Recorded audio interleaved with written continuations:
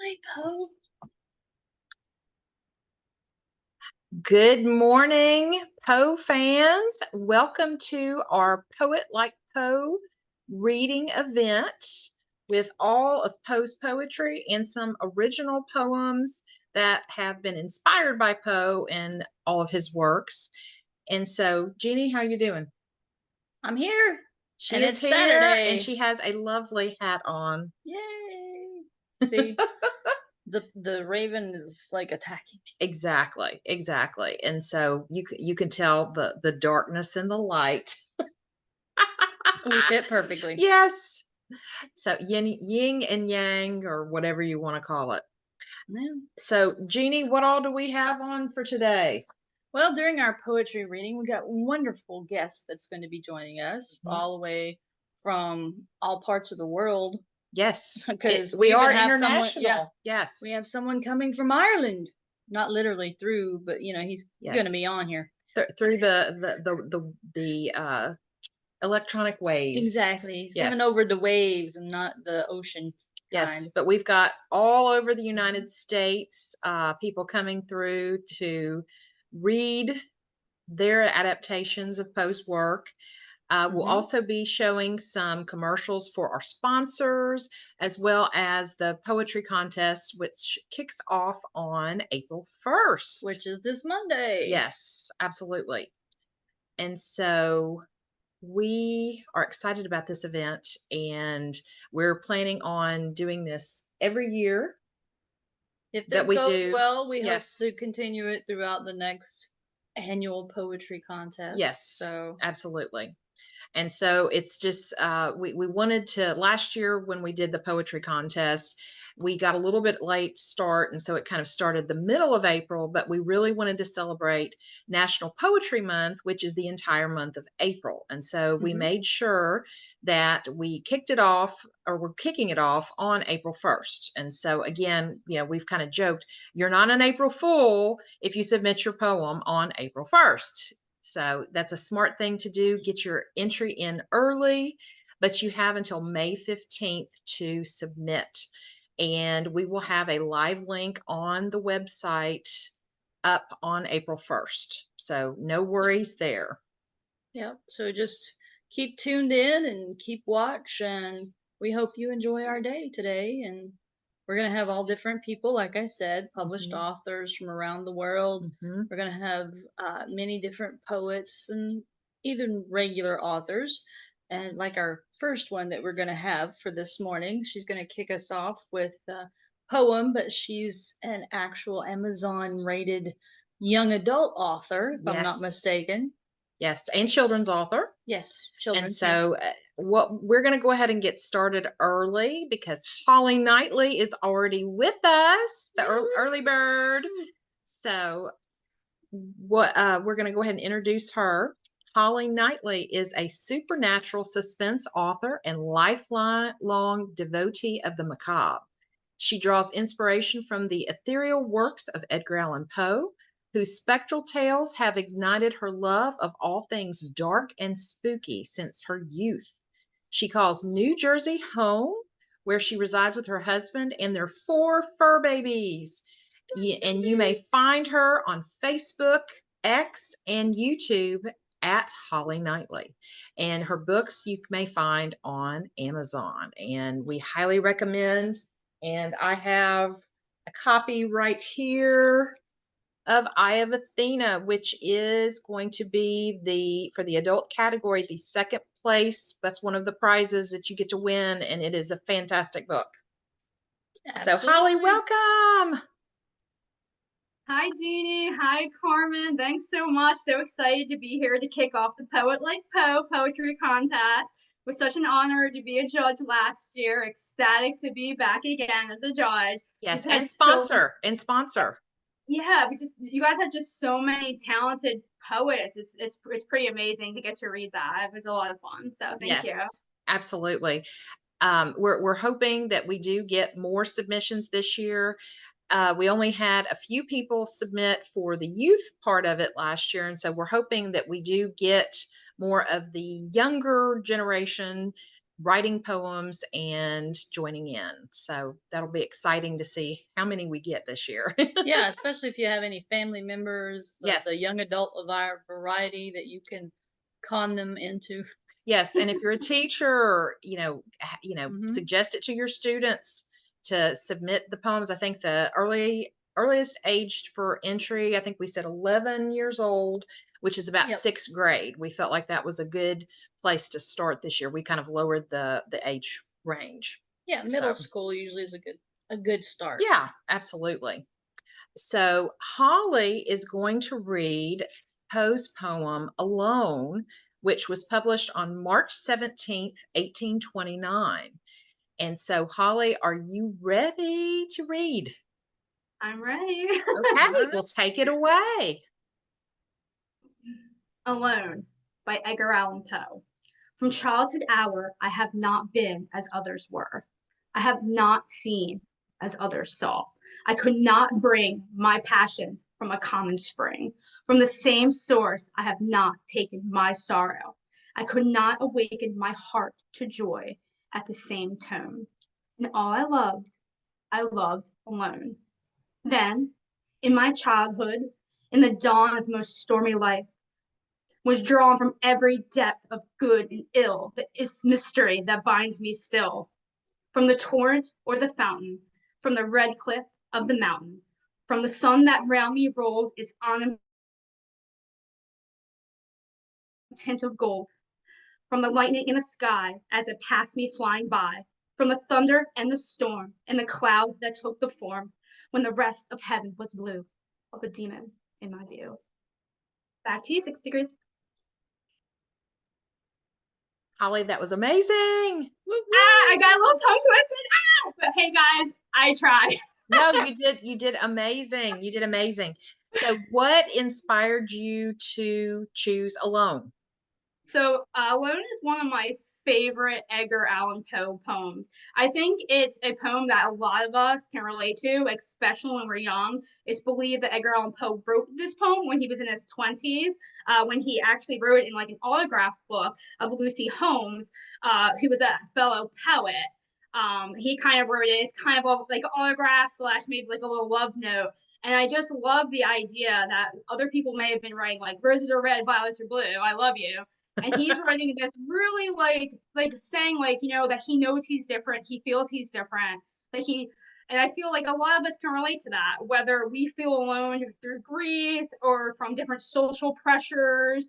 But at the end of the day, we're not alone, because if you take all of us alone people and you put us together, which is Yes. what Edgar Allan Poe does, we have this our own little community. So I think it's actually a beautiful message. It's exactly the reason why I fell in love with Edgar Allan Poe as a child, and I'm still in love with him. I Yes. just think I can't. It's hard to believe that a 20-year-old wrote that.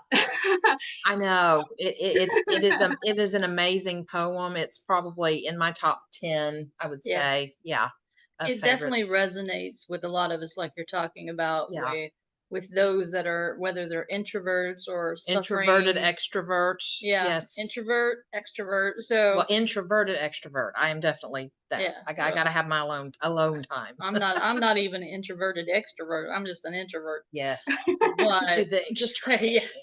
to the extreme. So at one point, my friends always ask me, "Am I really a vampire?" And I'm like, "I'm not going to tell you that. I can come out in the sun. That's all I'm going to tell you." Now Yeah, but on our you're not glittering, so that's good. now that I don't know. don't get I me know. I started. know. I'm just All right. messing. I'm just messing.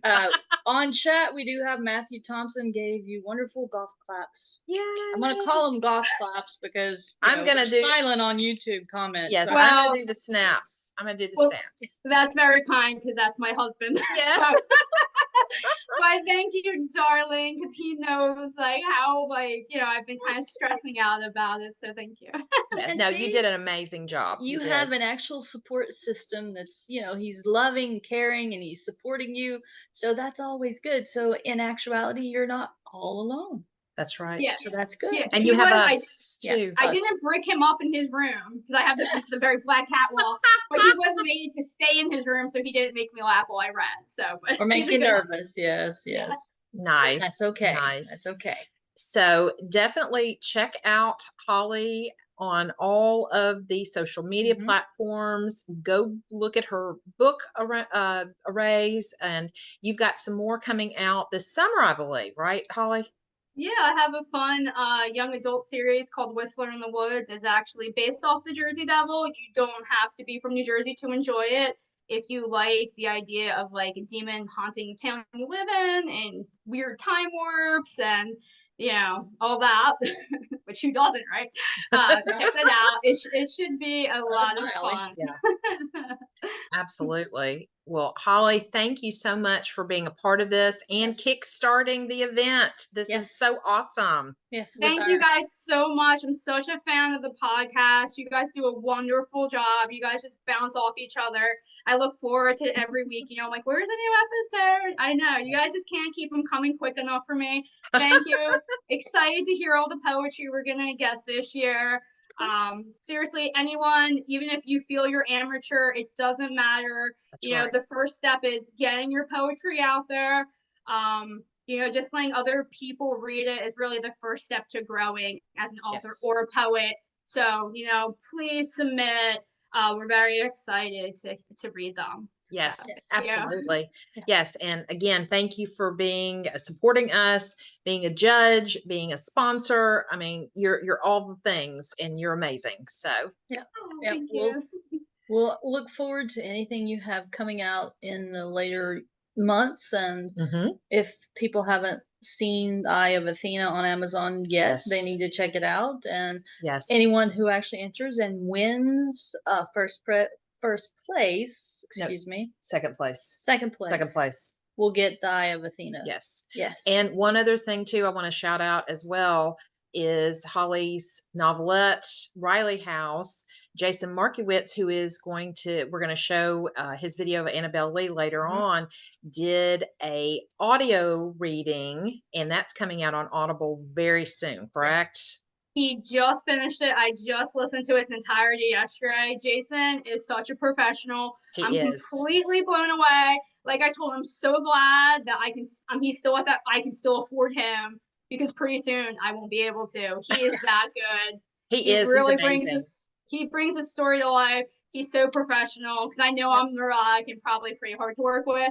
He is so awesome. I can't say enough good things about him as a narrator and as a person. So excited. Definitely check that out. I'll be posting that on social media pretty soon, hopefully. Right. I can't wait to Nice. listen. Yep. I've read it, but I want to listen to it. And so that'll make my drive to school and home even better. So, Oh, absolutely. yes. Absolutely.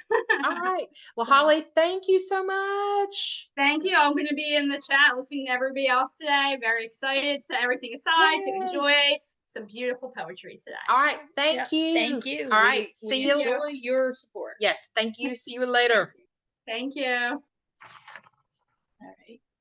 Now, our next person. Yes. So we're going to bring in our next guest. We are running a little bit early, and I think that's okay. Oh, yes. We have lots of things to show today. Mm-hmm. And he's here. he's here. Woohoo! Alex, we're running a little bit early, and that's okay. Good. So this is Alex Zavostovich, and I think Jeannie is going to do his introduction. Yes. So Alex Zavostovich is going to be reading The Raven for us today. It was published January 29th, 1845. He is the artistic director and co-founder of the 501c3 nonprofit National Edgar Allan Poe Theater, formerly known as Molotov Theater Group. He is a professional union actor and voiceover professional, and is the creator of the company's award-winning Poe Theater on the Air series of audio dramas, which can be heard on NPR, Amazon Music, and many other audio performances. And you may find him on his website, which is poetheater.org, O-R-G, not com, not net, org, people. And then you can also find him on Facebook under Poe Theater Us. Is that correct? U.S. Is that Yes. stand for US. U.S.? Mhm. Yeah, I didn't know if it's like, oh, is that us or is that just U.S.? Okay. And on X, he's at Poe_theater, and it's spelled with R-E, not E-R. The People. the British The way. British theater. Yes. Theater. Pretentious way. Yes. So please welcome Alex to our Poe readings, and we can't wait to hear his rendition of The Raven, which everybody probably will be who's watching mouthing along because we all Yes. pretty much have it. But welcome, Absolutely. Alex, and we love that you are supporting our kickoff for our poetry contest this year, and we hope you will join us for many more years to come. Yes. Thank you so much. And so we will let you take Yes. it away. You can do your little intro and talk about everything, or we'll wait till after you read The Raven, and then we'll just do a little discussion after that. Absolutely. Whichever you want to do. Why don't we discuss afterwards, please? Perfect. Perfect. All right. We'll be back. So take it away. The Raven by Edgar Allan Poe. Once upon a midnight dreary, while I pondered, weak and weary, over many a quaint and curious volume of forgotten lore, while I nodded, nearly napping, suddenly there came a tapping, as of someone gently rapping at my chamber door. "'Tis some visitor," I muttered, tapping at my chamber door. "Only this and nothing more." Ah, distinctly, I remember it was in the bleak December, and each separate dying ember wrought its ghost upon the floor. Eagerly I wished the morrow. Vainly I had sought to borrow from my books surcease of sorrow. Sorrow for the lost Lenore, for the rare and radiant maiden whom the angels named Lenore, nameless here forevermore. And the silken, sad, uncertain rustling of each purple curtain thrilled me, filled me with fantastic terrors never felt before, so that now, to still the beating of my heart, I stood repeating, "'Tis some visitor entreating entrance at my chamber door, some late visitor entreating entrance at my chamber door. This it is, and nothing more." Presently my soul grew stronger, hesitating then no longer. "Sir," said I, "or madam, truly your forgiveness I implore, but the fact is I was napping, and so gently you came rapping, and so faintly you came tapping at my chamber door, that I scarce was sure I heard you. Here I opened wide the door. Darkness there, and nothing more. Deep into that darkness peering, long I stood there, wondering, fearing, doubting, dreaming dreams no mortal ever dared to dream before. But the silence was unbroken, and the stillness gave no token, and the only word there spoken was the whispered word, "Lenore." This I whispered, and an echo murmured back the word, "Lenore." Merely this, and nothing more. Back into the chamber turning, all my soul within me burning, soon again I heard a tapping, somewhat louder than before. "Surely," said I, "surely that is something at my window lattice. Let me see then what thereat is, and this mystery explore. Let my heart be still a moment, and this mystery explore. 'Tis the wind, and nothing more." Open here I flung the shutter, when with many a flirt and flutter, in there stepped a stately raven of the saintly days of yore. Not the least obeisance made he, not a minute stopped or stayed he, but with mien of lord or lady, perched above my chamber door. Perched upon a bust of Pallas, just above my chamber door. Perched and sat, and nothing more. Then this ebony bird, beguiling my sad fancy into smiling by the grave and stern decorum of the countenance it wore, "Though thy crest be shorn and shaven, thou," I said, "art sure no craven, ghastly, grim, and ancient raven, wandering from the nightly shore. Tell me what thy lordly name is on the night's Plutonian shore." Quoth the raven, "Nevermore." Much I marveled this ungainly fowl to hear discourse so plainly, though its answer little meaning, little relevancy bore, for we cannot help agreeing that no living human being ever yet was blessed with seeing bird above his chamber door. bird or beast, upon the sculptured bust above his chamber door, with such a name as Nevermore. But the raven, sitting lonely on the placid bust, spoke only that one word, as of his soul in that one word he did outpour. Nothing farther than he uttered, not a feather than he fluttered, till I scarcely more than muttered, other friends have flown before. On the morrow he will leave me, as my hopes have flown before. Then the bird said, Nevermore. Startled at the stillness broken by reply so aptly spoken, doubtless, said I, what it utters is its only stock and store, caught from some unhappy master, whom unmerciful disaster followed fast and followed faster, till his songs one burden bore, till the dirges of his hope that melancholy burden bore of nevermore. But the raven, still beguiling all my fancy into smiling, straight I wheeled a cushioned seat in front of bird and bust and door. Then upon the velvet sinking, I betook myself to linking fancy unto fancy, thinking what this ominous bird of yore, what this grim, ungainly, ghastly, gaunt, and ominous bird of yore meant in croaking nevermore. This I sat engaged in guessing, but no syllable expressing to the fowl whose fiery eyes now burned into my bosom's core. This and more I sat divining, with my head at ease reclining on the cushion's velvet lining that the lamplight gloated o'er. But whose violet velvet lining, the lamplight gloating o'er, she shall press nevermore. Then methought the air grew denser, perfumed from an unseen censer swung by seraphims whose footfalls tinkled on the tusked floor. Wretch, I cried, thy God hath lent thee by these angels, he hath sent thee respite and nepenthe from thy memories of Lenore. Quaff, oh, quaff this kind nepenthe, and forget this lost Lenore. Quoth the raven, nevermore. Prophet, said I, thing of evil, prophet still, if bird or devil, whether tempter set, or whether tempest tossed thee here ashore, desolate yet all undaunted, on this desert land enchanted, on this home by horror haunted, tell me truly, I implore, is there balm in Gilead? Tell me, I implore. Quoth the raven, nevermore. Prophet, said I, thing of evil, prophet still, if bird or devil, by that heaven that bends above us, by that God we both adore, tell this soul with sorrow laden, if within the distant Aden it shall clasp a sainted maiden whom the angels named Lenore. Clasp a rare and radiant maiden whom the angels named Lenore. Quoth the raven, nevermore.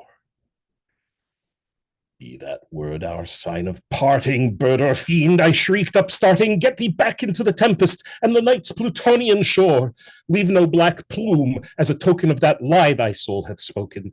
Leave my loneliness unbroken. Quit the bust above my door. Take thy beak from out my heart and take thy form from off my door. Quoth the raven, nevermore.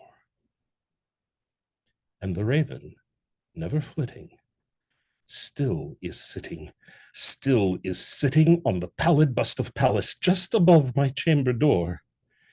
And his eyes have all the seeming of a demon's that is dreaming, and the lamplight o'er him streaming throws his shadow on the floor. And my soul from out that shadow that lies floating on the floor shall be lifted nevermore. Yay! That was beautiful. Absolutely beautiful. Thank you so much. Yeah, I do it. I read it a lot, so I've kind of figured out what I want to do with it. Yeah. Do you have it memorized, like the whole thing? I do have it memorized. I'm going to be reciting it actually at the Pratt Library next month for a lecture that is being done by the Morgan State University. And I'm going to keep that in. I mean, I don't want to screw that up. You know? Yes. That would be very, very embarrassing. Oh, Oh my goodness. So what else do you have in the works for Poe Theater? Well, several things. First, we just got word from WYPR that in addition to the streaming that we're doing of our radio dramas, we are going to be on their part of their broadcast schedule. Oh, So great. yeah, this will be, we'll start out sort of slow on a quarterly basis on Sunday nights from 8 to 10 as part of what they're calling their WYPR Sunday Radio Theater. And we're sharing that slot with LA Theater Works, which is a very big company out in Los Angeles that does some great work with some really well recognized names. But yeah, that won't prevent us from also uploading podcasts on a more regular basis. Okay, So, great. so Great. that's happening. And then on May 17th and 18th, we're going to be having our third annual Doomsday. So that's Yay. something that we started, this 24-hour nonstop marathon reading of the works of Edgar Allan Poe. This year, we're going to be doing it from the central branch of the Enoch Pratt Library, so kind of like night at a museum. Nice. After the library actually closes, they're going to lock us in there, and they also are going to make certain number of it's free to the public, but certain number of these reservations will be made available to folks from the community. So they will also be locked in the museum at the same time, or locked in the library at the same time, and we'll do other things for them. They don't have to just sit there and listen to us read. So there's going to That'll be be fun.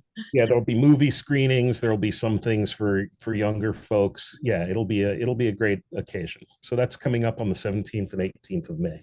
Nice. That sounds fun. That does sound fun. I love getting locked into libraries because just the smell of books and you have people reading to you from those. Oh yeah. It's just the thought of it is just so overwhelming. Yeah. It's really spectacular too. The Central Library of Baltimore City in the Mount Vernon area. It's gorgeous. It's a gorgeous place, and they have a dedicated room on the second floor called the Poe Room. So I think we're probably going to be doing most of the recording from there. It's just a beautiful room. That's where we do our live recordings for the latest season of Poe Theater on the Air. Sounds wonderful. That does sound wonderful. And on the YouTube chat from Holly and from our other watcher listener at the moment, Spill the Tea Party, they give you lots of Trisha. love. Yeah, That's I Trisha. know. Yeah. Yeah, that's one of our upcoming poets. That's Trisha. They both give you some love for the Raven, so that's wonderful. Yes. Yay! Well, thank you very much. Yes. Yay! Thank you very much. It's kind of interesting when you read the Raven, because I think a lot of people think that it's just got to be like raw emotion 100% of the time, just like press the foot on the gas and just go. When you spend some time reading it, I mean, there's genuine humor, like when the Raven comes in, kind of struts in like he owns the place, and the narrator says as much, tell me what thy lordly name is, and there's nothing dripping with sarcasm, and so there is some genuine humor, but there are, you do have to kind of measure your approach so that by the time when he really kind of wigs out at the end, you do have some place to go. Yes. Yeah, absolutely. I was telling Jeannie that as you were reading, I was like, I love the inflection where you changed and put that raw emotion in there, because I've heard some readings of it where there's not, and it's like that point, like especially the line with falling fast and falling faster. It's like you have to pick up and then put that emotion in it, and you did an amazing job with that. Oh, I appreciate that. That's a bunch of years of doing Shakespeare in the park. That'll teach. Yes, that would be definitely it, because the inflection, especially when reading poetry, is a lot like doing the dramatic readings of Shakespeare and other things that are written to be spoken, not read completely. Yes. Yeah, that's absolutely, you're right. One of the things that they, that we learn very early on as classical actors is get rid of the punctuation. I mean, and oftentimes the punctuation is there to sort of split the lines into classic verse form, but the thoughts are not broken up that way.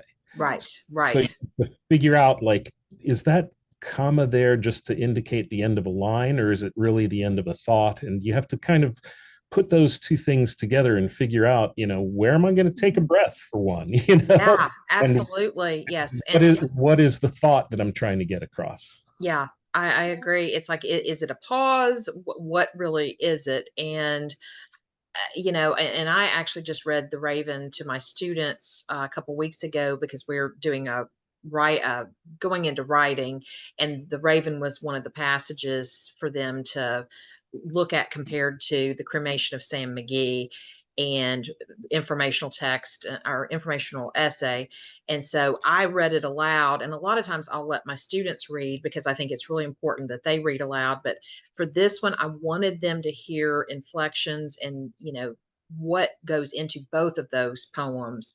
And one of my students gave me a really nice compliment, and he was like, you were meant to read this kind of stuff out loud. I was like, well, thank you. I said, I don't know that I always do a great job, but that was the third or the second time that day I had read it. And so it made me feel really good that he said that. So Yeah, well, congratulations about that. It does. yeah, It comes with practice, though. I it mean, does. you have to Yes. you have to do it a few times, and then all of a sudden, these realizations kind of pop into your head, where it's like, that's not what he meant. He meant Yep. this, Yeah. right? I Yeah. agree. Yeah. Every time I read Poe, I get something a little bit different in different places. And I think that's what makes the experience so cool.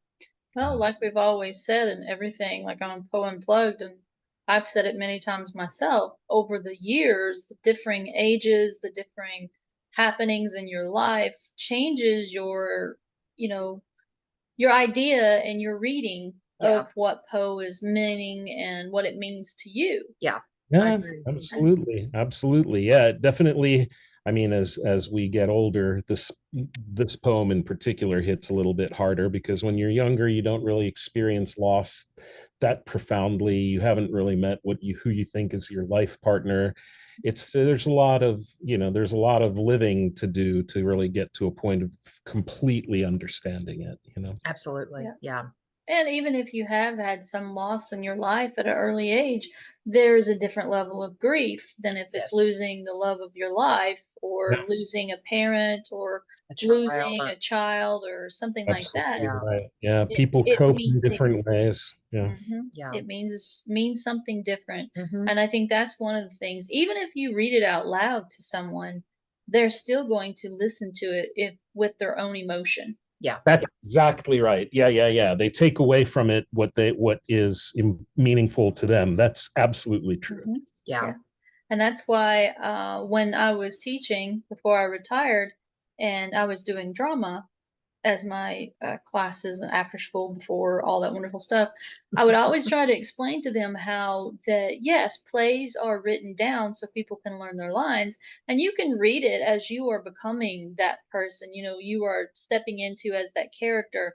But at the same time, when you are reading it, it's for you to decide who that character is and Yeah. who you are to that character. So when you present it to a live audience, you're presenting your own version, but they're reading and listening in their own mind to Yeah. something's totally different. Yeah. And that's when, especially in a medium like this, where you're just sort of reciting poetry and there's no, you kind of lack the visual component except for the talking head. Yeah. That whole theater of the mind kicks in where, people fill in their own minds what they believe is happening based on what they're hearing at the time. But Mhm. it's absolutely true. It's interesting about theater. A friend of mine pointed out one time that, theater is obviously meant first to be heard rather than seen. That's why the people who are audiences, right? Not Yeah. spectators, right? They're the Yes. audience. So it's Hmm. meant to be heard. And so you have to really focus on exactly how you're going to be presenting it. Hmm. Yes. Absolutely. Most definitely. Yes. Well, Alex, thank you so much for being a Hmm. part of this and supporting us. We appreciate you so much. Thank you Yes, so and much. I appreciate it. Are we going to be seeing you in Baltimore in October? Yes. Yes, absolutely. Just got the email to fill out the form great. for being a vendor. And so just I haven't gotten to that yet, but I'm hoping to by the end of tomorrow. And yes, definitely will be there. That's great. Yeah, we're talking about for those who don't know, we're talking about the International Edgar Allan Poe Festival, which happens in Yes. Baltimore the first weekend of October every year. Mhm. This year, we're going to be working with the Poe House and the organizers of the Poe Festival to do a movie night that I think it's on Friday night, that Okay. is also tied up with the opening gala and stuff. So that should be fun for us. Oh, great.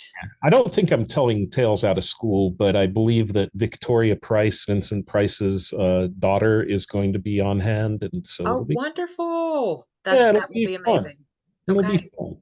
Yeah, Alrighty. I definitely want to be there for that because I know you guys did a movie last year, and I had already my husband and I had already made our plane arrangements for that evening when you were doing it, and we weren't able to change it.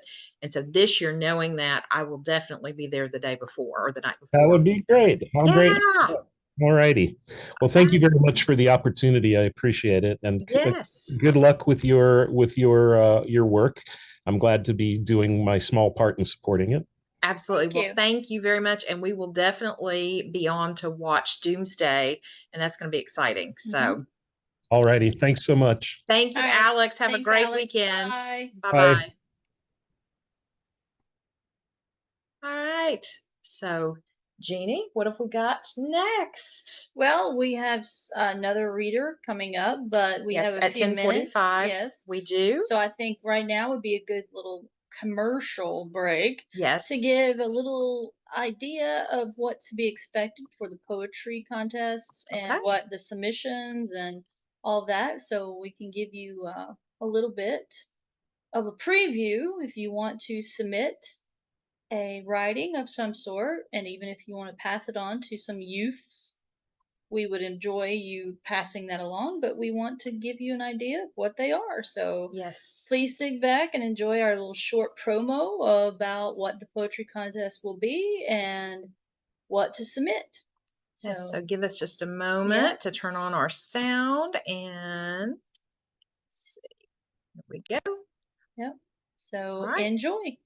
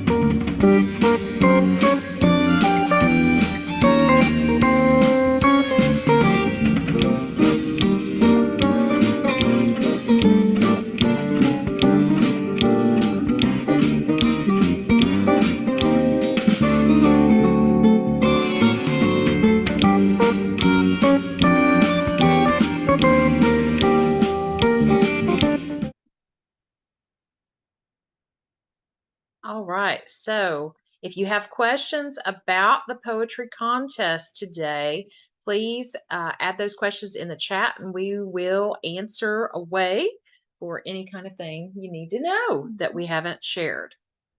Yes, and on the chat, we do like for people to share their thoughts and everything, but be aware that we will not answer to everything because we only have a certain amount of time. Mhm. And some things we will just let play out. Okay. Well, our next guest is in the waiting room. And so we're going to go ahead and bring her in and go to our next reader. Yay! Yay. Are you going to do the bio for her or you want me to? Do you want to read it? Sure, but Okay. she'll have to help me with her last name. Yes. Season. Hey, Hey. Season. All right, Season. Say There your we go. last name just so I don't, butcher it for you. Tekanowski. Czekanowski, right? There's like a ch in there. Yeah, that's Polish. Okay, very cool. Now, Season is going to read for us. Looks like 2, maybe 3 or more Mm-hmm. poems. That would Yeah. be awesome. Now, she and her husband, Thad, they have their own YouTube channel called Poe Movies. Mhm. And it's a passion project that's been driven by her and her husband. She's an ex-teacher who loves Edgar Allan Poe, history, literature, cinema, horror, and corvids. We love corvids too. Yes. The project makes entertaining education content for the YouTube channel, and they also make Emmy Award winning film adaptations of Poe's stories. We have shown a few of them on our podcast and Mhm. during our interviews, and they've joined us on Poe Unplugged. So we are happy to have Season joining us. And so, without further ado, if you are ready, Season, take it away. Okay. I'm gonna say right now, I'm in the middle of getting my prescription changed. So like I have to make everything really large font. So even though I can read these 100 times, but my eyesight is like I'm in the middle of getting like contacts and getting things changed. I understand. Understandable. Trust me. Yes. So, Yes. and I mean, I lay read at church too, and man, I had such a funny time last week because I stumbled over a couple words and I had to tell the congregation like, I can't really see it that well. I'm trying. Oh I gosh. understand. Yes. I told Carmen, I said, today is the first day I've actually put my contacts in months. And Yeah. I don't use glasses because I don't Yeah. really need them. Yeah. But as old as I'm getting, it seems that, I'm playing the accordion. Oh So, yes. Yes. so Yeah. it's Yeah. okay. We feel your pain and we understand and you just go with it. Yes. We'll be very supportive either way. And So I'm we're gonna we'll turn off our screen and sound that way nothing It's all on you. interferes. Yes. okay. Well, I'm going to read 4 poems today. Yay. They happen to be 4 of my favorite Poe poems, and you might think that like the normal favorites would be like The Raven, but The Raven I put in a totally different category because I'm like everybody knows about it, and it's like Yeah. the most perfect poem on the planet in my opinion. So Yeah. I can't even include that in my top favorites because it's beyond that. It's like yeah, it's a given. Yeah. But for Poe, there's 4 that I really like, and I like A Dream. I'm going to read today A Dream, For Annie, Spirits of the Dead, and The Valley of Unrest because they happen to be my 4 other favorite Poe They're poems. they're awesome choices. When you had sent what you wanted to read, I was like, oh, this will be great. And This not will be very great. many people know. I don't think very many people have been exposed to The Valley of Unrest or A Dream. I think you hear a dream Yeah. within a dream, but you never read a dream. So No. I want to pick ones that maybe people hadn't really read or wouldn't want to read because they aren't familiar with them. So Absolutely. And I think for Annie is a little bit understated as well. I don't think a lot of people know about that one unless you know about Poe's relationships with people yeah, and in his life. Mhm. So for real. And I thought about it and I'm like, man, I wish I would have thought through this a little bit more because I would have done an intro for each one to give yeah. people an idea. Because I know Spirits of the Dead went through major edit. That's Mhm. one of the 4. He edited a lot. Like you can go on the Poe Baltimore Society and you can see all the iterations of it. It's like Oh really yeah. And it's interesting when you do look at the first versions versus the ones that evolved. right. When we read what was the happiest day? Yes, we had to go through Yeah, different there's a whole sources. stanza missing. Yeah, because Yeah. one there's 4 stanzas, one there's 5, and we're like, well, Yeah. which one is which? So, but it was turned out it's just edited, Yeah. and sometimes writers, especially, they go through a lot of editing. You should know because you do a Yeah. lot with your Poe movies and stuff, Absolutely. and so You're we're gonna have to make yourself stop at a point because you Yeah. can honestly endlessly critique and change your work around. Oh, yeah. It never ending. Never and ending. it's good to have a second person on hand that can just slap you and say stop. So That's why it's good to have an editor, a good editor you trust. Absolutely. exactly. All right. Well, Season, take it away. right. And we're here and Just say very back excited. to us when you're ready. Yes. All right, I'm ready to go. Okay. Go. All right. Have fun. Okay. All right. A Dream by Edgar Allan Poe. In visions of the dark night, I have dreamed of joy departed, but a waking dream of life and life have left me broken-hearted. Ah, what is not a dream by day to him whose eyes are cast on things around him with a ray turned back upon the past? That holy dream, while all the world were chiding, hath cheered me as a lovely beam, a lonely spirit guiding. What though that light through storm and night so trembled from afar? What could there be more purely bright in truth's day star? Next one for Annie. Thank heaven, the crisis, the danger is past, and the lingering illness is over at last, and the fever called living is conquered at last. Sadly, I know I am shorn of my strength, and no muscle I move as I lie at full length, but no matter, I feel I am better at length. And I rest so composedly now in my bed that any beholder might fancy me dead, might start at beholding me, thinking me dead. The moaning and groaning, the sighing and sobbing are quieted now with that horrible throbbing at heart. Ah, that horrible, horrible throbbing. The sickness, the nausea, the pitiless pain have ceased with the fever that maddened my brain, with the fever called living that burned in my brain. And oh, of all tortures, that torture the worst has abated the terrible torture of thirst. For the Naphtalian river of passion accursed, I have drank of a water that quenches all thirst, of a water that flows with a lullaby sound from a spring but a very few feet underground, from a cavern not very far down underground. And ah, let it never be foolishly said that my room, it is gloomy and narrow, my bed. For a man never slept in a different bed, and to sleep you must slumber in just such a bed.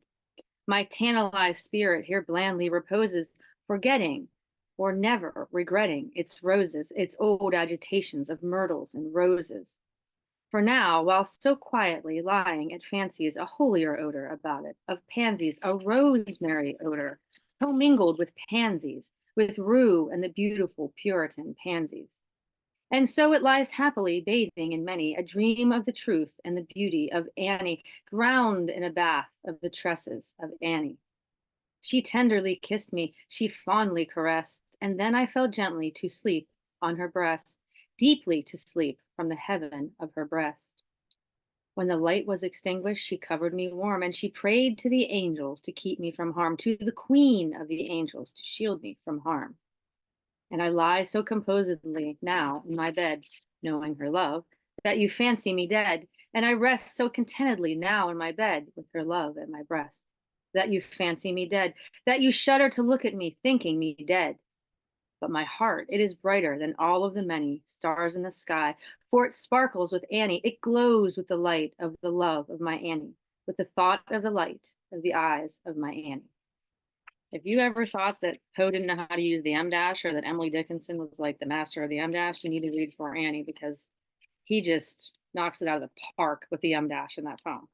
If you're an M dash fan, totally check out for Annie. You will love it. Totally agree, Season. Like Emily Dickinson gets all the credit, but man, does Poe ever, he is a master of the M dash. Yes. He totally is, and he uses it a ton in Fall of the House of Usher. Oh, he does. I know. Like even in Yeah. prose, like you see it in poetry. But man, he just, and he did write a really short, you can look it up on the Poe Baltimore, on the, the Baltimore Society. Yeah. Poe Baltimore Society. He wrote a tiny little essay on the M dash. And I it's on, thought so. Yeah. Yeah. I've read it. It's interesting. Yeah. not Definitely. even that like, oh, he uses it, never talks about it anywhere else. Like he's a critic. So I'm not surprised that he wrote on the use of the M dash, right? Oh yeah.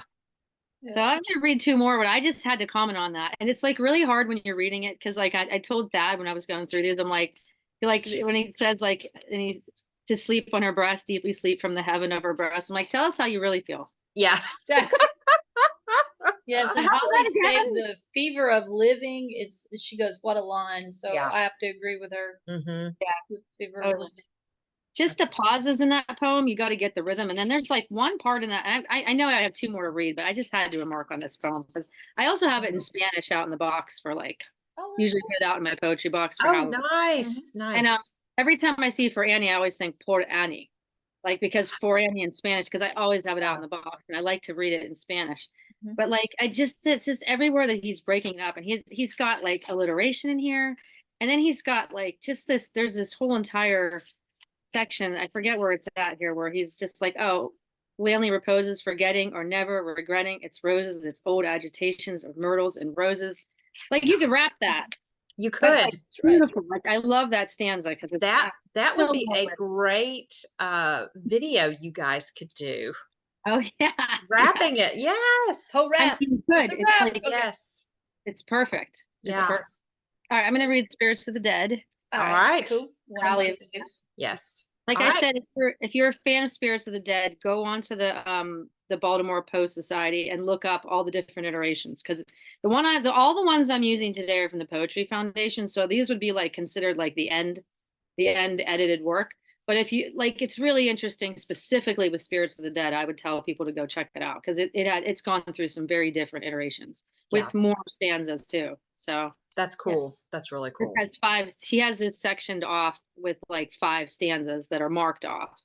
And then, but in the other versions, it's different. It's different format. So Okay. Yep. All it's a right. recommendation to people in the Poetry Foundation. That's where I get all my stuff. So Nice. Awesome. Nice. Shout out. Yay. We Yes. use them too. Yes, we do. yeah. And the Poe Museum and And everything else. eapo.org. Yeah. Yes. Yeah, like I wouldn't be able to do my poetry, my sister project that I do myself. I wouldn't be able to do Red Brick without the Poetry Foundation because Yeah. everything I print from there is what goes in the boxes. So Yeah. you know, it's the easiest way to give the poetry to the people is by having I it. agree. Do Yes. too. Alrighty, we'll do the launch into the Spirits of the Dead here. All right. Woohoo! Let's go. Okay. Spirits of the Dead by Edgar Allan Poe. Thy soul shall find itself alone mid dark thoughts of the gray tombstone, not one of all the crowd to pry into thine hour of secrecy. Be silent in that solitude, which is not loneliness, for then the spirits of the dead who stood in life before thee are again in death around thee, and their will shall overshadow thee. Be still. The night, though clear, shall frown, and the stars shall look not down from their high thrones in the heaven, with light like hope to mortals given, but their red orbs without beam to thy weariness shall seem as a burning and a fever which would cling to thee forever. Now are the thoughts thou shalt not banish, now are visions ne'er to vanish. From thy spirit shall they pass no more, like dewdrops from the grass. The breeze, the breath of God, is still, and the mist upon the hill, shadowy, shadowy, yet unbroken, is a symbol and a token, how it hangs upon the trees, a mystery of mysteries. Another one where he uses the M dash. Okay, I'm going to finish with the Valley of Unrest, and maybe we have a couple minutes we can talk about these if you want. So here we go. The Valley of Unrest by Edgar Allan Poe, or in his day, it would have been Edgar A. Poe. Once it smiled a silent dell where the people did not dwell. They had gone into the wars, trusting to the mild-eyed stars nightly from their azure towers to keep watch above the flowers, in the midst of which all day the red sunlight lazily lay. Now each visitor shall confess the sad valley's restlessness. Nothing there is motionless, nothing save the airs that brood over the magic solitude. Ah, by no wind are stirred those trees that palpitate like the chill seas around the misty Hebrides. Ah, by no wind those clouds are driven that rustle through the unquiet heaven, uneasily from morn to even over the violets there that lie in myriad types of the human eye, over the lilies there that wave and weep above a nameless grave. They wave from out their fragrant tops, external dews come down in drops. They weep from off their delicate stems, perennial tears descend in gems. Super cheerful. A very good cheerful selection of poems today. That's for Yeah. sure, right? It's a Poe plethora. There we go. Yes. Okay. We were just discussing the other day Puns. about puns, but Alliteration. alliteration, that P words, I guess technically really truly with Poe, there's a lot you can do with P words that flow nicely for alliteration, and we just love it. And we I kind of, Jeannie was really going on and on the other day. I can't remember exactly what you said, but it was quite humorous. So Yeah. I got on the Poe roll. yeah. Well, and I think it's funny because like he uses slant rhyme too. So Yeah. it's like, I love Emily Dickinson. She gets like all the attention for the slant rhyme and the Yeah. M-dash. And I'm like, Poe is a master of both of those things as well. Like when you Mhm. read Spirits of the Dead, when you read not one of all the crowd to pry into thine hour, you want to read it secrecy because you're like, oh, Yes. so he's rhyming. And then you're like, no, it's secrecy. But it's just the way that he wrote it, right? So Oh, I sometimes know. sometimes when you read his stuff, you're like, okay, I know what you're doing, and you were just looking for something that would fit, Yes. right? But I can't read it. It's not going to rhyme with pry, but it doesn't matter because format wise, it looks good. So Cool. yeah, Well, that's thank you. We enjoyed your Yes. renditions and sharing those with us because Valley of the Unrest is one of my favorites. It's Mhm. not, it doesn't, in my opinion, doesn't get enough reading and, Yeah. rhyming time. Sorry. Yeah. really, it's But a really amazing image of what happens like as a result of warfare, yeah. And right? It's like That's true. I wouldn't say it's like an anti-war poem no, specifically politically. However, it's such a touching way of like looking at what happens, like how people run off, they have stars in their eyes, they go to war, and what happens to the landscape, the physical landscape when there's yeah, war, what happens to towns, what happens to people.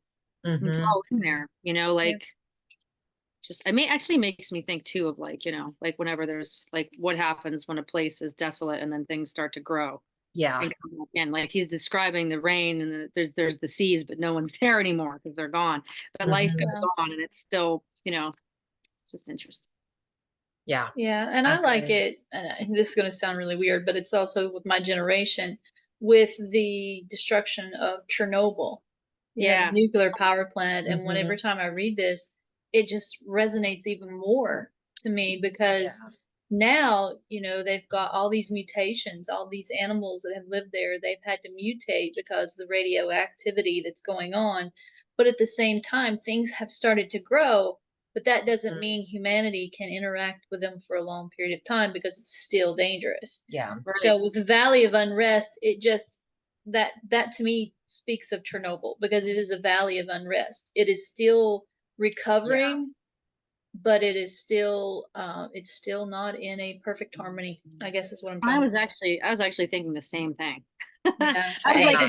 I just thought it would be like a comparison that would come out of nowhere. I don't know. I'm glad you I said that because I was like, see. this reminds me of like nuclear fallout. Like, Yeah, I agree. And in this fourth 9 weeks, one of the stories that we read is Ray Bradbury's "There Will Come Soft Rains." man, I was just thinking that. I was gonna Yes, say, I was and we have Ray an Bradbury. informational text that's called "The Nuclear Tourist" that pairs well with it. But I may throw in the Valley of Unrest because that you kind of given a new Yeah, perspective on that. yeah, I think for because me, and I think that's why it's so special for me is because it's got yeah, that historical aspect to it, yeah, connection, the yeah, history thing, and it can because history and literature, that's one of the two things with I would teach most of is because they go together so well. yeah, So I Oh, agree. definitely. Well, and then at the very end, it's like they wave from out their fragrant tops. The ending is phenomenal. I mean, you have to say he's Yeah, got an exclamation point on the end. External dews come down in drops. They weep from off their delicate stems. Perennial tears descend in yeah, gems. It's like almost like nature is weeping for what was lost. yeah, It's beautiful, beautiful ending. yeah. I think it was one of the inspirations that I took for. I wrote a ballad. Well, it was written as a ballad, so but I've turned it into a long poem um, that talks about the Civil War. Mm. And I yeah, use a lot of that influence from Poe about the Valley of Unrest, and I used it, and I didn't actually know it until after I got it finished, and I was rereading it, going, "Wow, I can definitely see Poe's influence in this." yeah, Absolutely. because it just turned out really well. So I was ecstatic about it. It was a sad poem, but I was ecstatic about it. Yeah. I always think to myself, what would it have been like if he would have been alive at the, like if him and Dickinson had overlapped? I mean, Yeah. time wise, because a lot of her poetry was written by watching people getting buried across the street from her during the Civil War. Exactly. And Yeah. I'm like, what if he had lived through the Civil War? What kind of poetry would we have had? I Oh, have yeah. thought that too. It's like, wow, what would have happened? Yeah. I mean, it was still Especially- brewing in his time. It's not like it brewed for a while. It's not like Yeah. it just came out of nowhere. Like it was brewing for quite some time. So Mhm. Yeah, Anyway. actually, we were supposed to. Sorry, I didn't mean to interrupt you, Susan. Yeah, okay. Actually, it was the second one that occurred because the first time we almost came to a civil war was when the late 1830s. Mhm. You yeah. know, and not many people realize that Yeah. we managed because the war hawks were pushing for it so bad Mhm. in the Was that the South. compromise? Yes, that was the Great Compromise. Yeah. Right. And so if we hadn't had that, then we'd have been in the Civil War a lot earlier than the 1860s. Yeah. Which Poe would have seen. Yeah, since Yeah. he would have been a part of it. So, but yeah, I've always wondered that could have- myself. He could have fought Yeah, when you think about it. If he it was had Yeah, he happened. was in military, Army. so Yeah. yeah. So Yeah. he- That's and we may have lost him earlier if Yeah. that was the case. He was an artillery guy, so that was a Yeah. special. Yeah. Yeah. There's no doubt he would have been. he would have been one of the ones they'd be aiming for, Yes. especially with the cannons and Yeah. stuff. So That's very surreal to think about. it is, but Mm. he would be very very verbose about it if he had lived through it. So I Yes. can see that. He would Yeah. have gotten plenty and plenty and plenty of material to use. I guess we got plenty out of Whitman though. Yeah, That's true. Yeah, that's true. Whitman took his place. Whitman Yes. took his place on that. Yes. Only with that the front. free verse, which he would have hated. So Yeah, I yeah. really would have hated free verse. I mean, I really Yeah. do. Yeah. I think they would have clashed Yeah. more Yeah. than just for the Civil Yeah, War. but Whitman was inspired by Poe. Yeah, So but Whitman was an odd duck when yeah, it he came was. to poetry He too. was, yeah. I don't see them sharing poetry. No. Whitman, every time I think of Whitman, I have to think more natural, Oh, yeah. nature. Like And in the so, Row camp. yeah. Yes, yeah. So I just think that's kind of where Poe gets me more on the supernatural, where Mhm. Whitman's more on natural, in my opinion. Yeah. So, Did we And I get think- any Oh, go ahead, Susan. I'm I sorry. don't know if you got to go on. You got other people coming. Well, right? I was going to just check and make sure. Did we get any more comments or questions for Susan? Well, one of the followers that we have or chat is Gothic Poetry by Candlelight, and they were imparting on us that they've actually been to Chernobyl. Oh, wow. Wow. Yeah, and it Okay. was an experience, and I can see only that. imagine. And then, Yeah. of course, Spill the Tea Poetry gave you, and so did Holly. They loved your renditions and your M dash and all that wonderful stuff. So we Pay attention thank to you. the Those M little poetry snaps. Yes. When I write poetry, I have an M dash now. Like it's my format comes from Marianne Moore, and then my M dashes are thrown in for good measure too. And if Yeah. nobody, I mean, I could talk poetry with you guys all day long because of my Oh, project. yeah. Like Marianne Yes. Moore, I came across when I was in college as an English major, and I was like, she's such a gem, and like no one knows about her. I'm gonna have to check her out. I'm gonna write that down About her actually. format. It's very interesting, like how she just like in terms of free verse, how you'll have like a verse, and then you'll have the next line will drop, and there'll be like a space, almost an indented space. She Okay. does it all the time. Yes. All the time. Interesting. And it's Okay. like it's really an interesting formatting thing because it really makes you like you take a breath a lot more when you go to the next line, and the way that she uses it is like it's really cool. Oh, that is. Yeah, and Candlelight or Gothic Poetry by Candlelight is Wayne. Okay. He is another one that we're going to have later on that Yes. we've talked about, and we've actually Mhm. had him as a guest. But yeah, I didn't want to say sorry, Wayne. I didn't want to implement you if it wasn't you, because I was like, I don't know. I know it's Irish poetry, and then Right. Candlelight. So I was protecting you and me to make sure I didn't make a faux pas. That's right. So, but yes. thank you, Wayne, and Yes. we appreciate you and look forward to hearing you later on today. And Absolutely. so, Well, Susan, what do you guys have coming up? Well, so this is exciting, sort of. oh, Well, cool. first of all, Thad has the script done for the Black Cat. It's done. Yay! ready to go. Nice. Of course, Oh, now we're going to chase the money train. So Oh yeah. okay. that's the hardest part. Not we have a team here. We always can shoot. We always can do that. The Yeah. budget is the hardest thing, but the script is ready to go, and he is excited about it. We're facing a bunch of roadblocks with funding with some of the grant applications because we will not compromise on a lot of things. Right. Okay. Because of our uncompromising way and wanting to have control over our project, it makes it a little bit harder to get money because anyone who gives you money wants to exert control. But Right. cast all the way down to casting, and we're not going to do that. Oh, So wow. in order to do it, like I can tell you off camera exactly what that entails because it's a long conversation. But Okay. Yeah. the grants, they all have different requirements now, and half the time we can't meet them or we're not going to meet them. We refuse to. Mhm. We don't want to Understand. compromise on it. So Okay. we're working on that, and then April 1st, we're releasing a video I did on My November Guest, which is one of my all-time favorite Robert Frost poems. So Okay.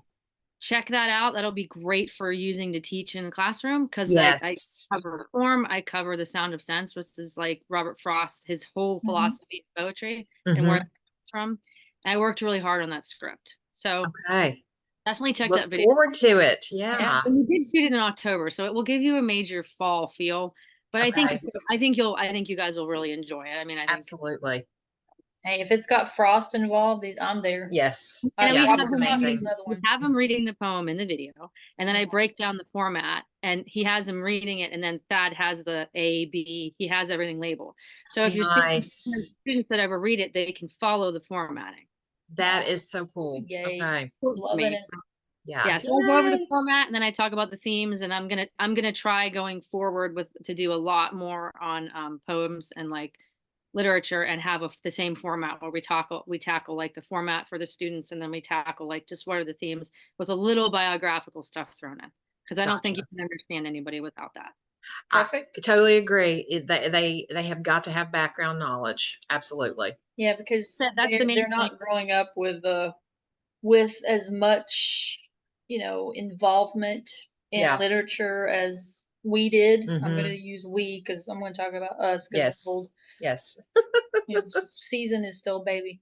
And the exciting thing today is my crows are coming to my feeding platform. Yay. So I saw the video yeah. where he landed. Yeah. Yeah, I'm starting to get footage of Solo because his girl is like brooding. So it's the only time male crows have to feed a female is during brooding because she can't leave the nest. So he's Okay. coming back and forth all day to my platform to take her food because she's screaming at him. You can hear her. That is so Like, cool. so like check out if you like corvids, if that's what you like, definitely check out Yeah. because I have a camera set up and it's right outside my window and I've been able to see him come Woohoo. like within 5 feet. I can see the whites of his eyes. It's really That cool. is so neat. Okay. I'll definitely be Cool. looking for the Corvids. Yes. But thank you, Season. Yes. We Thank appreciate you. it. And Thanks for having me. Yes. yeah. Yes. We're so Look glad you forward. got to join us and Yes. you did amazing. So Thank thank you. you. Guys, have fun the rest of the day. All right. Have a We great will try. weekend. Bye. Yeah, Talk to you later. All right. So Jeannie, we have another. This one is more of a recording because some Yes. people couldn't join us live today. That's Right. fine. We asked them to submit some video work for us. Yes. So we're going to talk a little bit about our next guest videoer, who is Sarah Crokel Smith. Now, many Yes. of you may have seen Sarah during October when we did the kickoff for her poetry book, Love Letters to Poe, which was going The to be third edition. Third edition, yes. The Tales Torn from the Heart. Thank you. Now, Sarah has she is an award-winning editor of the Love Letters to Poe anthologies, Mm-hmm. and she is going to be one of our guest judge for our Poet Like Poe Mm-hmm. contest. She sends her regrets she can't be here during the live event. However, she shared a short film, which is where she reads her favorite Poe poem, "A Dream Within a Dream." One of my all-time favorites. Yes, mine too. And in a film created by the award-winning director Tara Garwood of Terracotta Films. So we're going to share that with you, and then we're going to talk a little bit about Dream Within a Dream, which was published March 31st, 1849. Okay. And we're going to talk a little bit more about Sarah after the video. Yes. So please kick back and enjoy. And here is A Dream Within a Dream. Yes. And I believe, let's see. Your screen sharing. I'm So, making sure that we have our sound. I think we do. yeah, looks like it's on. Let's Share see. sound is Yep. on. Yeah. Okay. We just wanted to double check. All right, here we Alright. go. Oh, Okay, sorry, go back over there just a second. You've got it on mono, I think, instead of stereo. that's what. Yeah. I don't know if that'll work though. Okay, we'll keep it with mono. Okay. That's fine. I'd rather That's- keep it safe. All right. All right, here we go. A dream within a dream. A Dream Within a Dream by Edgar Allan Poe. Take this kiss upon the brow, and in parting from you now, thus much let me avow. You are not wrong who deem that my days have been a dream. Yet if hope has flown away, in a night or in a day, in a vision or in none, is it therefore the less gone? All that we see or seem is but a dream within a dream. I stand amid the roar of a surf-tormented shore, and I hold within my hand grains of the golden sand. How few, yet how they creep through my fingers to the deep.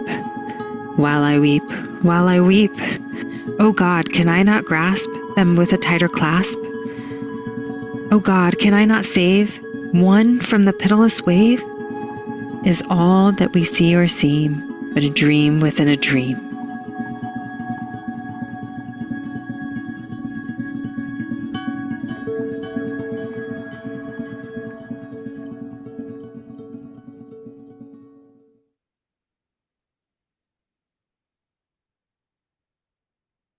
Right. Very cool. Yes. Do the snaps. Yay, definitely. And every time I hear that, I automatically have to think of Salvador Dali. Yes. That's one of my because with Dream Within a Absolutely. Dream, it just automatically I bring up Salvador Dali's Mhm. artwork in my head. I So- totally agree with you on that. And I also, modern like era, I always think of the movie Inception. Yeah, that definitely has a It- has a Dolly and a Dream Within a Dream Mhm. all wrapped up into one. It definitely does. Back when that movie came out, I was teaching junior English. This Mhm. was a long time ago. And the following year, if I had not gone into being an instructional coach, I had already started developing a lesson with clips of Inception Mhm. with A Dream Within a Dream. Yes, I mean it Because I worked figured that would really perfectly. tie together for the students. Well, and another thing with this poem, it resonates with me because sometimes in my dreams I've had these moments to where I wake up, but I don't know that I'm actually awake. Okay. It's like I still have this feeling that I'm still in the dream, but I Yeah. can't really understand because it was so vivid. And Yeah. sometimes our subconscious will do that and Mhm. we won't understand until after we're completely awake and then we're like, "Oh, that was actually part of the dream, not reality." Yeah, that's So, very true. And mhm, I know I have like thought of some lines of poetry or mhm, ideas that I have actually like I used to keep a notepad by my bed if I thought of mhm, things. Then I quit doing that. But now if I do wake up and go, oh my gosh, I've had something come to me in my mhm. dream, I'll put it on a keep note on my phone to make sure I remember it because we had Yeah. this conversation with Wayne the other day Yes. with his interview that if you don't capture those things in Yep. your right then while you have it on your brain, they will get lost forever sometimes. And they're Yeah. in that dream within a dream. Yes, because when I was younger, I used to keep a cassette recorder by my bed so I Hmm. could record things if I woke up. But most of the time, it's not as convenient as having your cell phone anymore Yeah. because you can just, it can translate for you. Right. Right. So you don't have to listen to it and then type it and all that wonderful stuff. However, I'm actually glad I did not have a cell phone growing up. So, Yeah. we have to make sacrifices. But Sarah is a staunch supporter for us, as we Hmm. are for her. She Absolutely. had getting together the Love Letters to Poe, the third anthology. It should Hmm. be coming out. I believe soon. let's see, got a notification the other day. Mhm. I think it's October is when Okay. it's going to be out in print. And she's, I think right now, finishing up maybe the editing process. Mhm.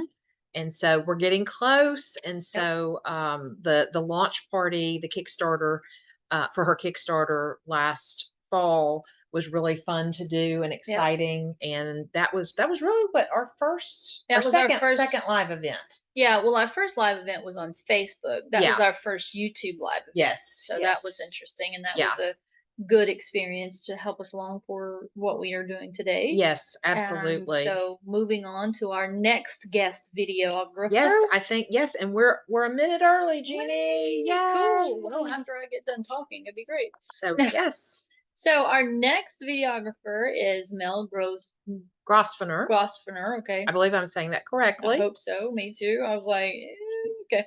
She is going to be reading The Lake.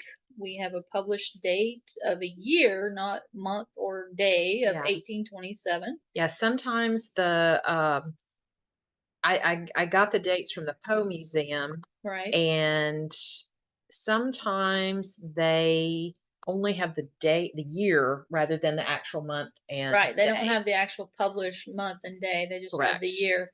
But that's okay. We Yes. get a good idea during the year of what might have been going on at that time. Mm-hmm. And that was incorrect grammar, and I apologize. But We'll forgive you. it's one of those times. I've talked more today to people than I think I've ever talked in the past months. That's true. All right, so Mel discovered Poe when she was around 13 by buying a book of his tales from a school book sale. We all used to love those. I know, the Yes. Scholastic Yes. sales. I was always first in line Oh yes. because she liked the cover. That was cool. Oh, very neat. So after reading the first line from the first tale, which happened to be the Cask of Amontillado, she was hooked.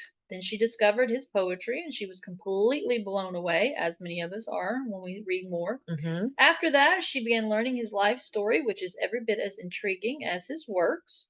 For years, all she loved about Poe, she loved alone. She was late to the Facebook scene, but it helped her meet other Poe fans. That's okay. I Mm-hmm. was in the Facebook scene, got out, and then got back in a few Yes. years later. And we have met tons of Poe fans through social media. Yeah, it has its good Mm-hmm. It in does. there somewhat. So she started the Ohio Poe Fans Facebook group. Mm-hmm. So she's joining us from another state through another video. Yes, and we are members. Yes, we are members. Yes. With the hopes of connecting with other Poe people in her home state. The funny thing is, it has members from coast to coast and even other countries, as well as the Ohioans. Mm-hmm. She gets joy from sharing her love of Poe with others, which is right up our alley because that's why we do what we do. Absolutely. And So- and it is really cool that she does allow people outside of the state of Ohio to join in. And Mel does a fantastic job of Yes. sharing out events that her own group does, but also things that are happening all around the country. Yeah, she keeps connected. So Yes. that's good, Yes.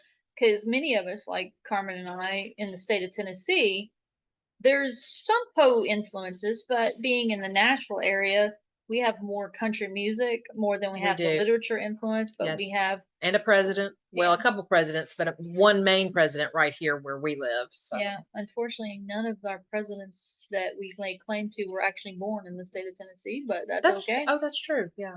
But that's okay. That's okay. So, without further ado, we would like to interest you in The Lake by Mel Grosvenor. Grosvenor, yes. So, And here excuse we me if go. I'm saying it incorrectly, Mel. I apologize. Yes. And her video is really cool. And we're going to check for our sound again to make sure it's still sharing, and it is. So here we go. In spring of youth it was my lot to haunt of the wide earth a spot, the which I could not love the less. So lovely was the loneliness of a wild lake with black rock bound, and the tall pines that towered around.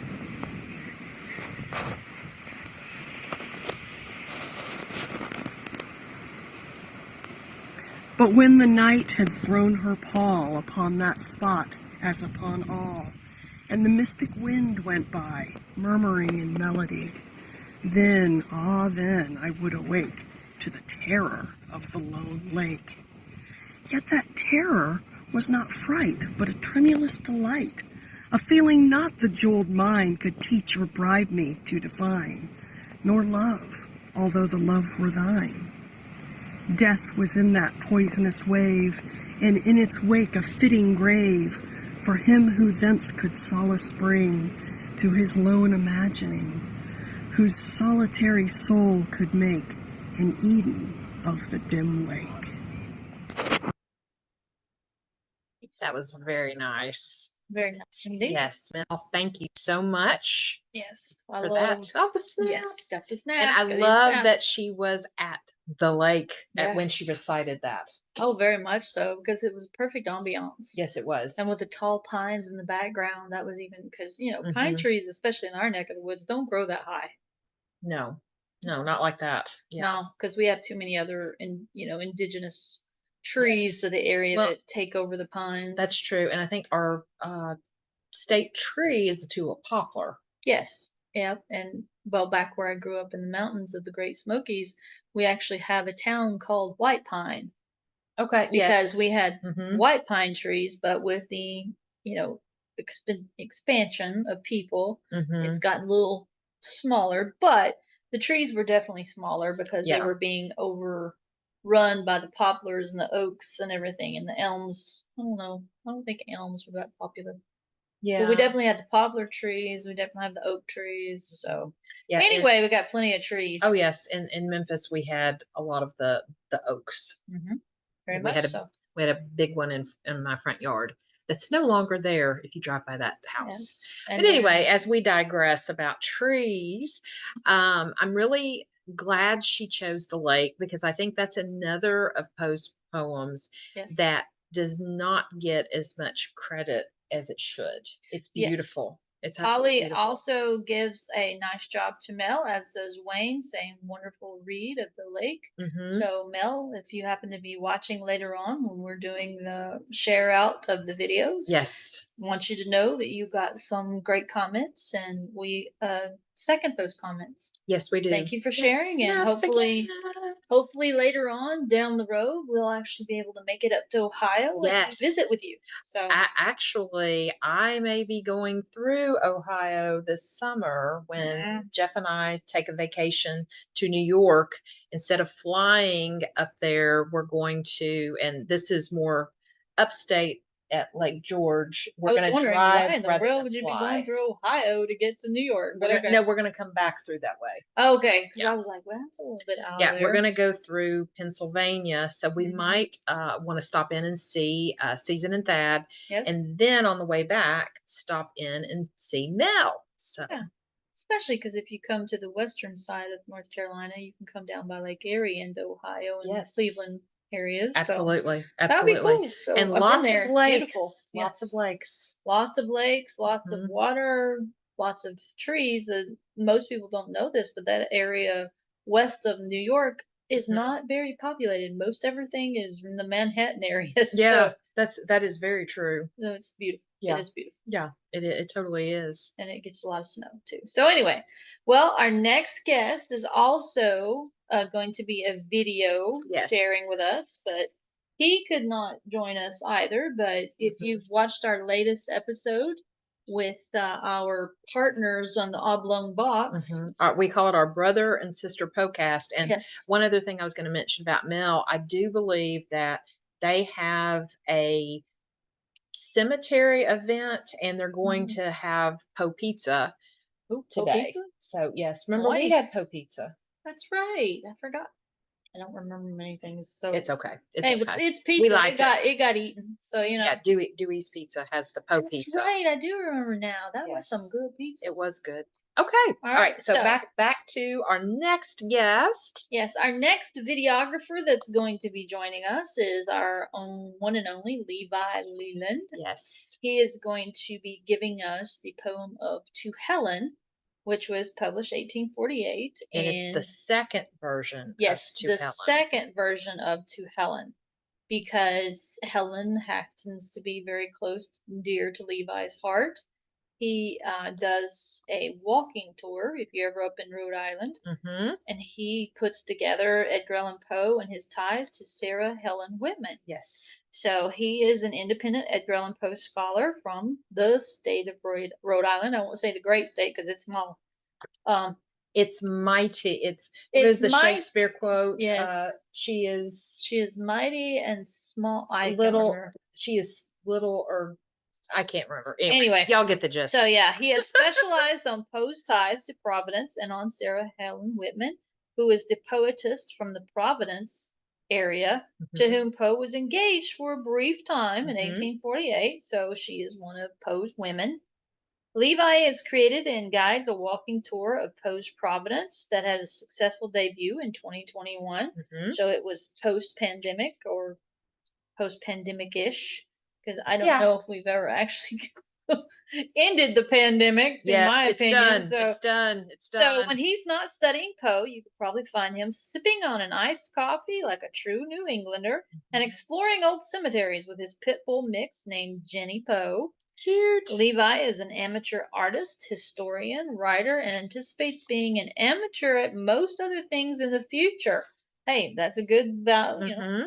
we're all amateurs when we start out, no matter what That's we right. do. That's right. So, to learn more about Edgar Allan Poe and Sarah Helen Whitman in Providence, you can go to Levi's website, which is just Edgar Allan Poe RI. Mhm. Those are the initials for Rhode Island. It's all lowercase, so you don't have to capitalize. Yes. .com. Mhm. Okay, you can also find him on Facebook and Instagram by searching Levi Lionel Leland. Yes, alliteration. Yes, he's got the triple L going on.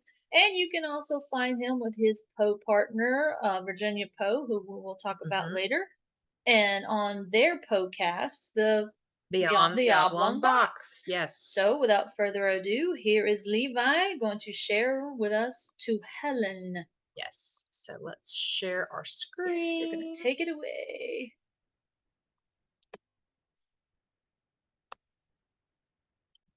We are going to double check our sound every time to make sure we are good. And without further ado, again, here is Levi. Yay! To Helen, written by Edgar Allan Poe in 1848. I saw thee once only, years ago. I must not say how many, but not many. It was July midnight, and from out a full-orbed moon that, like thine own soul, soaring, sought a precipitate pathway up through heaven, there fell a silvery silken veil of light, with quietude and sultriness and slumber, upon the upturned faces of 1,000 roses that grew in an enchanted garden, where no one dared to stir unless on tiptoe, fell on the upturned faces of these roses, that gave out in return for the love light their odorous souls in an ecstatic death. Fell on the upturned faces of these roses that smiled and died in this parterre, enchanted by thee and by the poetry of thy presence. Clad all in white upon a violet bank, I saw thee half reclining, while the moon fell on the upturned faces of the roses, and on thine own upturned, alas, in sorrow. Was it not fate on that July midnight? Was it not fate, whose name is also sorrow, that bade me pause before that garden gate, to breathe the incense of those slumbering roses? No footstep stirred the hated world, all slept, save only thee and me. O heaven, O God, how my heart beats in coupling those two words. Save only thee and me. I paused, I looked, and in an instant all things disappeared. Ah, bear in mind this garden was enchanted. The pearly luster of the moon went out, the mossy banks and the meandering paths, the happy flowers and the repining trees, were seen no more. The very roses' odors died in the arms of the adoring airs. All expired, save thee, save less than thou, save only the divine light in thine eyes. Save but the soul in thine uplifted eyes. I saw but them, they were the world to me. I saw but them, saw only them for hours. Saw only them until the moon went down. That wild heart history seemed to lie and written upon those crystalline celestial spheres. How dark a woe, yet how sublime a hope! How silently serene a sea of pride, how daring an ambition, yet how deep, how fathomless a capacity for love. But now at length dear Dian sank from sight into a western couch of thundercloud, and thou, a ghost amid the entombing trees, didst glide away. Only thine eyes remained. They would not go, they never yet have gone, lighting my lonely pathway home that night. They have not left me as my hopes have since. They follow me, they lead me through the years. They are my ministers, yet I their slave.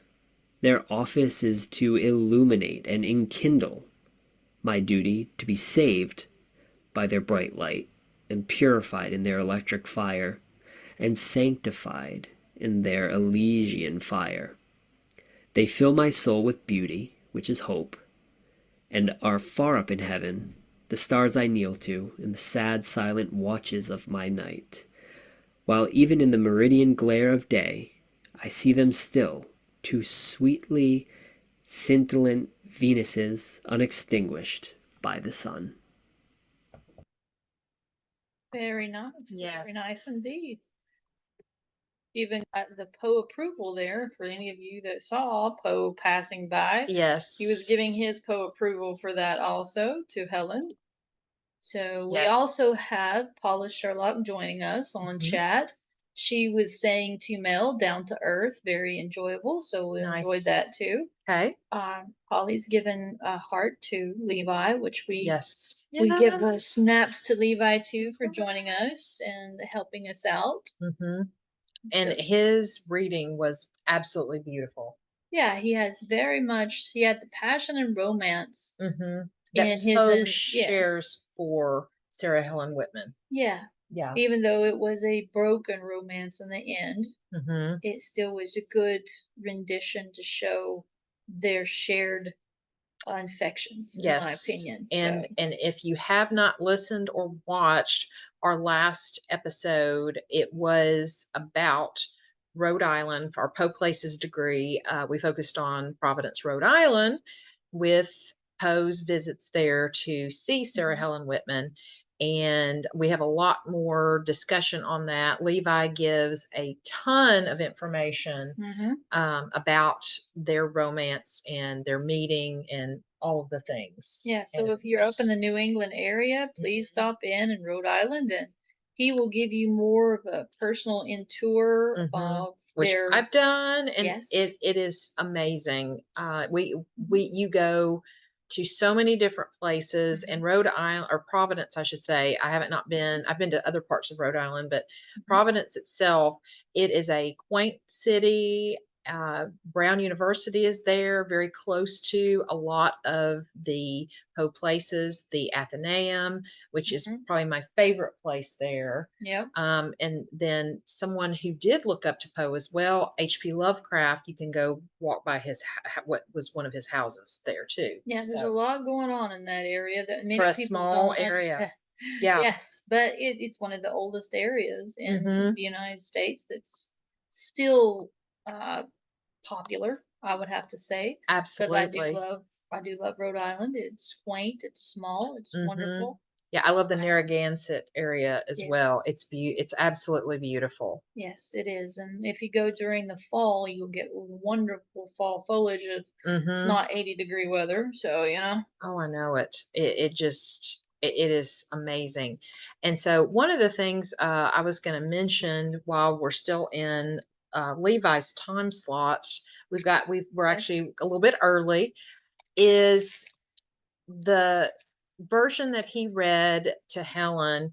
Poe rewrote in 1848, and the original version was written in 1831 about, I think it was Jane Stannard. I think that. Yes. And we're going to share that one just so we can give you an idea to both two Helens, because we want to Yes. be very inclusive. Absolutely. So without further ado, Yes. would you like to alternate stanzas? Sure. I'll Okay. be down with that. All right. So I can go first. go right ahead. Okay. You lead off, and I So will this is the follow. original to Helen. Yes. Helen, thy beauty is to me like those Nicean barks of yore, that gently o'er a perfumed sea the weary wayworn wanderer bore to his own native shore. On desperate seas long wont to roam, thy hyacinth hair, thy classic face, thy Naiad airs have brought me home to the beauty of fair Greece and the grandeur of old Rome. Lot in that little window niche, how statue-like I see thee stand, the folded scroll within thy hand, a Psyche from the regions which are Holy Land. Yes, there you go. And so that is the first to Helen Mm-hmm. that was dedicated to, was it Jane Jane? Stannard. Jane Mhm. Stannard, yes. I was going to And make sure I'd started yes. to say Jane Mansfield. I'm Oh. like, no, that's not the right person. Yeah, over 100 years. Yeah. Disconnect. Yeah, But- now if he's hanging around today, it might have Yes, been, but you never and know. she was the mother of one of Poe's good friends, and just she was like a mother-like figure to him, and he was engrossed with her beauty and Yeah. just her love. Just And you can tell from that poem that he was paying homage to the Grecian days with the Helen of Troy, Psyche and all those wonderful things, because you know, I mean, he has Bust of Pallas and the Raven. Bust of Pallas. Say that 3 times fast. Well, I can't even say it once, much less 3 times fast. The Bust of Pallas. Yes. Not the Yes. the Bust of Pallas. Our lovely Athena. Yes. Yeah, there we go. Yeah, because that's a total different rendition there. Oh but yeah. Yes. Yeah. We're not going to go there. So he definitely pays homage to his Grecian mythological, historical Yes. favor, I guess I could say. Mm-hmm. That'd be a good one. So that way you got both two Helens. You have the earlier Helen, and then Levi gave us the latest Helen for Sarah Helen Whitman, Yes. who was not married to Walt Whitman, No. was married to a Whitman, Yes. but not Walt Whitman. Exactly. Yes. So Don't just- get that yeah, confused. Just wanted to make clear on that for those out there, that it's not Walt Whitman that Sarah was involved with. It was someone Yes. else. And again, go and listen or watch our episode. We called it Poe Places, Rhode Island, and we kind of titled it The Raven and the Rose for both of them, because she did have a beautiful rose garden behind her house, which still exists today, and you can see that actually on the video episode. And the way Poe describes their meeting, well, his initial first seeing her, Yes. his reaction of her in the garden in this all white attire. She looked ethereal. The moon was shining bright. Yep. And she was, working in her rose garden. It is absolutely romantic, and that poem is just it is amazing. Yes, and it would be more romantic if you actually were reading it or hearing it in the rose garden. Yes, absolutely. So that's something you could hit upon if you wanted to at a later date, if you're up there in that area. And as for us, we are going to take a brief break and show you some commercials with more of our sponsors. And then we have our next up. We have we have our next guest. She's actually, I think, a little early, but that's okay. So we can handle that. But we're going to. Well, let's go ahead and have Virginia come on. Yeah, which actually fits perfect because she's the partner of Levi on Beyond the Oblong Box, so that works very well. Yes. So without further ado, let's have Virginia join us, and she can give her own little. Well, wait a minute. I have a biography I can do for her. Yes. Let me just find the right spot. Virginia! That was like perfect timing. We just finished Levi's section, and so yes. Oh my goodness! Yay! So that's Virginia, beautiful. We're assuming that you are still going to do the City and the Sea. Is that correct? henceforth my background. Yeah, love Exactly, it. Love exactly. it. Love it. Love it. Which was published 1831, and Correct. Virginia read her first Poe stories when she was nearly 9 years old. The Black Cat and the Gold Bug started it all for her, picking them out and all her own in the elementary school library. Very good. Over the years, the interest in Poe grew from fascination into a never-ending love, which a lot of us will share with her. Yes. No matter if she is performing with her dance company, working as an MUA, or writing lyrics, all aspects of her life has been and continues to be shaped by Edgar and his works. So Virginia and Levi, as we said, host our brother sister Poecast Beyond the Oblong Box, and it's only apropos Yes. that she is joining us right after Levi. Yes. And Oh my so, gosh. without further ado, take it away, Virginia, to the city under the sea. Yes. Oh, thank you all. That was such a lovely introduction. Yes.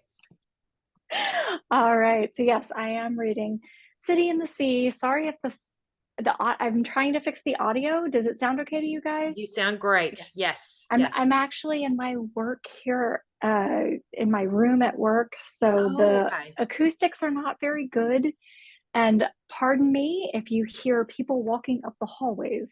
Okay. That's okay. We'll just Sorry say they're about that. mermaids They're getting on their just legs. So we're good. or yes, or ghouls. Just or you know, ghouls passing by. mermaid Who knows? ghouls. They're Mermaid ghouls. There Yes. we go. Mermaid Yes. girls drowning. Okay, yes. Ooh, that's right. All right, So here we we'll turn go. it over to you and Yes. let us know Thank when you're you. ready for us to come back. Yes.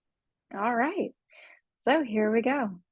City in the Sea by Edgar Allan Poe. Lo, death has reared himself a throne in a strange city lying alone, far down with the dim west, where the good and the bad and the worst and the best have gone to their eternal rest. Their shrines and palaces and towers, time-eaten towers that tremble not, resemble nothing that is ours, around by lifting winds forgot. Resigned beneath the sky, the melancholy waters lie. No rays from holy heaven come down on that long night of that town, but lit from out the lurid sea, streams up and the turrets silently, gleams up the pinnacles far and free, up domes, up spires, up kingly halls, up fanes, up Babylon like walls, up shadowy long forgotten bowers of sculptured ivy and stone flowers, up many and many a marvelous shrine, whose wreathed friezes intertwined the viol, the violet, and the vine. Resignedly beneath the sky, the melancholy waters lie. So blend the turrets and shadow there that all seem pendulous in the air. While the proud tower in the town, death looks gigantically down. Their open fanes and gaping graves yawn level with the luminous waves, but not the riches there that lie in each idol's diamond eye, not the gaily jeweled dead tempt the waters from their bed. For no ripple curls, alas, along the wilderness of glass. No swelling tell the winds may be upon some far off happier sea. No heavings hint the winds have been on seas less hideously serene. But lo, a stir is in the air. The wave, there is motion, pardon me, there is a movement there, as if the towers had thrust aside in silently sinking at the dull tide, as their tops had feebly given a void within the firmly heaven. The waves have now a redder glow, the hours are breathing faint and low, and when amid no earthly moans, down, down that town shall settle hence, hell rising from 1,000 thrones shall do it reverence. Ta-da. Yay! Snaps for Virginia. Poetry snaps. Oh, Poetry Yes. snaps. That is such a lovely poem. Yes. thank Very you. Made a few mistakes, but that's all right. I kept That- going. That's okay. That's okay. It is intimidating to read aloud. Yes. Even if you've Especially- practiced over and over. Especially here at work, where I'm like, I know people can hear me in the hall. Yes. Yes. They're Well, like, what are you doing? they got a treat. Exactly. They They're did. getting their own little rendition and performance, so they Yes. can just enjoy it Mhm. and move on. Mhm. Absolutely. So Virginia, is that one Absolutely. of your favorites? I do like this one a lot. As a kid, I think like a lot of children, when they start learning about folklore and legends and tales, Mhm. I was super obsessed. I'm sure you guys probably were too. I was super obsessed with the tale of Atlantis. Oh, Oh, yeah. absolutely. Absolutely. Yes. So, of course, as a kid, this poem, when I first read it, I was like, ooh, is this about the lost city of Atlantis? Mhm. yeah. Mhm. But there's so many more layers to it than that. Yeah. And it is one that I don't think, while I think more people know it than they realize, it's still one of those poems that not many people really know of Mhm. Edgar's. Yeah. So it's not one that would automatically come to someone's brain if you said, do you know any Poe poems? Yeah. So it's definitely one that I think definitely needs to be read more, Mhm. discovered more. Perhaps I we can agree. talk about that in the future Poem Plugged. Yes, Yes. there we go. Yes. That would be a very appropriate one for the summer, thinking of going Yes, to the ma'am. sea, the beach, the Yes. ocean. Yes, And I absolutely. love this poem because it has the cross with history too, Mhm. because most, like Yes. Virginia and myself and probably you, we would think of Atlantis as being Yes. part of it. Mhm. Mhm. But for me, it was more than Atlantis. It was more of the lost library of Alexandria. Yeah. Because when I That think Yeah. about too. it, it's like that was always so fascinating to me about how the giant library that it fell into the sea Yes. and got Yes. lost. And Gone. there's so Yeah. many different TV travesty. shows that have brought about finding the lost library and Mhm. recovering some of the Dead Sea Scrolls. I think they actually have recovered some of them, but not with the whole Library of Alexandria. Yeah. No. But it's always fascinating to me, all Mhm. that history and all of that left there. And then Atlantis Mhm. being that mythological, kind of Mhm. like with the Greek mythology and all that kind of stuff. Yeah. So, but yeah, I love the nuances to both. Yeah. The So, title to Absolutely. me, what I always think of, The City in the Sea, the first thing that comes to my brain is Venice. And just adding that romantic Ooh. flavor to it. Just the city in the sea. yeah, Yeah, because imagine. technically, Yeah, it is. It is in the sea, and they keep having Yes. to redo their boundaries to make sure Yes. it doesn't yeah. actually Fall. disappear like Fall. Atlantis. Yes. Yeah, But can you imagine being in absolutely. a gondola and reading that or having that recited to you? Yeah, recited to Yes, Oh, and kids. you're that floating would down the canals. Oh, Mhm. okay, yeah, that would be that might be a beautiful and a little surreal all at the same time. Yes. yeah. Maybe we should plan a Poe trip. Yeah, that would be for a really long time, and unless we became millionaires through the Yes. lottery or Oh, something like that. But Virginia, Season, and yes. Holly both give you hellos and great job. Yes. Oh, thank you. Yay. Yay. So, Thanks, yeah, the both everyone. Oh, and we were glad that you were joining us live. We know that yes. you were going to give us a video, but that kind of Yes. technology didn't work out for us.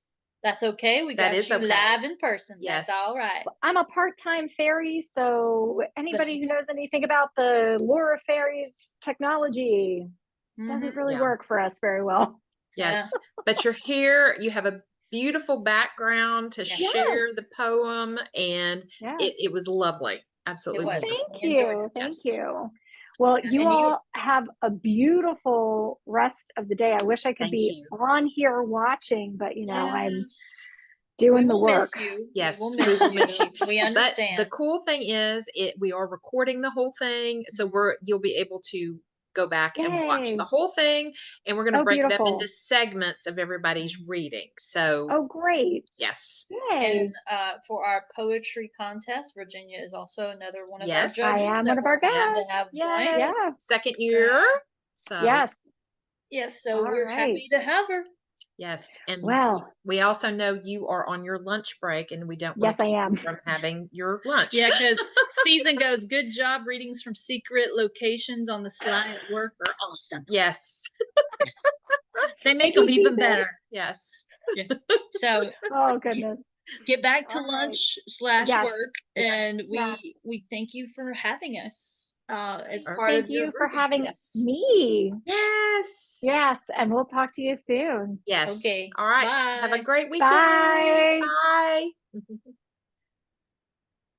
Yay. All right. That was awesome.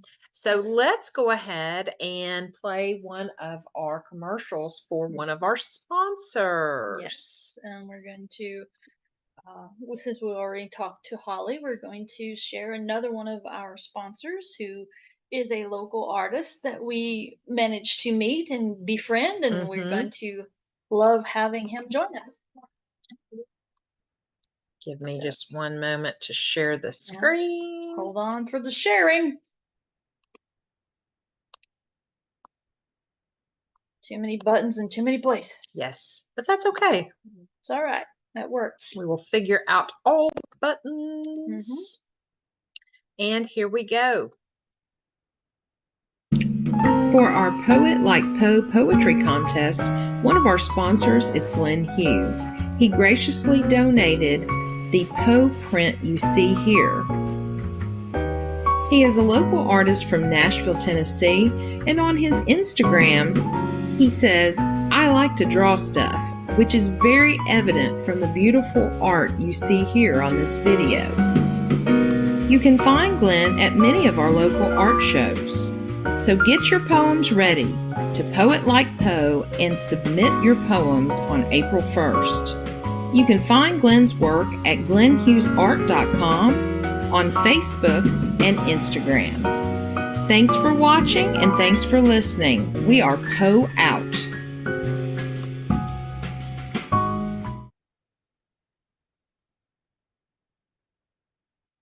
All right.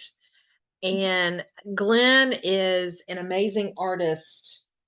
And we met him, let's see, was it last summer or the summer? Last summer. Last summer. Last yes. summer when we were a vendor at the Rotten Revival here locally in Lebanon, Tennessee. Mhm. His booth was right next to us, and I bought a copy of what he is donating as one of our first prize winners, the prize that they will Adult receive, or part of the category. prize they will receive for the Yes. adult category. And so here is the actual print, like in person. Try to get the glare off. Yeah. It is, and he does amazing work. And what's Mhm. really cool is that several years before meeting him, Yes. I was at a local store, and like his artwork was in a little booth, and I found a copy of Vincent Price with Kermit the Frog, Mhm. basically from when he was on the Muppets, an Yeah. episode. And so I bought it, and then I hung it up in my what I call my craft study, where I do all my crafting, Mhm. hoeing, sewing, whatever. And I was like, "Oh my gosh, I know you. I know your art. I own some of your art." And so it was really cool when we met him.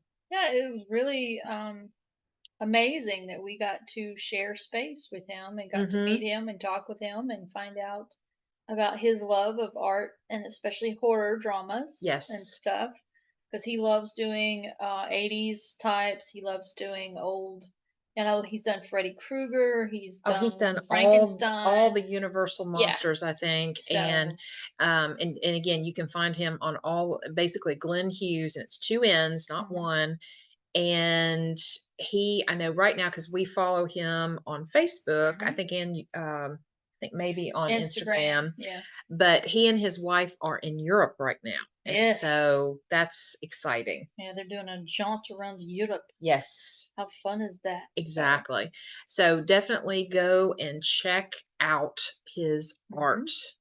And so, Jeannie, I think we have a few minutes to keep on schedule before we Yes. show our next Videographer. Yes. Should we show them one of our poems that we Sure. did a video of? I think so. How about we show yours? Sure, because unfortunately I don't like to be in my videos, so you're not gonna see me. You're just gonna hear me. So That's okay. but I did create it as both for visually and hearing. So I wrote out the words along with the scenes that I've posted with it. This one is something I've done recently that I had a tragedy of sorts in November. It's one of my worst months because death seems to haunt me in November. But I wrote this as a way to deal with my own grief, and it is going to be in an upcoming poetry book that I'm putting together, and I'm having my illustrator J.A. Cunningham, who happens to be my one of my BFFs.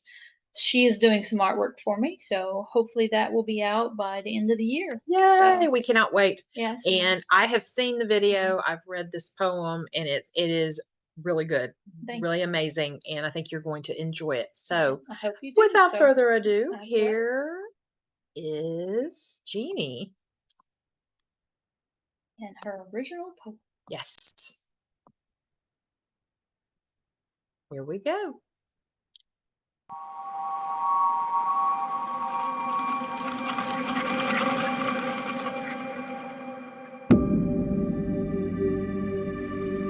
Death takes no prisoners and thrives on hopes and dreams. Death shows no mercy for the many tears and screams. Death has only one purpose, no matter your beliefs and faith. Death is empty and silent with the broken strings of fate. Death always fulfills its goal, no emotion changing its course. Death waits for no one, shattering hearts with no remorse. Death listens to and laughs, getting high on what it's achieved. Death comes in a flash, or slowly, offering some a release. Death does its job splendidly, sitting back, waiting as a calm sea. For those who were left behind, death will soon return for thee. Yay, Jeannie. Thanks. And I love the visuals that you chose. It's very powerful, especially with the Reaper at the end. Yeah, I found that one and I was like, this is just perfect for that last line because it just resonates, because that's the one thing. I mean, we go through this circle of life where we're born, we pay taxes, and we die. And it seems that we still pay taxes even after we're dead. But so I just thought it would be very perfect for that one line. And as I said, it was very hard for me to share this poem because I'm not very good at letting other people see my work. But I'm trying my best. I'm trying my best. So hopefully that'll work. And then, definitely gonna have to read Season's November guest. Oh, Yeah. And she said it's all about how sorrow visits in November. Yeah. And yes. Oh my gosh. That gives me chills. Yeah.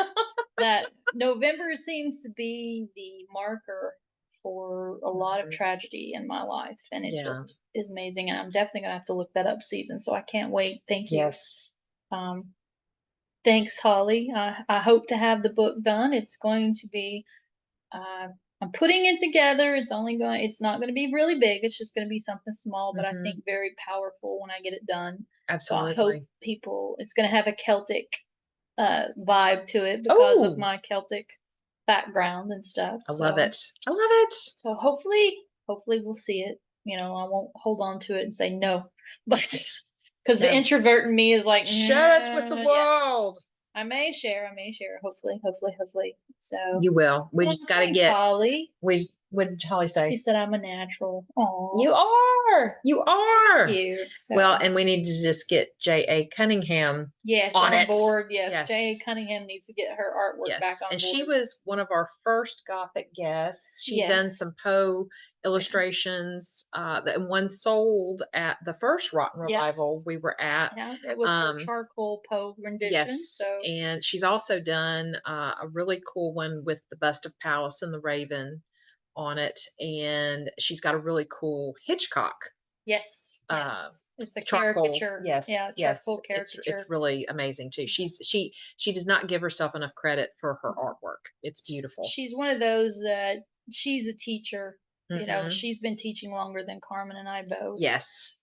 So that was her first love. So artwork was just like her therapy. Yeah, and absolutely. stuff until finally we pushed her and pushed her. And she got a master's. She got a master's in fine arts without having to do a bachelor's degree. That's how well Mhm. her artwork was. They accepted her, and so now getting her to share it with the world is a lot like me getting to share my art. Yes, the two of you together will Yes. make a new poetry bang. Yeah, that's what we're trying to do. Poetry art bang. Yeah, Yes. we're going to be a poetry art band. Yes. So so Holly says she was born in November. Okay, so not all bad things happen in November. I had some Mhm. family born in November too. So Holly, I consider you family and friends. So Mhm. that's a good thing. And so we definitely will. And Season, thank you. I will look forward to reading Yes. it. I believe And she got it. She yeah, sent a text. Carmen yes. got it. Yes. So, but without further ado, I hope to see about getting that done later on. And we Yes. have our next Yes. videographer. Okay. And so I think, Jeannie, are you going to introduce? Yes, I think I'm on the podium as the biographer introducer. Yes. This is a new title, by the way. Hey, it's always good to, add different jobs. So Yes, I've always been seen, especially in teaching beforehand. Before I became a teacher, I've been a Jacqueline of all trades. oh, I like that. Yeah, I like that. I'm like, Jack, because I say Jacqueline because Jack to me, because I grew up in the East Tennessee area and the farmer areas, a Jack is another name for a donkey or a mule. Yes, that's true. So I'm going to say Jacqueline instead of Jack because sometimes I can be a donkey, but not today. All right, Yes. so our next videographer that's going to share with us is a past interview guest, Sharon Pica. She is going to give us the rendition of Dreamland, which was published in 1844. Mhm. She has a PhD and is a professor of English at Gallaudet University. Mhm. She is the author of Women Writers Buried in Virginia and The Souls Close to Edgar Allan Poe, Graves' Family, Friends, and Foes, which was one of our Poe casts that Mhm. we did talking about it. And on the weekends, find her in the cemetery. I hope not literally. Well, literally, physically, she's going to be there giving Yes. history tours or volunteering, as well as running the Virginia chapter of the Association for Gravestone Studies. Her forthcoming book, tentatively titled Haunted Cemeteries in Virginia, will be published in 2025 through the History Press. Similar to the books in the Haunted America series, this book will include ghost stories, folklore, as well as historical documentations of ghost sightings from newspaper clippings. She does not focus on paranormal investigations or orbs or personal encounters. Instead, as a literature professor who teaches a course on ghost stories and haunted history, she focused on ghost lore and how it relates to American history. Yes. So, without further ado, Sharon's going to share with us Dreamland. Yes. Boy, I was like putting that all together there. Yes. Another S is a good another alliteration there. Well, So, you got, that we talked about the peas with Peter Piper picked a peck of pickled peppers. Sally Yes. sells seashells by the seashore. Oh, let's not So, go tongue twisters. 'Cause yes, I can barely talk in the moment anyway. I've gotten a little bit better at saying those faster because anytime one of my kids, after I give them the glare, when they say, "What's alliteration again?" Oh, and yeah. I'm like, with my glasses down, then I start saying that. Yeah, And so they I've also tongue twisters. You would know them as Yes. tongue twisters. yes, And thank you, Wayne. I appreciate the compliment about my poem. yay! So, and Yes, let's go to the cemetery, and here Sharon has to tell us. Yes. And here we go. Hi, I'm Sharon Peka. I'm reading Edgar Allan Poe's poem, Dreamland. By a route obscure and lonely, haunted by ill angels only, where an eidolon named Night on a black throne reigns upright.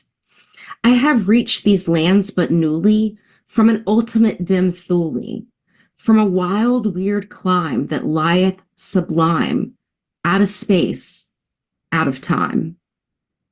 Bottomless vales and boundless floods and chasms and caves and titan woods, with forms that no man can discover, for the tears that drip all over, mountains toppling evermore into seas without a shore, seas that restlessly aspire, surging unto skies of fire, lakes that endlessly outspread their lone waters, lone and dead, their still waters, still and chilly, with the snows of the lolling lily.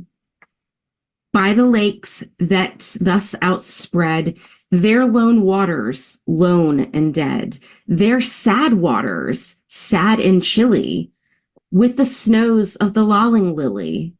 By the mountains near the river, murmuring lowly, murmuring ever, by the gray woods, by the swamp where the toad and the newt encamp, by the dismal tarns and pools where dwell the ghouls, by each spot that most unholy, in each nook most melancholy, there the traveler meets aghast, sheeted memories of the past, shrouded forms that start and sigh as they pass the wanderer by, white-robed forms of friends long given in agony to the earth and heaven. For the heart whose woes are legion, 'tis the peaceful, soothing region. For the spirit that walks in shadow, 'tis an El Dorado. But the traveler traveling through it may not dare not openly view it. Never its mysteries are exposed to the weak human eye, unclosed. So wills its king who hath forbid the uplifting of the frigid lid, and thus the sad soul that here passes beholds it but through darkened glasses, by a route obscure and lonely, haunted by ill angels only, where an eidolon named Night on a black throne reigns upright. I have wandered home but newly from this ultimate dim Thule. Very cool. Yes. Snaps for Sharon. Snappy, snappy, snappy. That was amazing. Very beautiful. Yep, yep. And and Dreamland is another one, again, that I think it's a little bit more popular than some. It kind of falls in like that second tier of popularity. Yes. And I love the words he rhymes in that. Yep. Oh, and then Season also pointed out about the slant rhyme going on with in camp and swamp. Mm-hmm.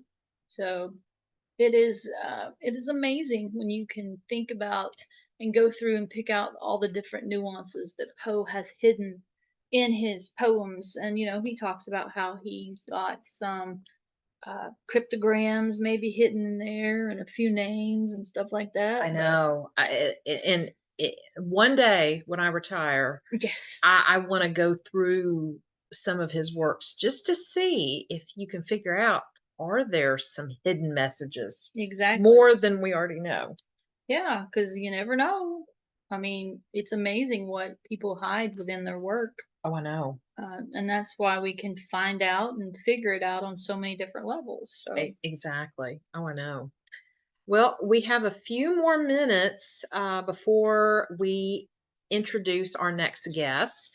So I think, okay. Tangled. Yeah, the raven and the And the tombstone attacked me.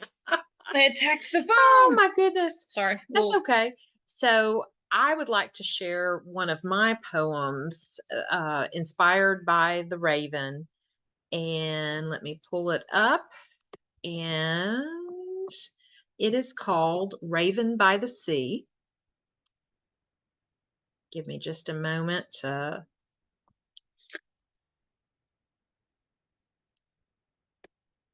I wrote this back in, I believe, 2014, and it's probably one of my favorite poems that I've written. I have some that are Poe-esque and then some that have nothing to do with Poe. One of my absolute favorite poems that I wrote is called Go Put Your Lipstick On, which was a dedication to my mother, but I didn't want to share that here, but she always would tell me when I was, starting to wear makeup, you always have to have lipstick when you leave the house. You have to have it on. And because she grew up, she graduated high school in 1955. And so she came from that era where you had your face on. And so when she died, the mortician had not put very little makeup on her, but she didn't have any lipstick. And when we went to view the body, I know this is kind of a little bit morbid, but it gave me, it inspired that poem. And I said, you got to put lipstick on her. She's not going in the ground without it. And so I later on, when I could really work through those feelings, I wrote that poem. You can actually find it on my website that is dedicated to my writing and art, called thequotableraven.com. And so, but it's called Go Put Your Lipstick On. But the poem today, Raven by the Sea, again, it's inspired by Poe's The Raven, kind of thinking about why did the raven come, and like more to me than the narrator. So kind of like thinking about if the raven had come to me, because I actually did see a raven at the ocean, and that's actually a video in here after, like, I saw a raven at the ocean when I wrote it, but I have a video of a more modern day raven that Jeff and I saw just a couple years ago. So here we go. Season says, lovely title, Go Put Your Lipstick On. Oh, thank you. Thank you, Season. Okay, so let's share this out. Let's go to the sea and not the kingdom. Yes. It's going to be the raven. And here we go. First, I didn't think the share was going to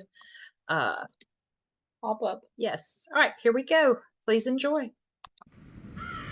Raven by the Sea. Who is this creature? Why is he by the sea? He follows me forth, but is it a dream? Black as night his coat shines in the sun. How can he show his face by day? Is he doing it just for fun? Does he mean to taunt me only in the morn? By night will he be an omen of scorn? This visitor to my place of rest, can he be here only for jest? His true meaning must be revealed, otherwise my fate may be forever sealed. O dark dreadful raven, tell me your truth. Sing your mysterious message and be a mystical sooth. For whom do you represent? Why are you really here? I will not stop to find out. I will persevere. The sun-swept day morphed into the eternal night. The raven showed himself to me by the glistening moonlit light.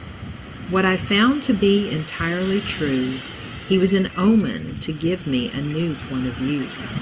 His great wisdom provided a message only for me to glean. I will never reveal it to another.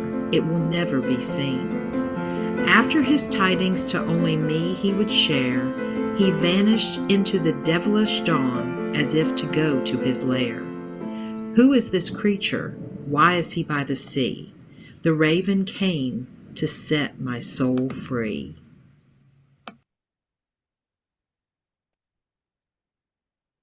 He's free. Yes. Nice. Yes. I like it. Thank you. It's one of my favorites that I've written. Yeah. And it came to me while I was taking my first vacation by myself at the beach, and I saw this bird landed on the shore, and I'm like, why are you here? This is weird. and it came to my brain, and it was at that moment I was like, I got to go write this down. Mm-hmm. And I did, and I edited it a little bit afterward, and thus you have Raven by the Sea. Yes. I unfortunately have not been visited by a raven. I've been visited by a bald eagle, a golden eagle, deer, Mhm. and at one point a bear. Luckily, I was Oh. hidden enough, but I did grow up in the mountains, so it was like, This is true. that wasn't something that was not unique. I mean, my Yes. poor dad, when he was still alive and working, he actually got hit. He did not hit, but he got hit by two big black bears, not at Oh the my same time, word.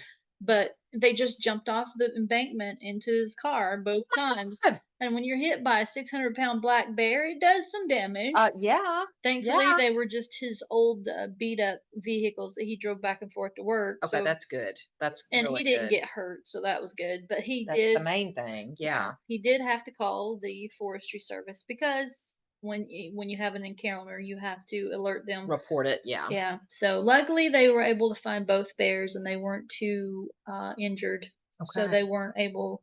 They did not have to do any kind of euthanization or anything. They just let them Gotcha. go. So Okay. that All was right. good. So that was good. Any comments before we go to our next guest? Yes.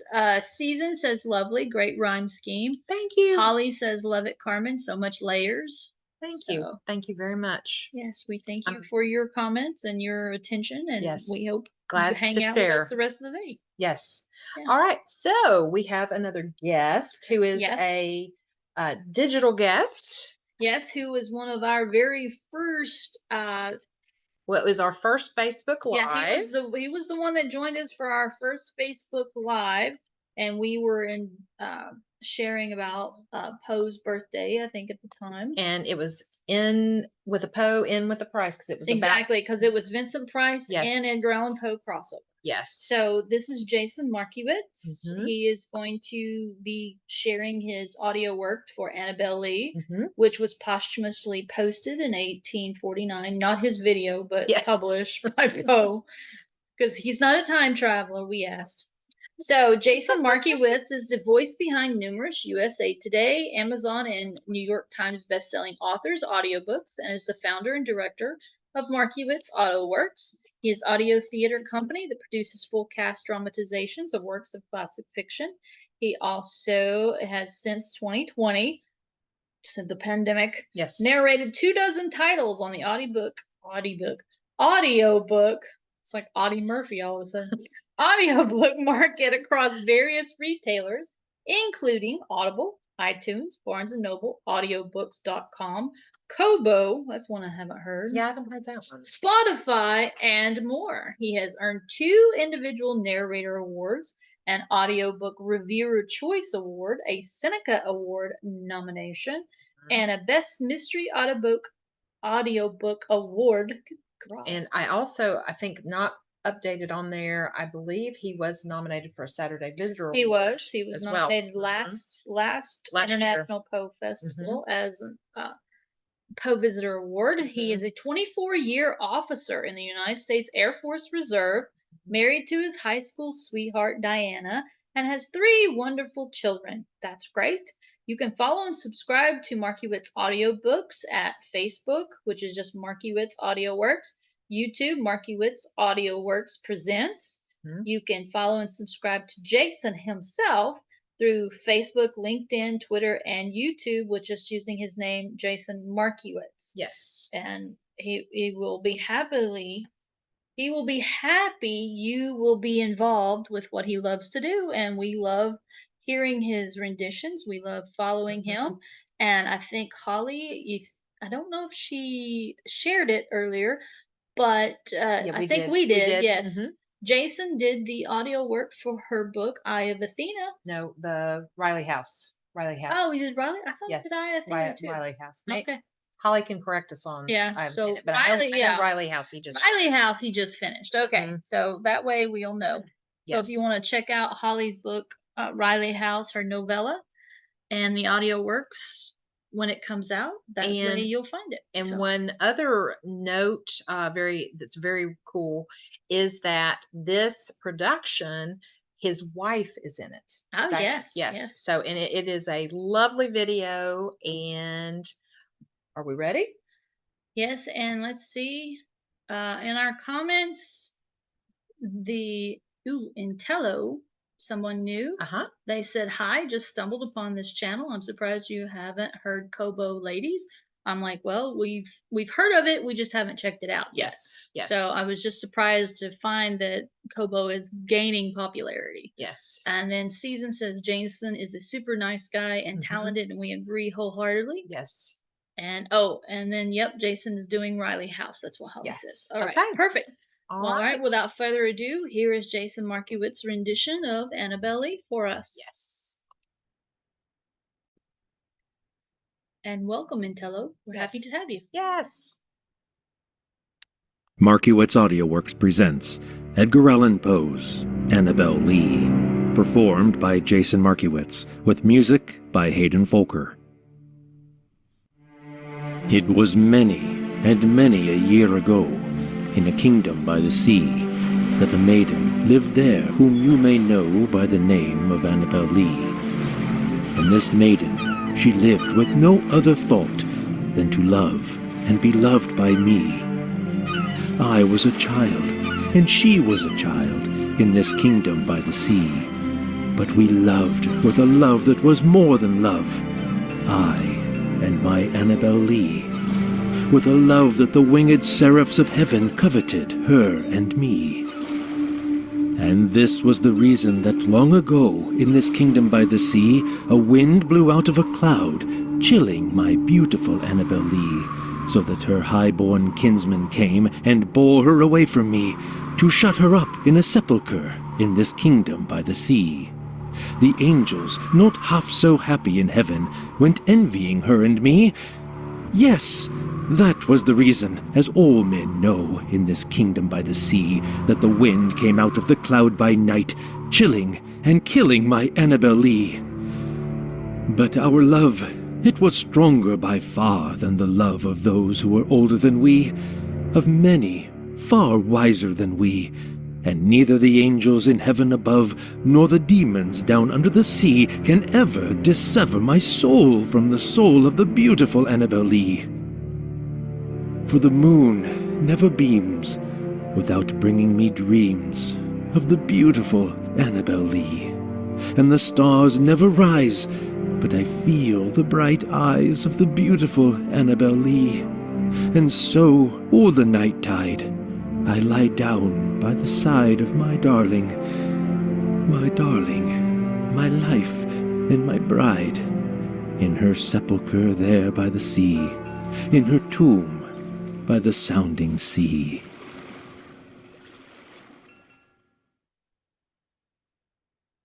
The do snaps, yay! Thanks, Jason, for sharing it. We appreciate it. That was beautiful. And Annabelle Lee is probably one of the top poems that most people are familiar with behind the Raven. I would definitely say. I do recall it was the first one that I ever had to memorize in school. Okay. And it was in 6th grade. Okay. And it touched me even then. So it was very much a powerful story, even to someone who's, in 10, 11 at the time. So it is absolutely just so heartfelt. Yes, and Holly says she loves this version of Annabelle Lee.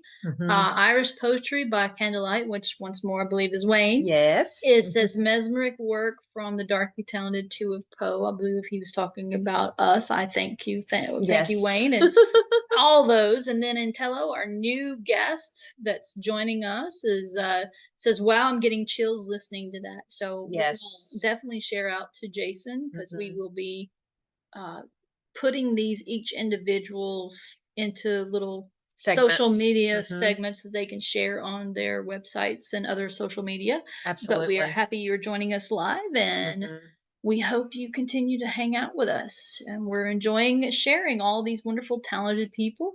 I agree. and promoting our poetry contest, our second annual Poet Like Poe, which will begin April 1st, which is Monday. Yes. Yes. And one other note about Annabelle Lee is many people have their own kind of belief of Mhm. who was Annabelle Lee, who really Yes. was the inspiration. And, you know, I have my thoughts, but at the same time, it Yeah. changes sometimes. To me, with the line, I was a child and she was a child. Yeah. His first love was Elmira Shelton, Royster Shelton. Yeah. And to me, it kind of goes back to that. Mhm. Sometime I think about that. But then it's like, I don't know. I mean, maybe it was Virginia. Virginia, Yeah. I mean, Because she was a child. He wasn't really a child, but she was kind of a child. yeah, So he was still he was young. young. He was Yeah, he young. wasn't technically child, Right. but Right. he was young, and so it could fit with so many It different people. And it I think could. it also, once more, as we've talked about in our Poem Plugged and other places, Mm-hmm. Poe leaves a lot of interpretation up to the readers, and Yeah. he puts what he puts into his words, but sometimes he doesn't put the actual names of anybody. I mean, very few. Like Right. he does with Lenore. It should be with Lenore, not Lenore. And so other things, but at the same time, it would fit so many different females in his life Mm-hmm. Yeah. that were taken too soon. Yeah. So, and that's what I think his meaning behind Annabelle Lee Yeah. And was just the heartache of losing someone so young young. and yeah. Yeah. And you can also kind of think about, okay, is it all of these women rolled into one, Mhm. thinking about different characteristics of each one put Yes. together. Even like his mother died very young. Yeah, And he was so literally not even 3 yet when she mhm, died. mhm, So he was such tainted by death. yeah, at And too young of yeah. an age. Yeah, Mhm. so that, I guess that's one of the reasons I share so much with the love of Poe, is a lot of parallels happen, and most of us probably can uh, mark some parallels with Poe's life and with his works and with ourselves. Absolutely. And Holly says, "I always think of Virginia for Annabelle Lee." Yeah. So, Hmm. we're right there with you, Yeah. Holly. Yeah. And And that's to say, at different times in my, thinking, reading that poem, mhm. I think, well, could it be Virginia? Could it be Elmira? I mean, it just, Yeah, could have been his mother. yeah. Could have been It's kind of anybody. neat thinking about that. Yeah, it just, because then it would be like the Oedipus complex. So I'm Yeah. not Well, going back and into Greek mythology yeah, there we're and not going tragedy. there. We're not digressing, Jeannie. I'm pulling you Okay, back all in. right. I won't digress into Uh, history. but here's the other question. Mhm. If he was alive today, or he time traveled to our event Yes, right this yes, yes, moment yes, yes. and popped in on comments, Mhm. if we asked him, would he tell? Probably not. I have the romantic feeling of I don't want to know. Yeah, and I think that's why he would not tell us. Kind of like what we talked about on Poe Unplugged the other Mhm. night. Mark DeWidziak made the comment, I don't want to know because then it takes away that romantic feeling. And I feel the same way Mhm. about Annabelle Lee. Yep. And then Season says that it could be Elmira. And then Intello, what books or poems of Edgar should I start reading for a beginner like me? Oh, okay. So we will definitely give you some idea. There's the works of Poe's poetry that you Mm-hmm. can find at probably Amazon or anything. Just Mm-hmm. start with his basic poetry or his short stories. Yeah, a little bit of both. Yeah, Mm-hmm. some novels, some short things you can get has a little mixture of both. Yeah, and he So only wrote one novel, the narrative yes, of Arthur Gordon Pym of Nantucket. yes, which we will be So discussing in May on Poe on Unplugged. Poe Unplugged. Yes. So if you want to join us then, we will be happy to have you Yes. join us, and you can find all about that on our Mm-hmm. website.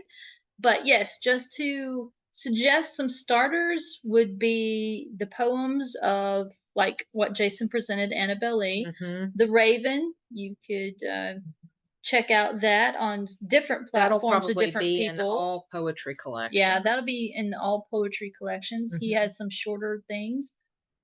Some of his post stories, the ones that we enjoy the most, is a tell heart. Mhm. If you haven't heard about that, and if Mhm. you want to watch it before reading it, Poe Movies, who is also joining us this Yes. season, they have where you can go to their YouTube and check it out. They did Yes. a nice little video. It was an Emmy award winning video.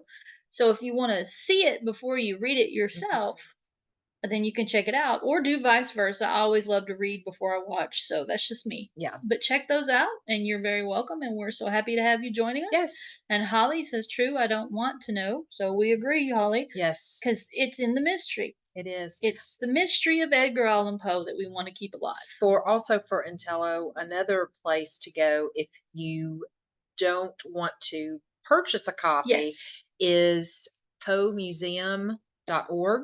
Yes. Has pretty much his whole collection of poems and Mhm. short stories. And then there's postories.com, Mhm. which you can just get on there and they have access and you can read them and you can even print them out. They have print versions for you if you Yes. don't want to Mhm. buy them all at once. You just want to check And out a few. So there's a couple places you yeah, can go. eapoe.org, which is the Edgar Allan Poe Society of Yes. Baltimore, also has a huge collection, and there's also different commentaries and things that people have written, essays Yes. about his works as well, to kind of Yes. complement if you want to dig into some of the meanings behind it of people's interpretations. Right, Yeah. right. And so Season also suggested for you in the chat to start with The Raven, A Dream Within a Dream, Morella, and The Cask of Amontillado.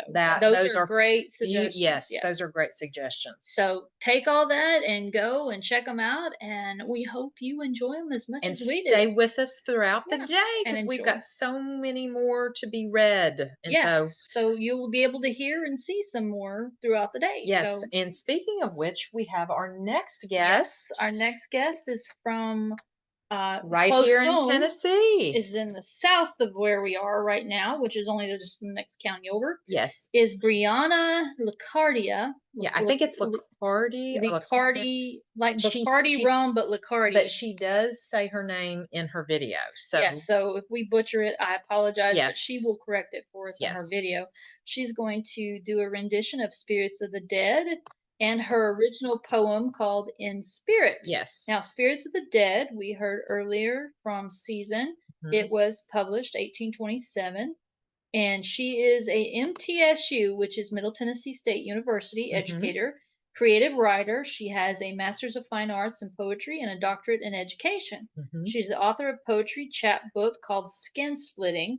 It's through Finishing Line Press. It was published 2017. And a forthcoming full-length collection called Fish Love, Alternating Current Press 2024. When not teaching English or women and gender studies, her favorite roles include Cat Mom, which she fits right in with us, Absolutely. and technical editor, not editor. My accent slipped in there. It's all good, Jen. Editor for the local event series Poetry in the Borough, which means Yes. Murfreesboro. And you can find that on Facebook and join. And it's a great site, and they have Yes. lots of really neat events here locally. Yes, and she has her own website called www.briannalicardia.com. It's just her name, which we will Mhm. have it up here. So in case you can look it out. And so she has become one of our supporters and friends from nearby, and we're happy to have her. And so without Yes. further ado, she's going to present to us her video of Spirits of the Dead, and then her own handwritten, Yes. her own written poem called In Spirit. Yes. And she So- talks about a little bit of the inspiration behind In Yes. Spirit. So in the that's video. great. So we can't wait. Yes. So here we go. Our share screen is, I think it's at lunch. Probably is. It's like, I'm tired. Oh, it's funny. It's technology.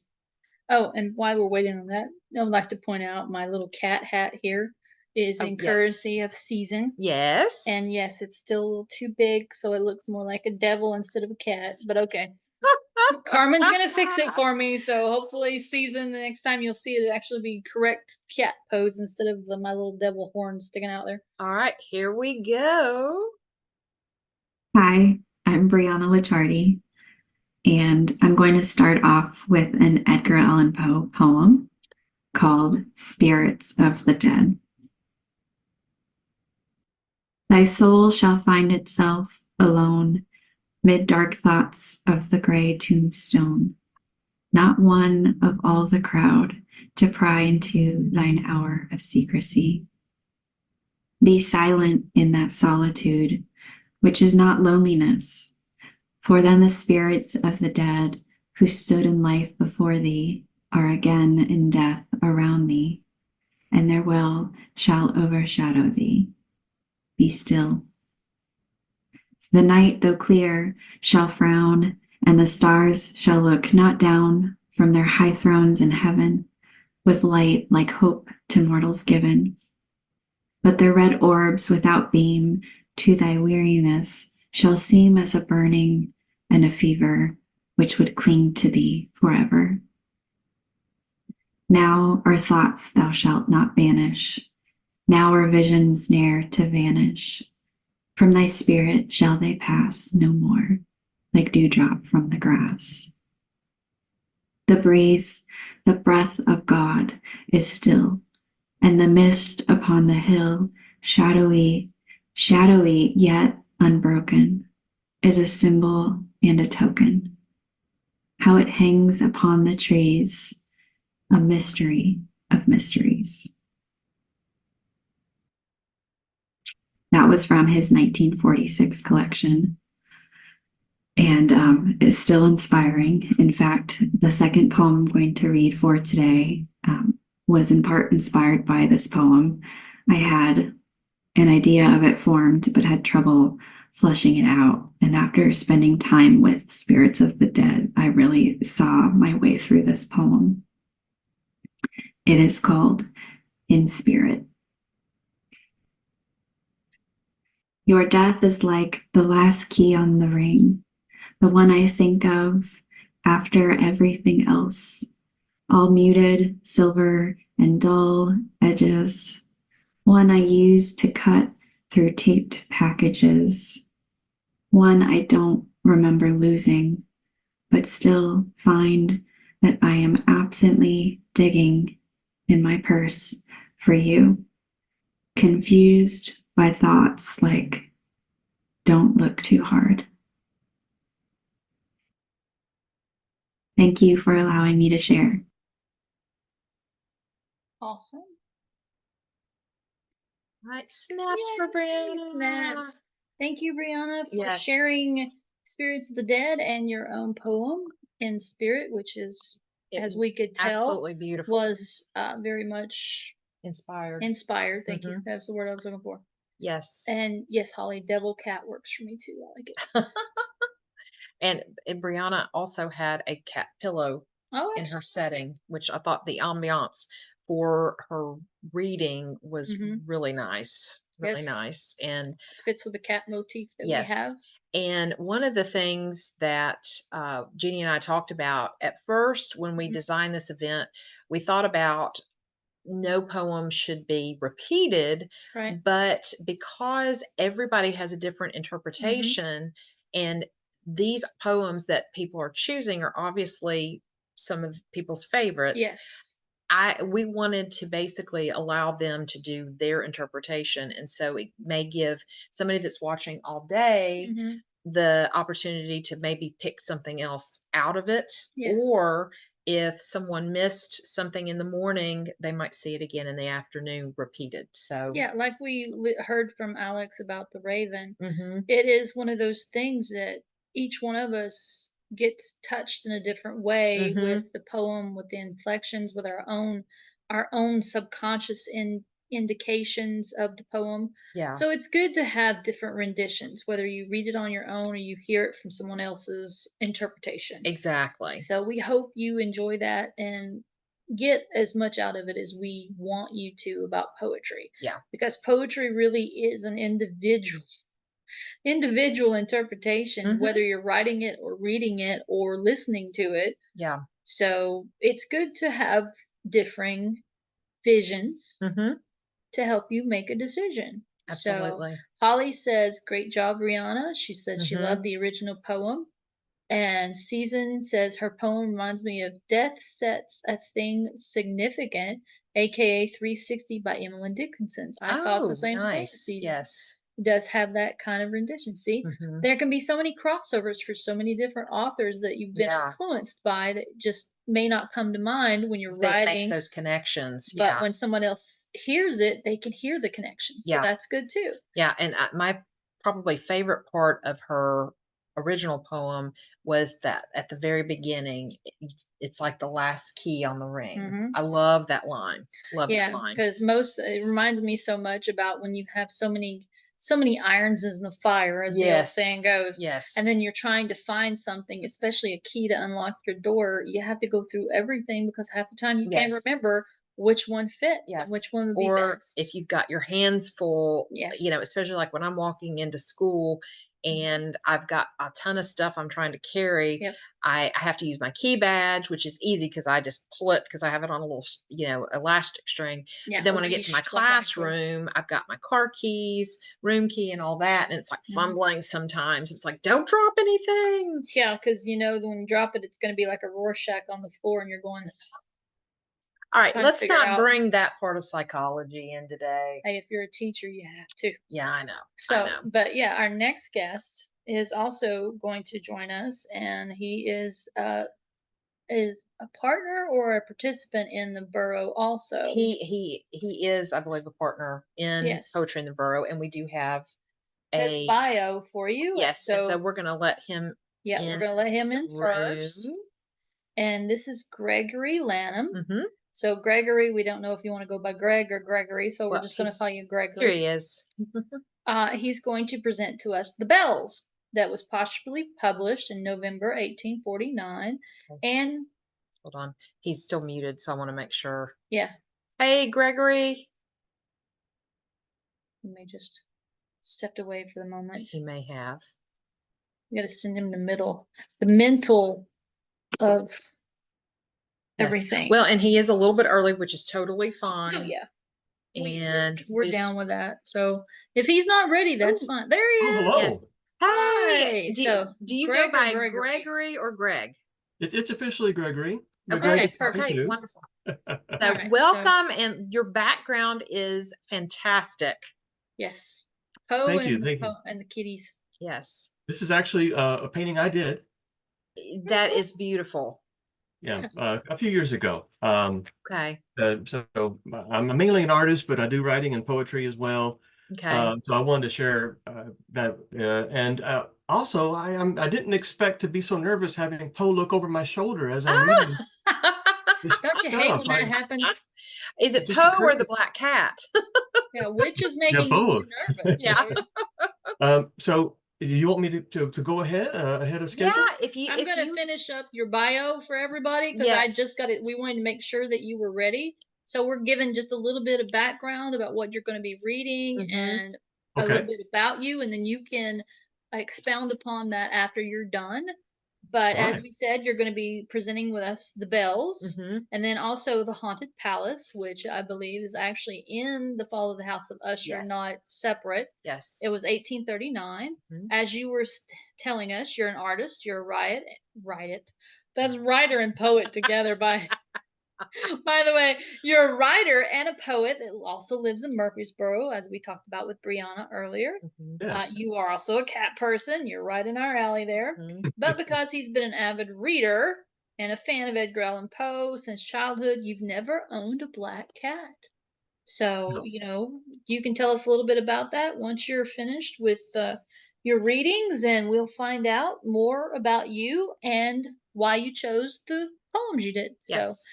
without further ado, I have Gregory owned a Lanham. couple of tuxedos, Oh, nice. but they were I have wide enough one. that they didn't count. yes, I had one and she died a couple years ago, Yeah. but Yes. we love them. Yes. Awesome. Well, it's apropos that I'm following Brianna because she's part of the Poetry in the Borough, Mm-hmm. Yes. that I'm with here. Me and Brianna actually helped found our open mic community here Nice. in the borough, and I came to the first or second meeting they had, and I've been part of the team since, helping Corey Wells Yes. out. There's a name drop for you. Yeah. And we had an event last Thursday, and I heard Brianna read a poetry there, and so it's very, very fitting. I'm here ahead of schedule. Yes. Yeah, it's all good. It worked very well for us. It's like it was meant to be. Yes, Outstanding. absolutely. So All right. Yes. Well, take it away. so you want me to go ahead and read the pieces, and then maybe afterwards expound on why I made the choices and that sort of thing? Yes, Okay. that would be great. All right. Yes. And so we're just going to blank out. So yes, just so you with don't the see it, so screen you'll is have the for center you. of attention. Okay. Yes. So When you're take it ready for away. us, just call us back. All right, we'll do.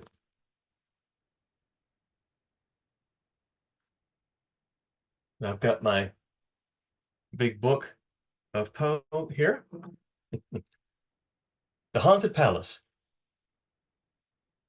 In the greenest of our valleys, by good angels tenanted, once a fair and stately palace, radiant palace, reared its head. In the monarch Thought's dominion, it stood there. Never seraph spread opinion over fabric half so fair. Banners yellow, glorious, golden, on its roof did float and flow. All this, was in the olden time, long ago. And every gentle air that dallied in that sweet day along the ramparts plumed and pallid, a winged odor went away. Wanderers in that happy valley, through two luminous windows, saw spirits moving musically to a lute's well-tuned law, round about a throne where, sitting for Pharaoh Gene, in state his glory well befitting, the ruler of the realm was seen. And all with pearl and ruby glowing was the fair palace door, through which came flowing, flowing, flowing, and sparkling evermore, a troop of echoes, whose sweet duty was but to sing in voices of surpassing beauty the wit and wisdom of their king. But evil things, in robes of sorrow, assailed the monarch's high estate. Ah, let us mourn, for never sorrow shall dawn upon him desolate. And round about his home the glory that blushed and bloomed is but a dim remembered story of the old time entombed. And travelers now within that valley, through the red litten windows see vast forms that move fantastically to a discordant melody, while, like a ghastly rapid river through the pale door, a hideous throng rush out forever and laugh, but smile no more.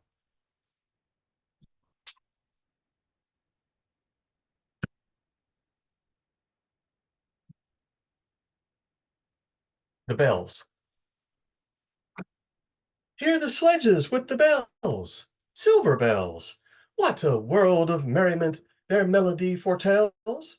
How they twinkle, twinkle, tinkle in the icy air of night, while the stars that oversprinkle all the heavens seem to twinkle with a crystalline delight, keeping time, time, time in a sort of runic rhyme to the tintinnabulation that so musically wells from the bells, bells, bells, bells, bells, bells, bells, from the jingling and the tinkling of the bells. Hear the mellow wedding bells, golden bells. What a world of happiness their harmony foretells.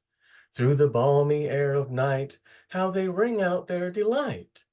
From the molten golden notes, and all in tune, what a liquid ditty floats to the turtle dove that listens while she gloats on the moon.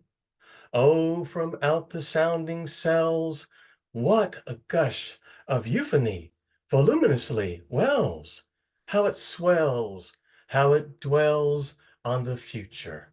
How it tells of the rapture that impels to the swinging and the ringing of the bells, bells, bells, of the bells, bells, bells, bells, bells, bells, bells, to the rhyming and the chiming of the bells.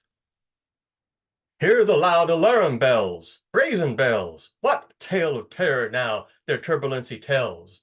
In the startled ear of night, how they scream out their affright. Too much horrified to speak, they can only shriek, shriek, out of tune, in a clamorous appealing to the mercy of the fire, in a mad expostulation with the deaf and frantic fire, leaping higher, higher, higher, with a desperate desire, and a resolute endeavor now, now, to sit or never by the side of the pale-faced moon. Oh, the bells, bells, bells! What a tale their terror tells of despair, how they clash and clang and roar, what a horror they outpour on the bosom of the palpitating air. Yet the ear it fully knows, by the twanging and the clanging, how the danger ebbs and flows. Yet the ear distinctly tells, in the jangling and the wrangling, how the danger sinks and swells, by the sinking or the swelling in the anger of the bells, of the bells, of the bells, bells, bells, bells, bells, bells, bells, in the clamor and the clangor of the bells. Hear the tolling of the bells, iron bells. What a world of solemn thought their monody compels. In the silence of the night, how we shiver with affright at the melancholy meaning of the tone. For every sound that floats within the rust within their throats is a groan. And the people, the people, they that dwell up in the steeple all alone, and who, tolling, tolling, tolling, in that muffled monotone, feel a glory in so rolling on the human heart a stone. They are neither man nor woman, they are neither brute nor human, they are ghouls. And their king it is who tolls, and he rolls, rolls, rolls, rolls, a paean from the bells. And his merry bosom swells with the paean of the bells, and he dances and he yells, keeping time, time, time, in a sort of runic rhyme to the paean of the bells, keeping time, time, time, in a sort of runic rhyme, to the throbbing of the bells, bells, bells, to the sobbing of the bells, keeping time, time, time, as he knells, knells, knells, in a happy runic rhyme, to the rolling of the bells, bells, bells, to the tolling of the bells, bells, bells, bells, bells, bells, bells, bells, to the moaning and the groaning of the bells. You can come back now. Awesome. Very nice, both poems. And Holly, one of our participants and viewers, said Haunted Palace. She gave a heart. And so I'm watching. Jeannie's taking a little bit of a break. And so I'm watching for other comments. But very nice. Love the emotion in the bells, just starting out with that excitement, and then building to that, what a lot of people have said is kind of like from birth to death of all the different types of bells you go through. And so, Gregory, what was your inspiration like to read for choosing both of those poems? Well, a few reasons. One, both poems use Poe's fondness for the musicality of the language, and Poe is one of those poets you have to read his stuff out loud. Really, I Yes. think everybody should read all poems out loud just to themselves if they need to do. But the rhythm and the meter of it, it's almost like a song. The Yes. way he composes, and works on the sound of each line, the alliteration, obviously, that probably has come up, if not already. And then uh, the Haunted Palace is, I just love old-fashioned horror movies, Hammer horror Yes. films, back in the day, Christopher Lee and Peter Cushing and the guys. It's got that sort of gothic romance to it. And again, just like you mentioned in the Bells, how we have a transition from lightness and birth through the stages of life. Mm-hmm. The Haunted Palace is also a transition from a kingdom that is happy, and then something dark takes it over. Yeah. The inevitability of decay. That was one of the things that Poe used. Another reason why I chose both of these, and again, the Bells is love it. It's got to be read out loud, and the Mm-hmm. repetition, and the idea to try to make it kind of sound almost like a bell, that monotone. Yes. So I can't remember exactly when it was. It must have been, probably 30 years ago or more. And I don't know where I bought it, and you may know of this existence. Basil Rathbone and Vincent Price did readings of poems and stories, and they put them on cassettes and LCDs, and you can find it anywhere on YouTube or Spotify, I'm sure. Mm-hmm. And Mm-hmm. and Basil Rathbone did the Haunted Palace and the Bells, and he just killed it. And when I was Yes. reading these here, I could hear that his voice sort of in the back of my head. I didn't follow his intonation exactly bit by Yeah. bit, but I was thinking of his approach to the material and Mm-hmm. the acting that he put into it in both of the Yes. pieces, especially the Bells, because of the four sections are different in uh, tone and no pun intended, Yeah. vibe. You Yeah. might No, say, well, absolutely. Absolutely. yeah, yeah. Yeah, So I totally agree because each of the four pieces, it has to be read differently to mhm, make the most sense to kind of the meaning behind it. So because he meant for you to feel differently absolutely, about the poem. yes. Another thing that helped me pick out these two is and I don't know if this performer is still doing it, and I just happened to think of him while we were talking, is I happened to see a performance at the Center for the Arts here in Murfreesboro, it's Hmm. probably 15 years ago, but it was a Poe impersonator. And what he did is he had a whole show that replicated Poe's lectures that he did, because people who know the history of Poe, he made his real work was his essays and reviews, His and he went on these criticisms, lecture yes. tours, and it was like this one-man show he would do where he would read out loud his poems and talk about just whatever was on his mind. And I'm pretty sure that the former at that Center for the Arts show here in Murfreesboro, that he read these two because they work so well in front of an audience. And thank you for Yes. letting me share these and Yes, to we are be part of so this event. yeah, we're so happy. I had reached out to Corey and said, anybody that wants to share out because, Jeannie and I are, I guess Poe, Tennessee, I guess you could say. Yeah. And it's like, we follow poetry in the borough. We haven't been able to come to some of your events, but we're gonna make that a goal to try to do that. Oh, outstanding. And Glad to have you. yeah, It's a because great event. you guys do some, it looks like amazing things. Hmm. And Mhm. so I think he's gotten some more comments. So Yes. Season also said awesome painting, mhm. and so did Holly. Said loved your cool art, and Season said ghastly rapid river, love it. Holly loves Haunted Palace, and the Bells is one of her faves, Yes. and she said that's what brought her to Mr. Poe. Yes.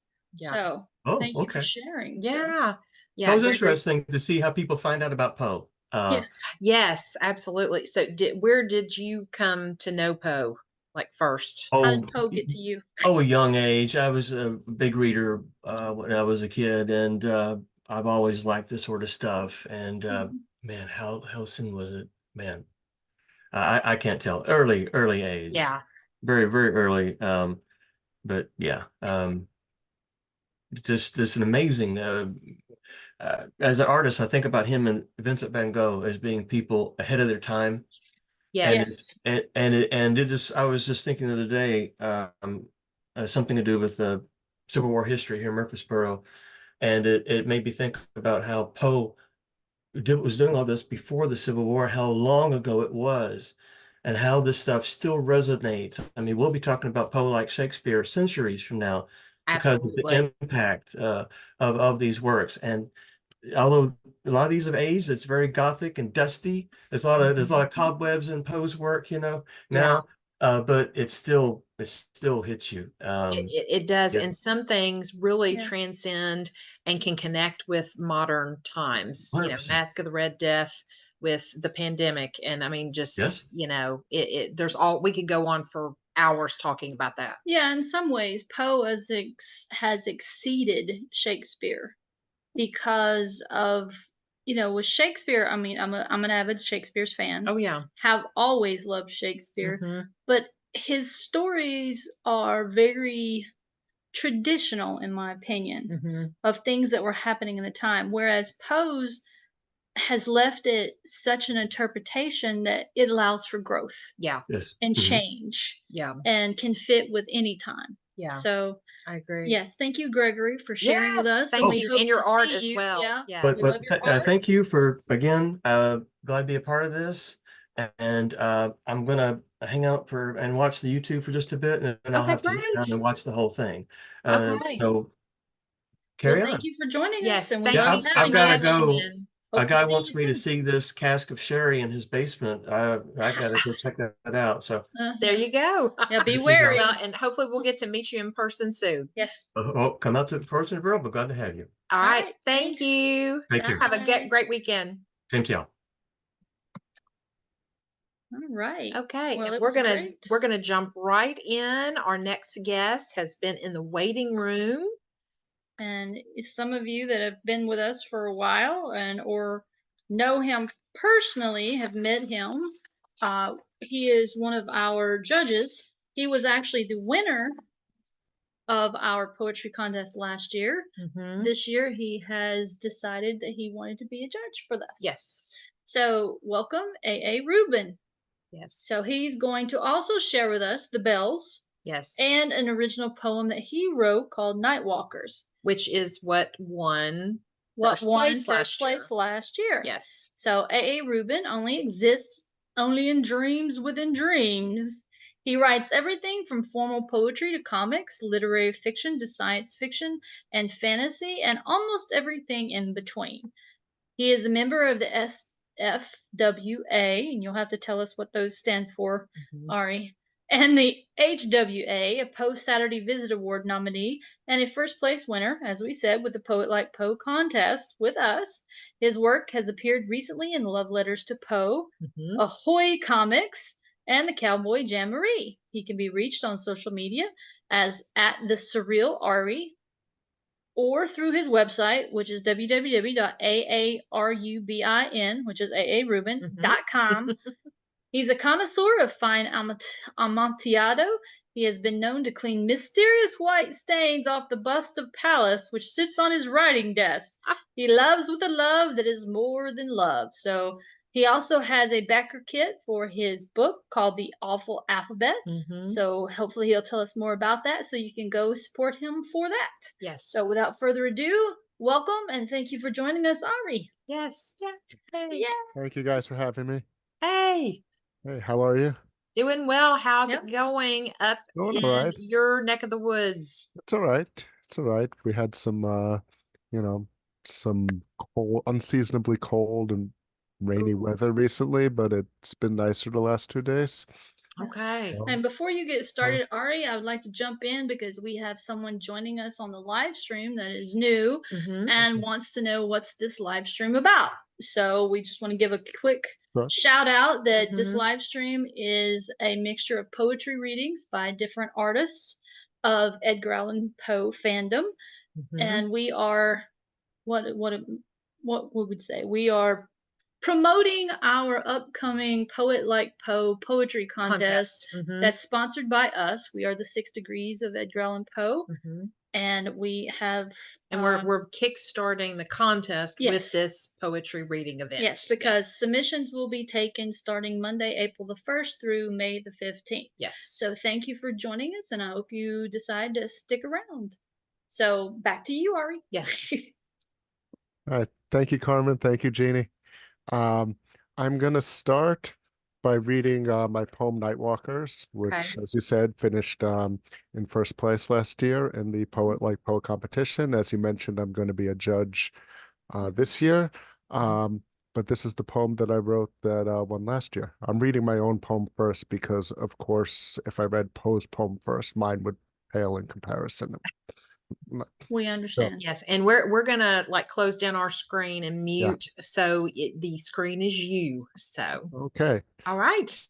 All right. So this is Nightwalkers. Whistling through the graveyard, I came upon a man, a ghost of one killed long ago, buried in that strand. No, I am not dangerous, he whispered soft to me. I just saw you walking here and sought some company. For I walk between these stones, alone, eternally. And so I walked there by his side, below the pale moon, whose light framed us beneath the clouds of night's dark inky gloom.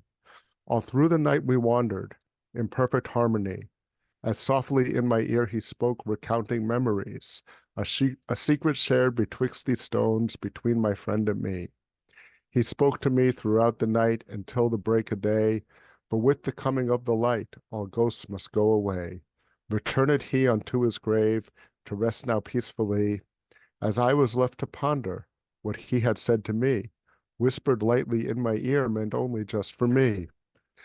And since that night I've wandered, and oft when I'm alone, I think about that night I walked between those sacred stones. I hope that when I'm dead and gone, if restless shall I be, some kind soul will stop a while and do the same for me. Walk with me and talk a while, and my companion be. So again, that was Nightwalkers by me, A. Rubin. That is the poem that finished first in the Poet Like Poe contest last year. Hope you enjoyed it. Now I'll move on to reading a poem by Edgar Allan Poe. I'll be reading The Bells, which is my favorite poem by Poe. I love the way that this poem shifts in the tone, and how the tone shifts are affected by the poetic techniques that Poe uses. I'm going to be reading from this pamphlet, which I got at the Edgar Allan Poe house in the Bronx, where he lived when he wrote The Bells. An interesting fact, because today is actually also the 85th anniversary of the first Batman story being published, that Poe Park in the Bronx, where the Edgar Allan Poe house is now located, the cottage, I should say, call it the cottage. The Edgar Allan Poe cottage is now located, is the site where Bill Finger and Bob Kane, the creators of Batman, first met to discuss the idea of Batman. So there's a connection between Batman and Edgar Allan Poe as well, beyond all the dark imagery and that kind of stuff. Anyway, this is The Bells. Hear the sledges of the bells, silver bells. What a world of merriment their melody foretells, how they tinkle, tinkle, tinkle in the icy air of night, while the stars they oversprinkle, all the heavens seem to twinkle with a crystalline delight, keeping time, time, time in a sort of runic rhyme to the tintinnabulation that so musically wells from the bells, bells, bells, bells, bells, bells, bells, from the jingling and the tinkling of the bells. Hear the mellow wedding bells, golden bells. What a world of happiness their harmony foretells through the balmy air of night, how they ring out their delight from the molten golden notes, and all in tune. What a liquid ditty floats to the turtle dove that listens while she gloats on the moon. Oh, from the sounding cells, what a gush of euphony voluminously wells, how it swells, how it dwells, of the future how it tells, of the rapture it impels, to the swinging and the ringing of the bells, bells, bells, of the bells, bells, bells, bells, bells, bells, bells, to the rhyming and the chiming of the bells. Hear the loud alarm bells, brazen bells, What a tale of terror now their turbulency tells, in the startled ear of night, how they scream out their affright, too much horror fight to speak, they only shriek, shriek out of tune, in the clamorous appealing to the mercy of the fire, in the mad expostulation with the death and frantic fire, leaping higher, higher, higher, with a desperate desire and a resolute endeavor, now to sit or never by the side of the pale-faced moon. Oh, the bells, bells, bells, what a tale of terror, of despair, how they clang and crash and roar, what a horror they outpour in the bosom of the palpitating air. Yet the ear it fully knows by the twanging and the clanging how the danger ebbs and flows. Yes, the ear distinctly tells in the jangling and the wrangling how the danger sinks and swells by the sinking or the swelling and the anger of the bells, of the bells, of the bells, bells, bells, bells, bells, bells, bells, in the clamor and the clanging of the bells. Hear the tolling of the bells, iron bells. What a world of solemn thought their monody compels in the silence of the night. How we shiver with affright at the melancholy meaning of the tone. But every sound that floats from the rust within the throats is a groan. And the people, ah, the people, they that dwell up in the steeple all alone, and who tolling, tolling, tolling in that muffled monotone, feel a glory in so rolling of the human heart of stone. They are neither man nor woman. They are neither brute nor human. They are ghouls. And their king it is who tolls, and he rolls, rolls, rolls, rolls a paean from the bells, and his merry bosom swells with a paean from the bells, and he dances and he yells, keeping time, time, time, in a sort of runic rhyme to the paean of the bells, keeping time, time, time, in a sort of runic rhyme to the throbbing of the bells, to the sobbing of the bells, bells, bells, to the sobbing of the bells, keeping time, time, time, as he knells, knells, knells in a happy runic rhyme to the rolling of the bells, bells, bells, to the tolling of the bells, of the bells, bells, bells, bells, bells, bells, bells, to the moaning and the groaning of the bells. That was The Bells by Edgar Allan Poe. Again, one of my favorite poems by Edgar Allan Poe. I love the way that the interior of the vowel sounds change the tone of the poem throughout. The use of repetition, which is something that I tried to use in my poem from last year, the varied meter. And I think it also shows his poetic range, where the ending of the poem is what we generally think of, what most people generally think of when they think of Edgar Allan Poe. The fourth part is all, Gothic with the ghouls and all of that kind of thing. The beginning of the poem, you got silver bells, you got wedding bells, then you get it, Happiness and happiness, then you get into the danger of the alarm bells and the sirens and all that. And then at the end, it moves into that, Golden bells Yeah. and Gothic bells and Gothic bells. the Yeah. death, So the death toll. And your background is so apropos for the reading of yes, the bells. So and I snaps. used to. We didn't get to do snaps. Oh, Yeah, there you you need go. the Thank you. Gothic priest in the background ringing the bells. Oh so Ringing the yeah, bells. the Yes, monk. I got a church bell. I got this off of Wiki Commons. You can get Nice. free images. I think it's a church in Scotland. Oh, very cool. But the Yeah. church, theoretically, this was written about there's many stories about what it was written up, but they believe that it was written about the bell in what's now Fordham University, Okay. Yes. which is Yes. near where the Poe Cottage was, Yes. where he Yeah. was living when he wrote this poem. Yes, and I've been there in Poe Yeah. Park, and we did an episode, I think season 1 or season I think it was 2, season 1. yeah, about Batman and Yeah. Poe, and I think Well, I I think think we we called it mentioned I'm Poe Man. Yeah, we did that Okay. one in the in season 1, but we also did one in season More 2 specific with a to with specific Batman Batman comic and that the they Nevermore. yeah, Yes. Mhm. because they actually included Poe as a sidekick Yes, to detective. Batman. Yes. Yes. Yeah. Which It's great. It's a great it is comic. ironic that Batman is so crossed with the Poe influence because DC, which most people may not know this, not present in company, I'm just saying, excluding present company, you probably already know this, but DC just simply stands for Detective Comic, Yeah. which kind of fits Batman perfectly. And since Edgar Allan Poe is the father of the detective story, it kind of fits that he shows up in Batman comics. Yeah. So Yeah. it's Your all hat wonderful. can kind of tie in and be a bat Yes, too. see, it can Yes. be a bat or the devil cat, A whichever bat or a one cat. you Yep. want. A bat or a cat. And Exactly. I think Ari, I think some comments were generated from your reading. Yes, Jeannie's Holly gonna and let you know. Season both say they love the bells.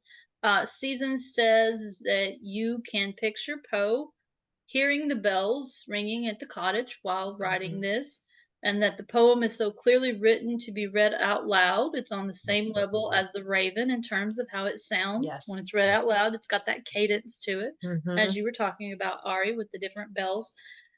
And bringing all the literary devices into the play properly, she says, well done. Mhm. So, yeah, unfortunately, Season had to duck out. She had kid stuff, Gotcha. but she said Okay. she would be back, and she said, hello, Ari, good job. Yes. Thank you so So, much. Yes. yeah, we enjoy having our Poe peoples joining us throughout the day and Absolutely. joining in. And I would say Are those bells earrings that you're wearing? Oh, actually, no, It's just they're Poe. Poe. They're And then you Poe. can't really see, but I Oh. have a Poe pendant as Okay. well. And funny enough, I got these earrings at the last Tiki festival we went to in January. She had like gothic things as well as Tiki things. And so I was like, okay, this makes Poe Tiki. Yeah. So, you He's know, Tipo, even yes. though he probably did not hang out in tiki rooms, but you know, Well, yeah, there wouldn't have been back No. then, but well, yeah. they would, but not with around that area. Not yeah, not what we would have Yeah. thought of. Tiki's been around a long, long time, but not what we think of tiki. Right. So, Ari, do you want to talk a little bit about your inspiration for Nightwalkers? Sure. It's a like I said, it's a Gothic poem. I write a lot of Gothic poetry, and since it is a poetry contest inspired by Poe, you want to do something that kind of fits with the idea, right? It's written, Mhm. it's metered and rhymed, like Poe's poetry was, but it varies in meter also, like Poe's poetry. It uses some of the same devices, especially in addition to the different metrical patterns, also the repetition, especially at the end of the verse. But I also wanted to do something maybe a little different, not entirely derivative. And it's you can see really with the point of view, and it also, the meter, it sounds like me. It doesn't exactly sound like Poe, but you don't want to do something completely derivative. And I'm glad that the judges last year enjoyed it Yes. and thought that it was, you know, close enough to Yes. Poe Yeah. to be in the contest. But that's basically it. I mean, I've been writing, that theme has come up a lot. It came up also in another poem that I had that won the blue ribbon at the Long Island Fair last year, which their theme for last year was Haunted Long Island. And again, I had a ghost coming back and talking to someone who was alive, Yeah. in a different situation, a completely different poem, but that kind of motif has been popping up in my poetry over the last few years, for whatever Okay. reason. Yeah, and I have Very to say, nice. in general, it's a genre that is trending right now in many mediums across the board. I know there's been some TV shows that are based around ghosts, Yeah. and then the supernatural from CW. Thankfully, it went off the air after 15 years. It should have died a long time ago. But anyway, So those motifs have been popping up back and forth, and you have to think that the pandemic definitely brought in some connections there. And like with your reading of the bells, and then with Gregory's indication of his reading of the bells, you can see the differing that the bells touch, the differing people that it touches through the reading, through their acceptance, the inflection and the cadence and everything can be differing between the readers, can be differing between the reciters. Yeah. And that all has a very poignant Poe attachment to it. So, we're glad that we have that sharing of the different views, and then everybody can read it themselves and hear it and find their own Poe voice. Yeah, find their own Poe voice. That's kind of the whole point, especially in the poetry world. Yeah. So, and then Ari don't you have not just the awful alphabet coming out? Do you not have? You were working on something else, right? Yeah, no, that came out last week. So I have the awful alphabet, Oh, it is out. Okay. which is the awful alphabet is on backer kit for another 11 days. Okay. Cool. It's a children's book for adults, and it is dark, and people who like Poe, it's dark, it's metered, it's rhymed, and people who like Poe will like it, although I'd say it is more modern than Nightwalkers or the types of things we'd be doing for Poe. So related but different, but I think that there's a lot of crossover appeal. It's on backer kit. If you go to backer kit and just search the awful alphabet, it will come up. I can put the link in the YouTube comments or something like that. I'll do that. Very cool. But yes, and then the other thing was last week, March 20th, it actually came out. I had a story in Ahoy Comics Project Cryptid, which was a Bigfoot story. Oh, So very again, cool. it's a parallel worlds Bigfoot story. And it was something that could only be done as a comic. It wouldn't work in any other medium. So it was half the issue of Project Cryptid from Ahoy Comics, issue number 7. You should still be able to, your local comic store should still be able to order it for you. Okay, great. They haven't all sold out. It was, even though it's number 7, each story in the Project Cryptid series is a standalone. It's not like you have to read 1 through 6 to get number 7. So it's an anthology series, and each issue has 2 standalone stories. So the story by me and illustrated by Richard Pace is along with the story by Joe Illidge and illustrated by Jamal Eigel. They're the 2 stories that comprise that issue, and if you only read that issue, you should read all of it because it's a great series. But you shouldn't feel like you have to go back to the beginning because it's not a continuous story. Each one is standalone. Okay. That's good. Very nice.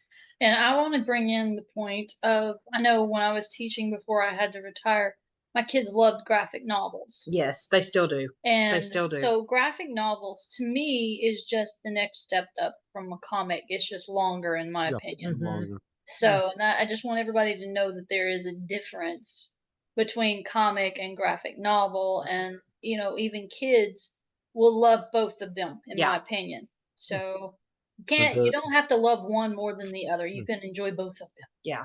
And in addition to the Batman thing, there's a long tradition of Poe in the comics. I know when we were down for Poe Fest last year, they had the exhibit of all the Poe comics.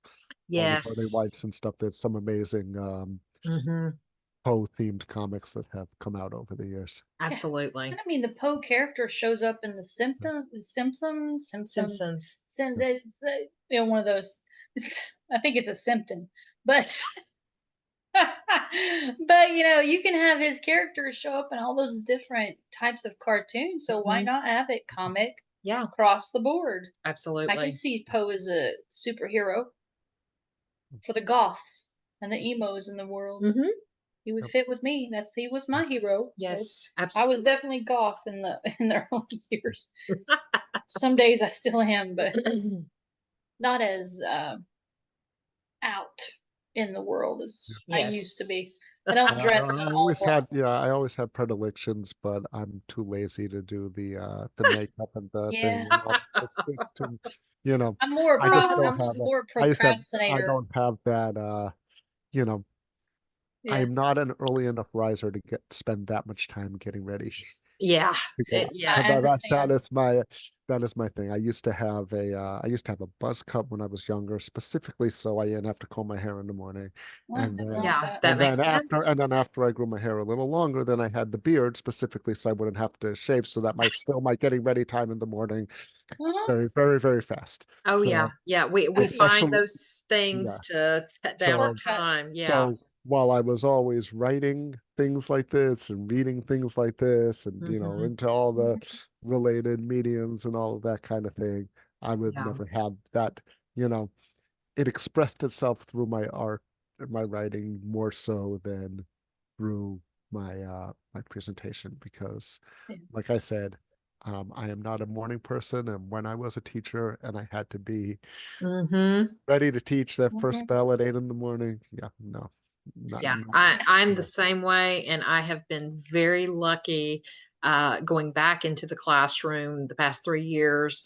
My planning time is the first, like on our even block day, on second period, first period No. of the day, and then first period on odd days. I'm a dean, so I can wake up and then I am full on third and fourth period. Yeah, So yeah, I totally get it. yeah, Yeah, my students enjoyed it most whenever I only had the first period and second period before I had to have them during third period Yeah. because I would be, more approachable. I'd had at Yeah. least 2 cups of coffee by then, so I wasn't ready to, get the flying monkeys on them. Right. They Yeah. actually the cup with the Wicked Witch saying "Don't make me release the flying monkeys" was one of my Mhm. favorite I had by a teacher. Because it's like, don't make me release the flying monkeys. But Ari, we love that you join us. We love having Yes. met thank you for you and having me. having you, involved. Yes. And what other projects are going to be are in the works right now? In the works right now. I'm working on a few things. I'm about to start querying a novel. So things Nice. may not, you know, I might not be writing as much because I'll be involved in that process. When my Hmm. backer kit, my crowdfunding campaign rounds up or finishes up, that's the next major thing that I have to do. Um, I have a short story coming out and an anthology about climate change Oh, coming neat. out of Virginia. I have a poem coming out in Spitball magazine, which is a literary journal um, dedicated to baseball. Mhm. Oh, Um, very cool. I have Okay. a poem in the forthcoming Love Letters to Poe Volume 3, Yeah, can't wait um, for that. as Yes. well as a villanelle based on the Telltale Heart, which is the Hmm. theme of that anthology. And I'm working on a few other the comics things are further off, but Okay. I'm always working on them. I always have my hands in many pots That's awesome. like that, That's and of awesome. course, judging the Poet Like Poe contest, Great. which Yes. Yes. starts on April 1st, the beginning Hmm. of Natural Poetry Month, and it ends on my Yes. birthday, Oh, Very that's April cool. 16th. Yeah, exciting. That's exciting. That's very yeah, perfect. Yes, and then you guys will have about a month and a half to go Judging, through yes. all of them, and we'll announce the winner on July 1st, just like there we we did go. last year. Yep. So, So yes. Yeah. we're looking forward to it. Yes. Yes, Yes. So, So, yes, again, Ari, thank you so much for joining hmm us, thank you for having me, sharing, as and always. we will talk to yes, you soon. yes. Have Yes, a wonderful weekend. yes, you too. All right. Bye. Bye. Bye bye. And then our next guest is an actual videography Yes, it is. Well, that was and I submitted. think what we're going to do is we're going to stay on schedule and Oh, move our 1:15 to after our 1:30. well, she's not here yet, though. That's why I was like, okay, we can give Yeah, it. because that both of them are videos. Oh, Yeah, so both of them. Trisha. Okay. Yes, yes. So I didn't we're realize. I didn't realize Trisha yeah. also did a video. She did a Sorry, video. I So thought she was going to be we're on gonna live. yes, and so we're gonna do. Well, Yes, I'm we're gonna going. let you introduce properly. Yes, for our next segment, we're going to have Trisha Schufelt, who will be presenting The Raven and the Rook and Asleep, which are all her original poems. Because Trisha Lee Shufelt is an author, artist, and a poet of several books, including The Ghosts of Nevermore, inspired by the works of Edgar Allan Poe. Other Poe-related works include the Poe Tarot, bronze winner of a Coalition of Visionary Resources Award and Saturday Visitor Award nominee for 2022. The Poe Tarot incorporates Poe quotes and whimsical macabre images from Poe's vast body of works. She published her 5th poetry book called The Ghosts of Winterbourne, which continues her Gothic poetry style. She recently published Unearthing Nevermore Golden Shovel Poetry, which true was inspired by Edgar Allan Poe also. She also writes dark fantasy novels under the pen name Andely Archer. You can find more information at www.artandsoul, all one word, .org, and follow Trisha at facebook.com, Trisha Lee Poetry, and Lee is spelled Leigh. So without further ado, she is going to join us on video with her own original poems. Yes. So thank you for sharing, Trisha. We Yes. appreciate it.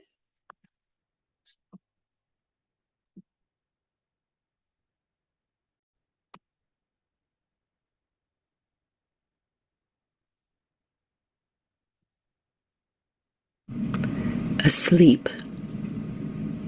No one saw the sparrow or heard him over the vespering din, as he took his throne above them, anointed by their sins. Yet still they called upon him with their apathetic tripe and worshipped in unconscious volition as though a sacred rite. Harbinger of peace they spouted through their salty, fervent tears, and built effigies in his honor to wall their misplaced fears. Then they went about their business, resolute in their faction, while death ruled above them, masked in duplicitous satisfaction.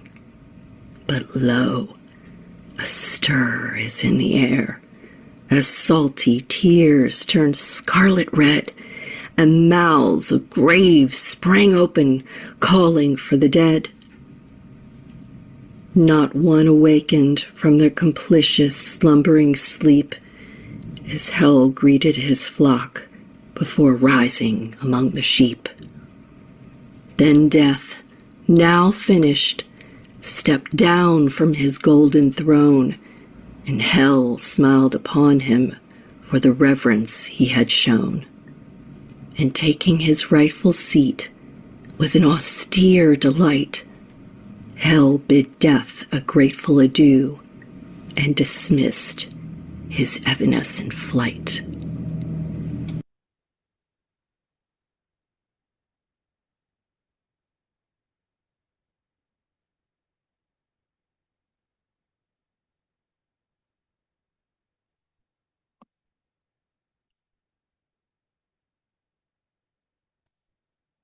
Love it. Yay! I thought she was doing. Was that all of them? Hold on. Oh, they're different. Okay. I think. Hold on just a moment. There we go. There it is. Yes. Give me just a moment. Had to go to a different spot. Yes.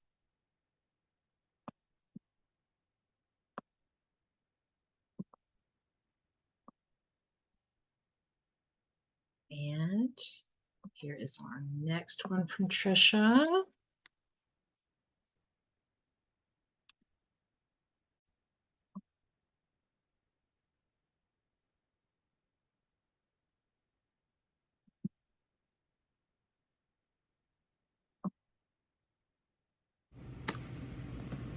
The raven and the rook take flight in the rapacious night, with their quixotic quills and wanton wills, to solemn poets' windowsills. Uncorking truths found in the walls of their muse, they scribe secrets beneath the gray paper moon. Nothing is trivial or lost, a master stroke from an epiphany, a fresh catch fished with a poisoned pin. Recipe of rhymes ripe again, calling back to some ravenous raven's rhapsody. You rook and you wraith, writhing within a writer's heart, watching and waiting for when it all falls apart. Anticipating when the well runs dry to pry and pour forevermore the ink in which we sink.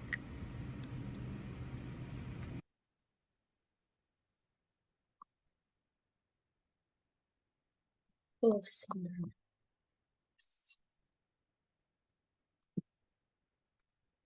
Yay. Yay! Yes, I love both of them. It's hard to pick which one I like the best. I think maybe Yes. Raven and the Rook, but they're beautiful, and her artwork to go along with the poems is absolutely like spot on, just very detailed. The colors go with the words, just absolutely beautiful. And then her voice reading them is amazing. Yeah, they have differing touches. Yes. So that's really good. Absolutely. She definitely captured it, from what she wrote with the reading of it. Yes. And she has joined us on Poe Unplugged to Mhm. read and she's read some of her works and talked Yes. about her works. Mhm. And she definitely gives us the Poe vibe. Yes, absolutely. And cool enough, we are doing an interview with her next week, which will probably be coming out not this Sunday, will be our next Poe Unplugged about the mysteries surrounding Poe's death. That will be published on this coming Sunday, on Easter Sunday. Yeah. And then Trisha's interview will be published the following Sunday. So we're excited about that. Yeah. Yes. So it's right in line. And Trisha will also be a judge for our poetry contest. Yes, and she was a judge last year, and we're so happy to welcome her back and glad that she's going to be a part of this once again. Yes, our host of judges are varied and very plethoric, but in their I don't know if that's an actual word, but I created it. Yes. In their visions, we have a retired university professor that's joining us this year as a judge, and we have and he's a regular on Poe Unplugged. Yes, Dr. we Jeff had Thompson. the pleasure of meeting him in person here. Yes, and at a horror movie. Yes, at a horror movie, because he also has at a horror theater. A Dark Shadows influence. That's Yes. his. That's his noon. He has not a podcast. He has a podcast with dedications to Dark Shadows. He's written a couple books. So Yes. unfortunately, we weren't able to have him on today, but we Yes. wanted to give a shout out to him. Yes, So and Dr. Jeff. kind of tying into that Dark Shadows, Mhm. as Jeannie knows, and some of the people on Poe Unplugged know, I'm watching Dark Shadows for the first time, and I'm in like season 16, and so I've still got 10-ish seasons to go. And it's real unusual to notice and remember for those of us that aren't as old as when it first originally came out. We weren't born yet. Yes. Yeah, we caught up like halfway in the seasons. Yeah. But it's like its own gothic soap Oh, opera. it is. And what I was going to mention to tying to our poetry connection is I'm into the time frame of 1897, and one of Quentin's children is named Lenore. And so I thought that was really cool. That was really cool. It fits. I mean, there's so much crossover. Dark Shadows, why would they not, have a Poe crossover? I'm just saying. Oh, exactly. Exactly. And what would be kind of cool is to maybe take a break for a moment and read the poem Lenore. Yeah, that'd be good. That would definitely be a nice sequitur. While I'm pulling that up, would you like to see if there's any comments for Trisha? Holly said Trisha is so talented. Looking forward to her interview. And then she knows Dr. Jeff, says Dr. Jeff is awesome. Yes. Now, we agree wholeheartedly. Ari, unfortunately, had to bow out like season. He had some child issues. Well, not really issues, child opportunities. Stuff. Yes. Child opportunities to take care of. He said he would try to get back before it ended. So that's great. If I had any children, they'd been way gone. They'd be grandchildren by now. Technically, they kind of are. Or like me and Jeff, we have grandcats. Yeah, grandcats. We have grandcats. cats are And you know, birds, grand well, if you birds. think about it, cats are in the same area because they do yell at you in a different language That's that you true. don't understand, and you're just sitting there going, "I don't know what you want." This is true. So This is true. they do have that connotation with children. Yes. So, All right. So Jeannie and I decided that, there would be some time where we could do some readings ourselves. And so Lenore is one that I chose. And so I'm going to read this one. Jeannie's going to read another poem later. We're not going to tell you what it is, but it will pop up. So are we ready for Lenore? Absolutely. So without further ado, all right, here we go. Lenore. Lenore. Ah, broken is the golden bowl, the spirit flown forever. Let the bell toll, a saintly soul glides down the Stygian river. And let the burial rite be read, the funeral song be sung, a dirge for the most lovely dead that ever died so young. And Guy de Vere, hast thou no tear? Weep now or nevermore. See on yon drear and rigid bier, low lies thy love, Lenore. Yon hair, whose cheeks of pallid hue with tears are streaming wet, sees only through their crocodile dew a vacant coronet. False friends, ye loved her for her wealth and hated her for her pride.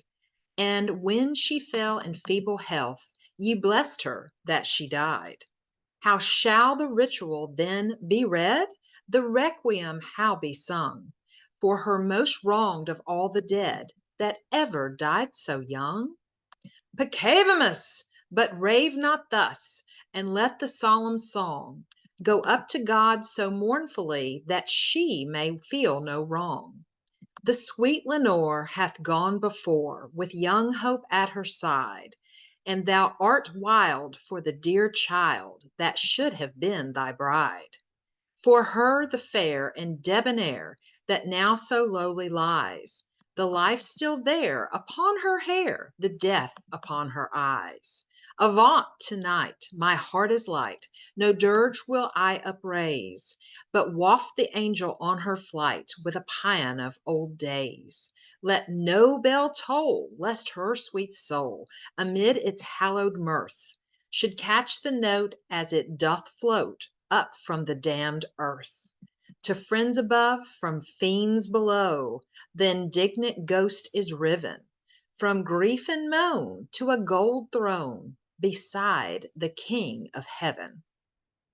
And that was published as a paean in 1831. Yes. So Poe, once more showing off his Greek ideologies and illusions. Yes. With the river Styx and death and all that wonderful stuff. Absolutely. So that was awesome. Thank you. Thank you. Thank you. Thank you. Gotta do the little stuff as much as I can with that thing. Yes. That hand. The other one's like a lost cause, but okay. Yes.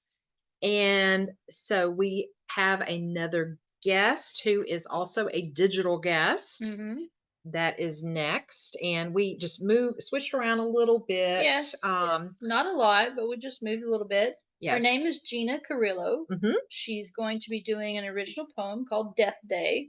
She is also known as Black Widow, is a spoken word artist from Franklin, Tennessee, which is down south of us around the Murfreesboro area. Yes. She is the creator of the Prodigal Poets Poetry Collective and author of Kaleidoscope, which can be found at Amazon and Barnes & Noble.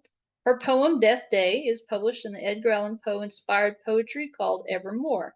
She can be found on Instagram at Black Widow Poet, all one word. Yes. So without further ado, our video is coming to us with her original poem of Gina Carrillo. Yes, and Gina is also part of the Poetry in the Burrow Collective as well. She's our third reader from that. And so we're so happy. Thank you, Corey Wells, who I contacted at Poetry in the Burrow and was able to connect us with Gregory, Brianna, and Gina. This is amazing that we can have some fellow Tennesseans join in on the Poe Fund. So so more Poe people. Yes. So here we go with Gina's poem. Nice.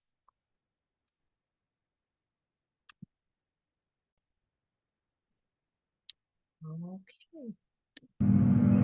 Death Day.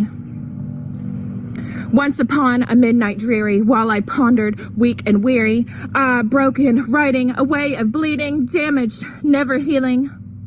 I know how Pope felt when he lost his sweet Lenore. Quoth the raven, nevermore, an anthem for the kingliest dead that ever died. So young, sorrow for the lost Lou, still the beating of my heart. Darkness there and nothing more. My soul grew stronger. In fact, I was napping until you came so gently. You came rapping, tapping at my chamber door. All my soul within me burning. Death, this mystery I had to explore. Deep into that darkness peering, long I stood there wondering, fearing, doubting, dreaming dreams no mortal ever dared to dream before.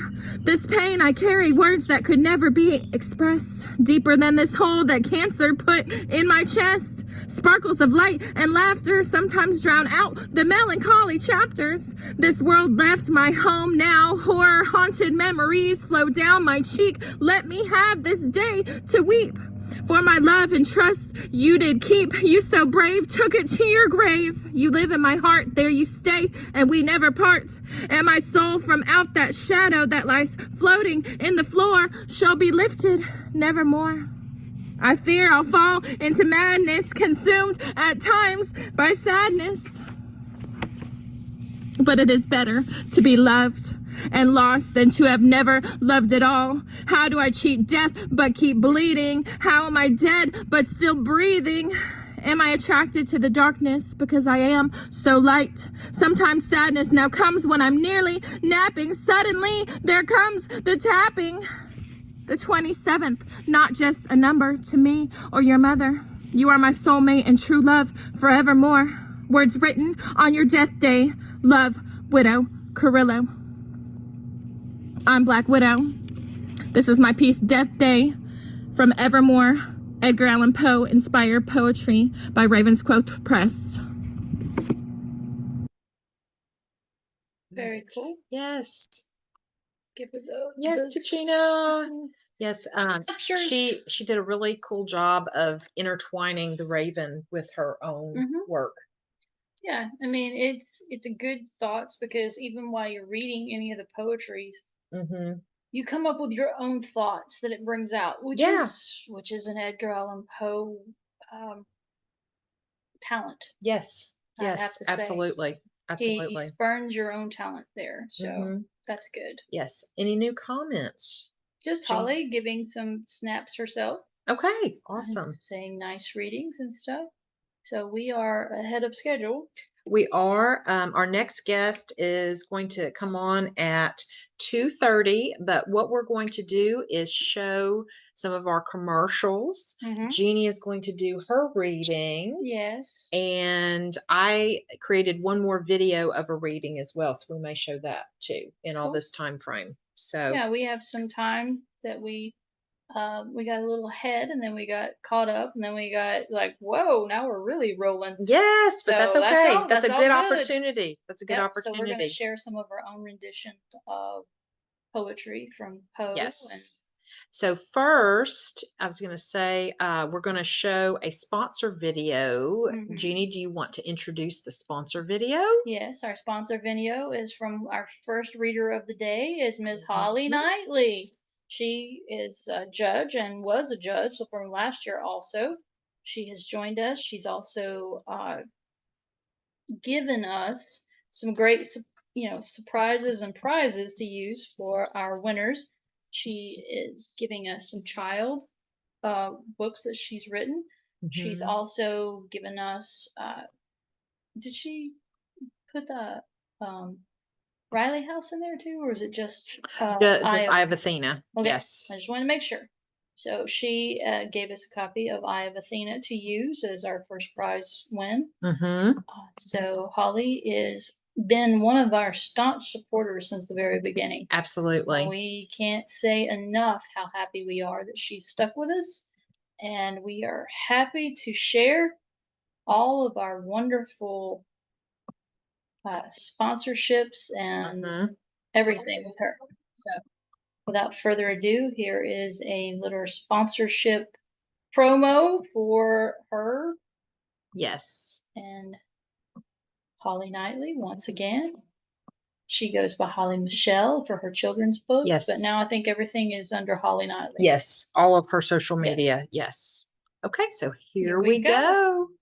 Should get the share screen. And down I pat now. absolutely love this picture of her, her headshot. Yes. It is very regal. Regal. I love it.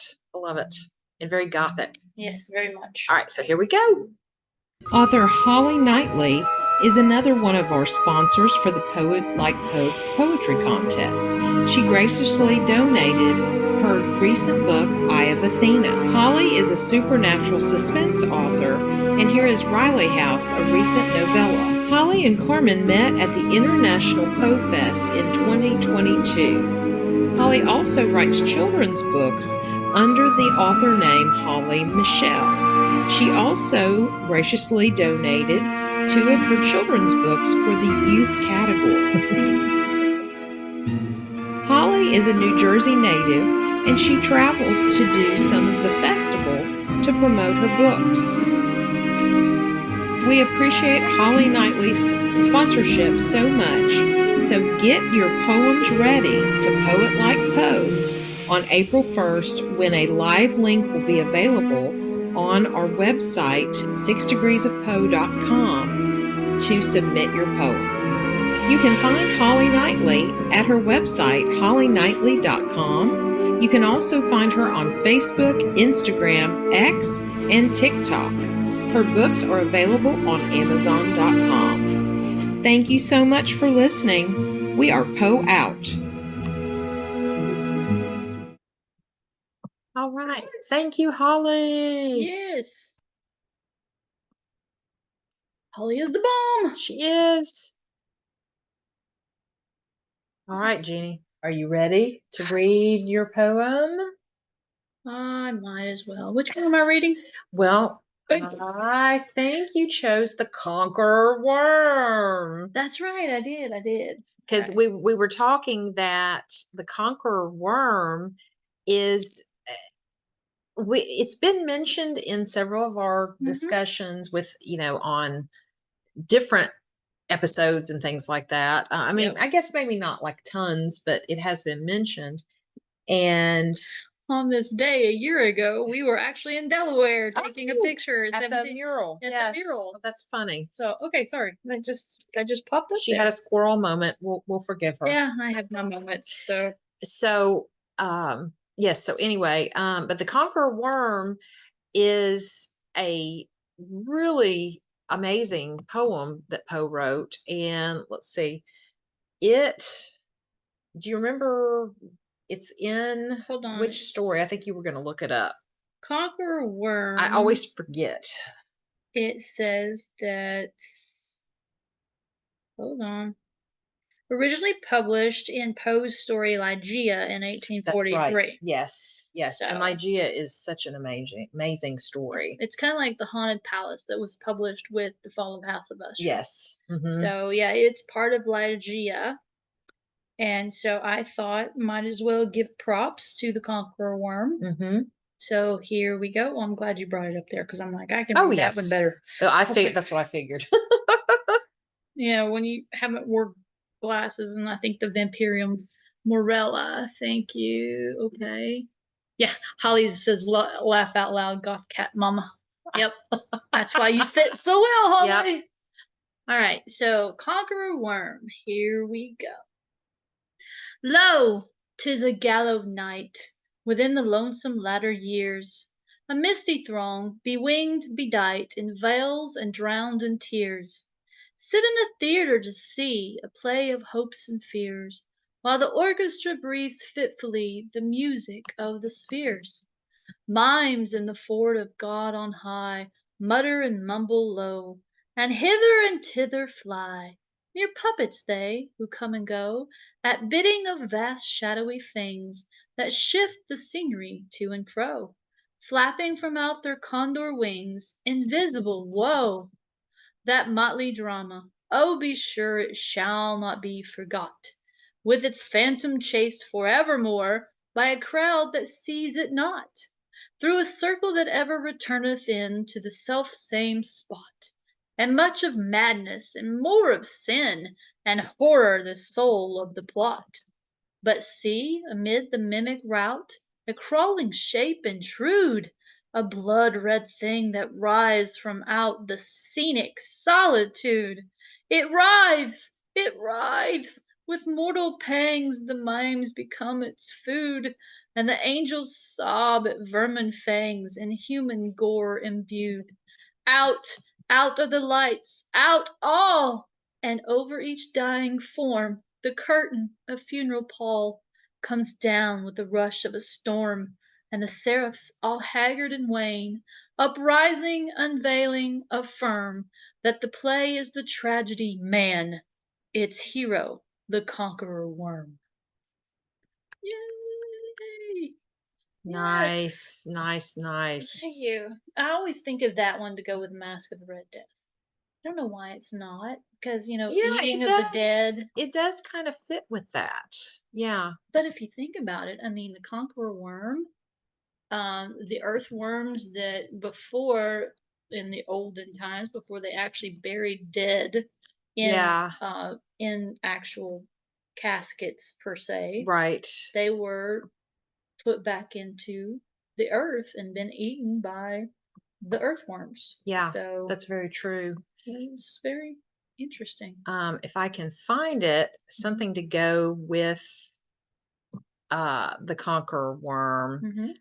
My cat Mitt, he is my tuxedo cat, loves to bring us the conqueror worm. He has this stick toy, and it looks Yes. like red little fuzzy balls stuck together, Yes. almost like a caterpillar. Yes. And we finally were like, you know what? It's not a snake; it's a conqueror worm. It is. And It so is. here's a He's the little protector of us from the conqueror yes, worm, so and it does not take us down. right, and every time he brings it, we have to tell him he's the savior, he's the hero for Yes, killing you the have to give conqueror him his worm. praise so he can Yes. appreciate. So And it's okay, Gregory. Morella and Ligeia sometimes can get intermixed also in my mind. yeah, I agree. Yes. Yeah. And then thanks, season. I'm glad you enjoyed it. Yes, Holly, it was thank great. you. You did a great So, job. And I will say the only reason Berenice I can keep separate from the other two, because yes. Rowena is also mixed in with those, Mhm. is the teeth. Mhm. That's all I'm going to say in case someone has not read it. So Yeah, that's a good idea, Susan, to do a visual storytelling of the mask with that poem read over it. oh I can see yes, that definitely. another idea for Mhm. video. All right, I so might have to just look into that here's a myself. little cat tax. We're going to show Yes, Mr. Mitt. protecting us from the conqueror worm. You can hear him. Yep.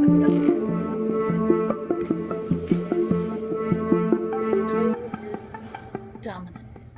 Yes, and it's just a little short. And I included the clone of blood red thing that writhes. Yes. And what's kind of even spooky too with Mitt is the conqueror worm ends up being a shape. Like right there, it was a question mark. Occasionally it's a heart. And I'm like, is he trying to give us signs of things? Well, with my cat that I lost back in November, it was that November thing also. Yeah. That really affected me, that caused me to write Death Takes No Prisoners because of other things. Right. She was so smart that she had this shoelace that she would bring to her bowl, Yeah.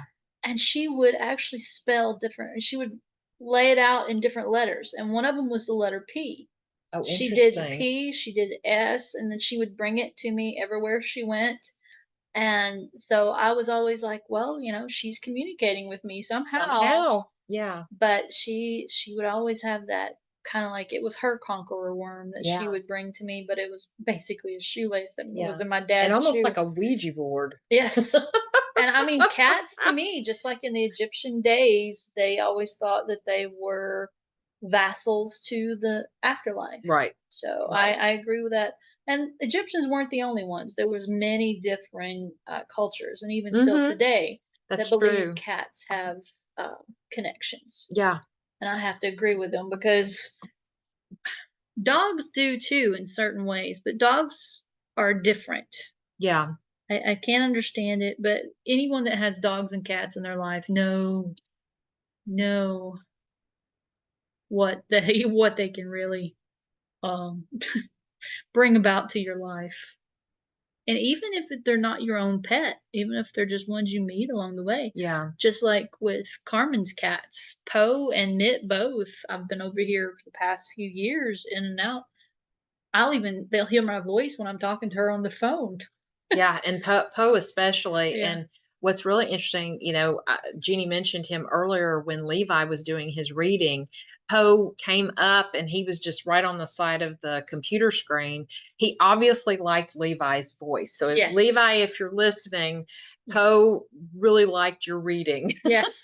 He loved the poem To Helen, and he really enjoyed you reading it because Yes. he gave you like swipes on the computer Yes. and meows. So Yeah. if you're listening, Levi, you have a fan in Poe. Yes. Yes. And season, very good. Yeah, OMG, LOL, death shall not win. No.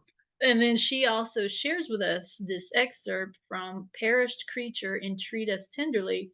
It says, Death sets a thing significant the eye had hurried by. Oh. Or I had hurried, and it's a by an excerpt of Okay. Perished Creature. Oh, So very thank you for nice. sharing, Season. Yes, It thank you, is. Season. It is very much death. Death is entreated in a lot of Poe's works, and Mhm. it's been a highlight of my life. Yeah, me And as it's well. one of my very first memories was the death of my grandfather. I was at his funeral. I was 3. So it is, like I share that with Poe. Mhm. I had Mhm. just turned 3 when my grandfather died, and Yeah. Poe was still 2.5. He died, he turned 3 the month after his mom died. Right. So Yeah.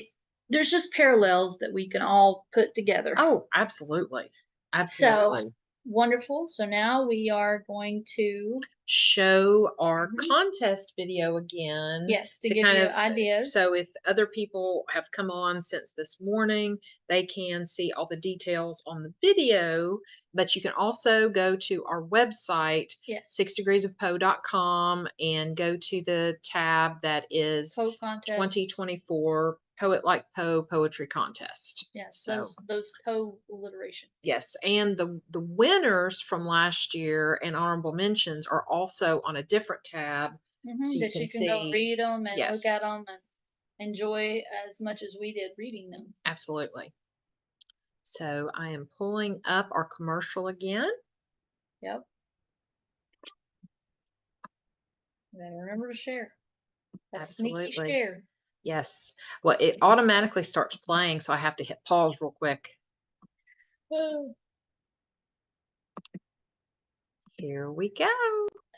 And action.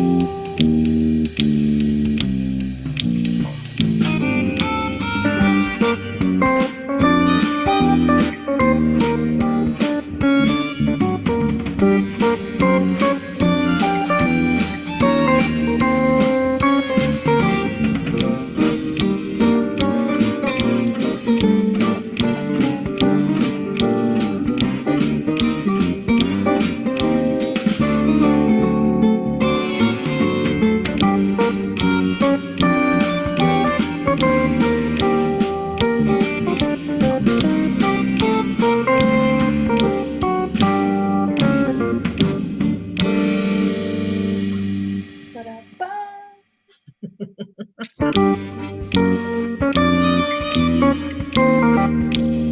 as you see, several of our readers are also our judges.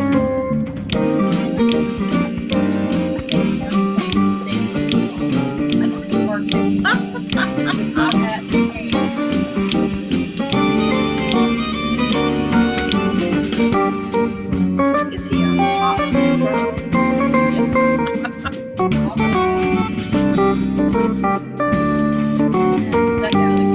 Okay. She's trying to get back to Chris. Oh, great, great.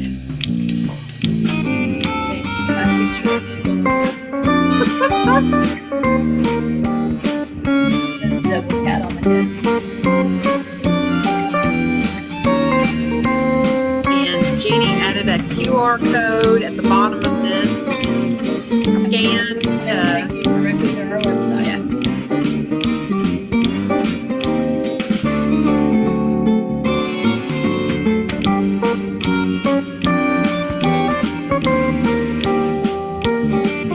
I love how it has the snaps in there for the poetry. I know. That's cool. Again, I stop sharing first. Yes. Okay.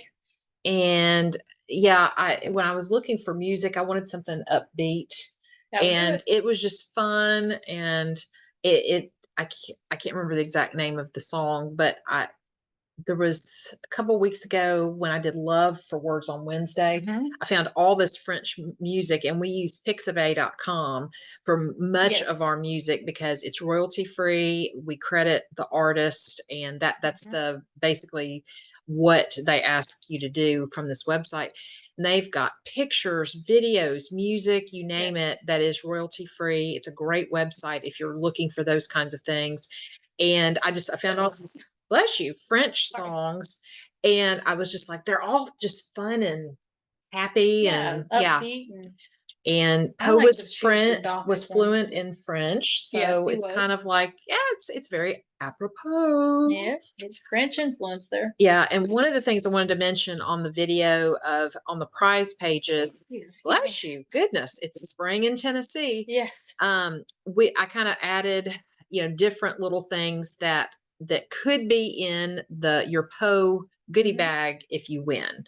So just wanted to give I showed the pin, the t-shirt, or one of our t-shirts, and then the sticker and the magnet, I think is, and stickers, bookmarks. Yeah, and bookmarks. We have other things too, because we have journals, pillows, we have all kinds of things. And for those of you that don't know, we do also have Patreon. Yes. So you can get on our Patreon and we will do little additional podcasts. Videos and stuff that we share out along with crossword puzzles, depending on what tier you choose. Right. So if you want to check us out, you can go to Patreon and look up for 6 Degrees of Edgar Allan Poe. Yes, absolutely. So we don't use Edgar A. Poe. We use Edgar Allan, and it's Allan, not an E-N, people. Yes. Just make sure. Thank you. Yes, because I have made it my mission. We have a chain of used bookstores here in Tennessee, and I believe they may be in another state maybe as well. McKay's. Yeah, it's McKay's. They're in at least 4 or 5 different states. We make trips there because it's not like local, like close. It's 45 minutes away. The one in Nashville. It's on the other side of Nashville. But there's one in Chattanooga. There's one in Knoxville, and so I used to frequent Knoxville a lot. But so the one in Nashville, it has 2 sections for Poe, and one of the sections his name is spelled correctly, and the other one it's not. And so I reported it to the lady at the counter, and she was kind of like, "You're going to have to tell somebody higher than me." I'm like, "You can't pass on this," and so. It's my mission to make sure his name is spelled correctly at the bookstores. Yes. It's because in essence, Allen is not his real middle name. Allen is Right. the last name of his, foster family. Yeah, John and Frances Allen. Yes. And so that makes a whole big difference, in my opinion. It does. And he a lot of times would introduce himself as Edgar A. Poe Yes. or sign his name E.A. Poe. Mm-hmm. And so, many times I might even say Edgar A. Poe, but a lot of times just the flow of the Edgar Allan Poe, it's very rhythmical. Really. It kind of fits with our cadence that we It does. It does. So it's just the third one. Uh-oh. Okay, again, I think I got it. Okay. Okay. Again, it's spring in Tennessee and people are mowing their grass and things today, and that's okay. So I guess next, Jeannie. Yes. We can show another video. Micah Cover will be with us closer to 2:30, and so once he jumps, once he jumps on, we will introduce him, and he's got some readings for us as well. So he's going to be live, but we're going to show a little video. No, I'm going to show my video I put together. Oh, okay. Yeah. That video. I thought you were going to show both videos. No, and we'll do that in a minute. Okay. And so, so I did another reading of one of Poe's poems, which one person was going to read this and then just didn't get the opportunity to, only because of time. And so I felt like this poem I absolutely love. I know Jeannie loves it too. Mm-hmm. And it's the closest thing to Halloween to me that Poe wrote. Yeah, it's the closest theme to most everything that he has, in my opinion, for Halloween. So I recorded myself reading Ulalume and put a nice video with it. So we're going to show that next.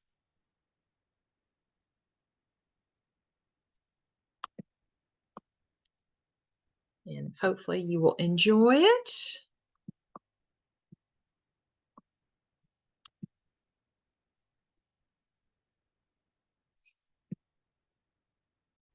And here we go. Ulalume, a ballad. The skies they were ashen and sober, the leaves they were crisped and sere, the leaves they were withering and sere. It was night in the lonesome October of my most immemorial year. It was hard by the dim lake of Auber, in the misty mid-region of Weir.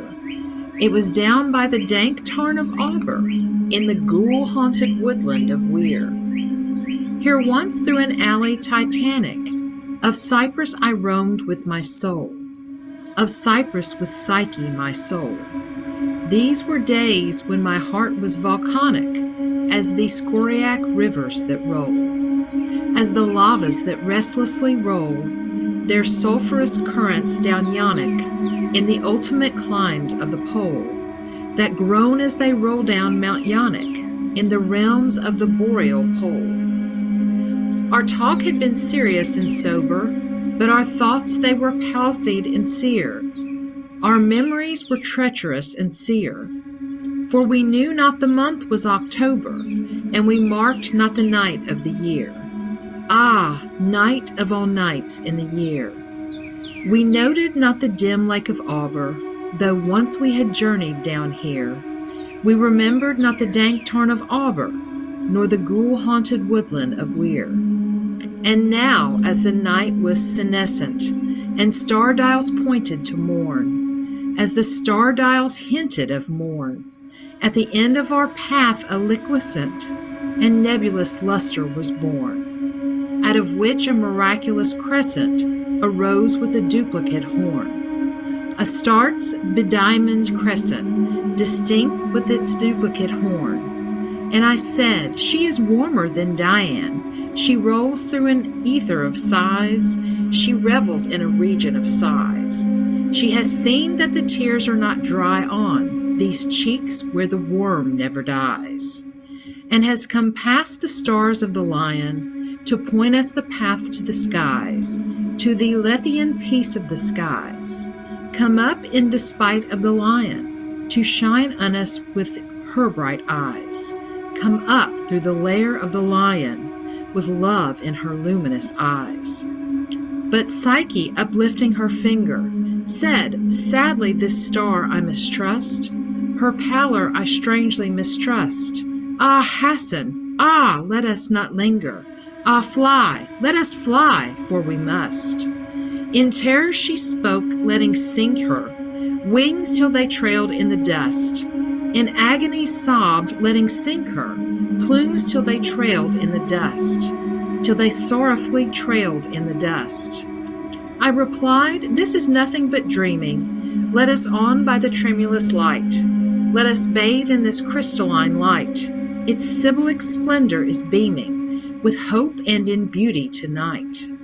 See, it flickers up the sky through the night. Ah, we safely may trust to its gleaming, and be sure it will lead us aright. We safely may trust to a gleaming that cannot but guide us aright, since it flickers up to heaven through the night. Thus I pacified Psyche and kissed her, and tempted her out of her gloom, and conquered her scruples and gloom. And we passed to the end of the vista, but were stopped by the door of a tomb, by the door of a legended tomb. And I said, what is written, sweet sister, on the door of this legended tomb? She replied, Ulalume, Ulalume, 'tis the vault of thy lost Ulalume. Then my heart it grew ashen and sober, as the leaves that were crisp and sere, as the leaves that were withering and sere. And I cried, it was surely October, on this very night of the last year, that I journeyed down here, that I brought a dead burden down here. On this night of all nights in the year, ah, what demon hath tempted me here? Well, I know now this dim lake of Auber, this misty mid-region of Weir. Well, I know now this dank tarn of Auber, this ghoul-haunted woodland of Weir. Said we then, the two then, ah, can it have been that the woodlandish ghouls, the pitiful, the merciful ghouls, to bar up our way and to ban it, from the secret that lies in these wolds, from the thing that lies hidden in these walls, have drawn up the spectre of a planet from the limbo of lunary souls, this sinfully scintillant planet from the hell of planetary souls.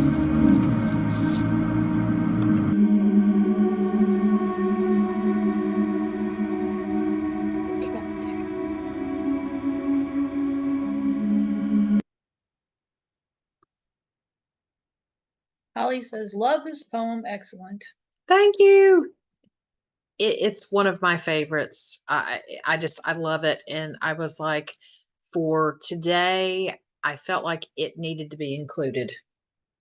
Yeah, I mean, I agree. And it's reading it aloud. I think I could have totally done it. However, it is one of his longer poems, and Yes. I had to reread it a couple times to get it just right and practice before I recorded it. And so just trying to also find the visuals to go with it was a lot of fun. The last part of me in the cemetery, it's one of our old cemeteries here in Nashville, and that was actually on Halloween. Yeah. My husband and I were Gomez and Morticia. Yes. And the second time we actually dressed up and went there on Halloween. And so he took, bless you, he took the video. Excuse me. All right, Sorry. Jeannie, you are blessed. Oh. Tennessee allergies. Yes. But so it worked out really good. And then we also do a little thing on most all Wednesdays in case I am late home from work or tired.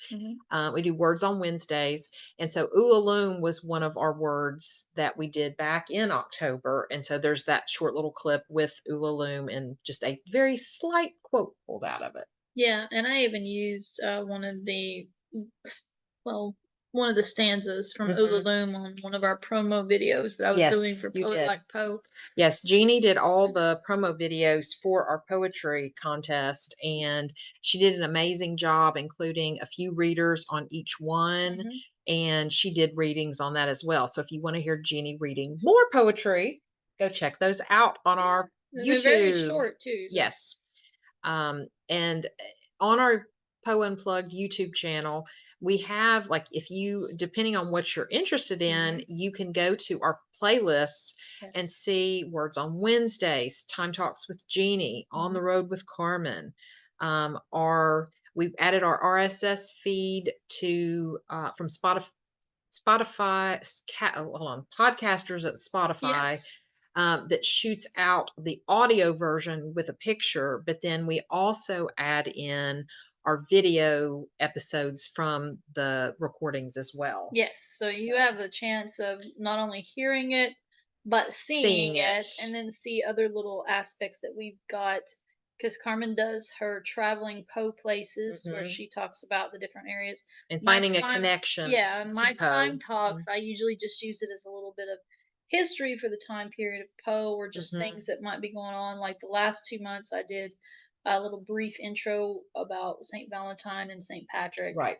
And then for the month of April, I'm actually going to center it around poetry. Oh, nice. Going to do Very a little, nice. do a little history about poetry and Okay. Poe's influence in poetry. Nice. So I'll be hopefully, anxious for that. yeah, they're only about 7 minutes, so it's not Yeah. big long anything, and Yeah. And it's not my tea. The teacher in me has to stop myself because I'm like, I'm not teaching a full lesson here.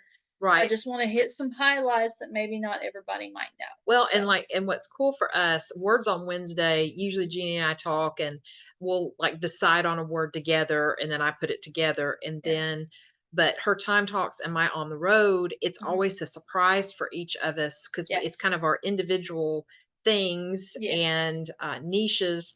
And it's like a cool surprise to watch, like her Mhm. Time Talks when she gets them done. And so it's Yeah. fun. It's a lot of Yeah. fun. Oh, and I was showing her earlier my, past year, the memories that pop up. And one of Right. the memories for today that popped up was when we did the video in Delaware. Yes. So For On the Road. for her On the Yes. Road with Carmen. And so I was like, oh, that's kind of, Yeah. They poetic in itself. Oh yeah, they have a really cool mural for Poe. And so if you're ever there, check it out Mhm. and So, go watch the video yes. on our Poe YouTube. Unplugged. Yes. And so Micah has entered the waiting rooms. We're going to go ahead and join him in. Yes. So and we're going to give a little background too for Micah, like we've done with everybody else. Micah is also one of our Poe Unpluggers that's stuck around Yes. almost since the very beginning, and we were Mhm. happy to have him join us. Hey, Micah. So, Hey, hey, Micah. hey, Hey. you guys, Welcome. you guys look wonderful. Yeah, I feel Thank you. underdressed. You look wonderful. Thanks. I'm a little devil cat, Yes. So She's been a devil cat, a bat. What else? yes, just a devil. Yeah, and just the devil.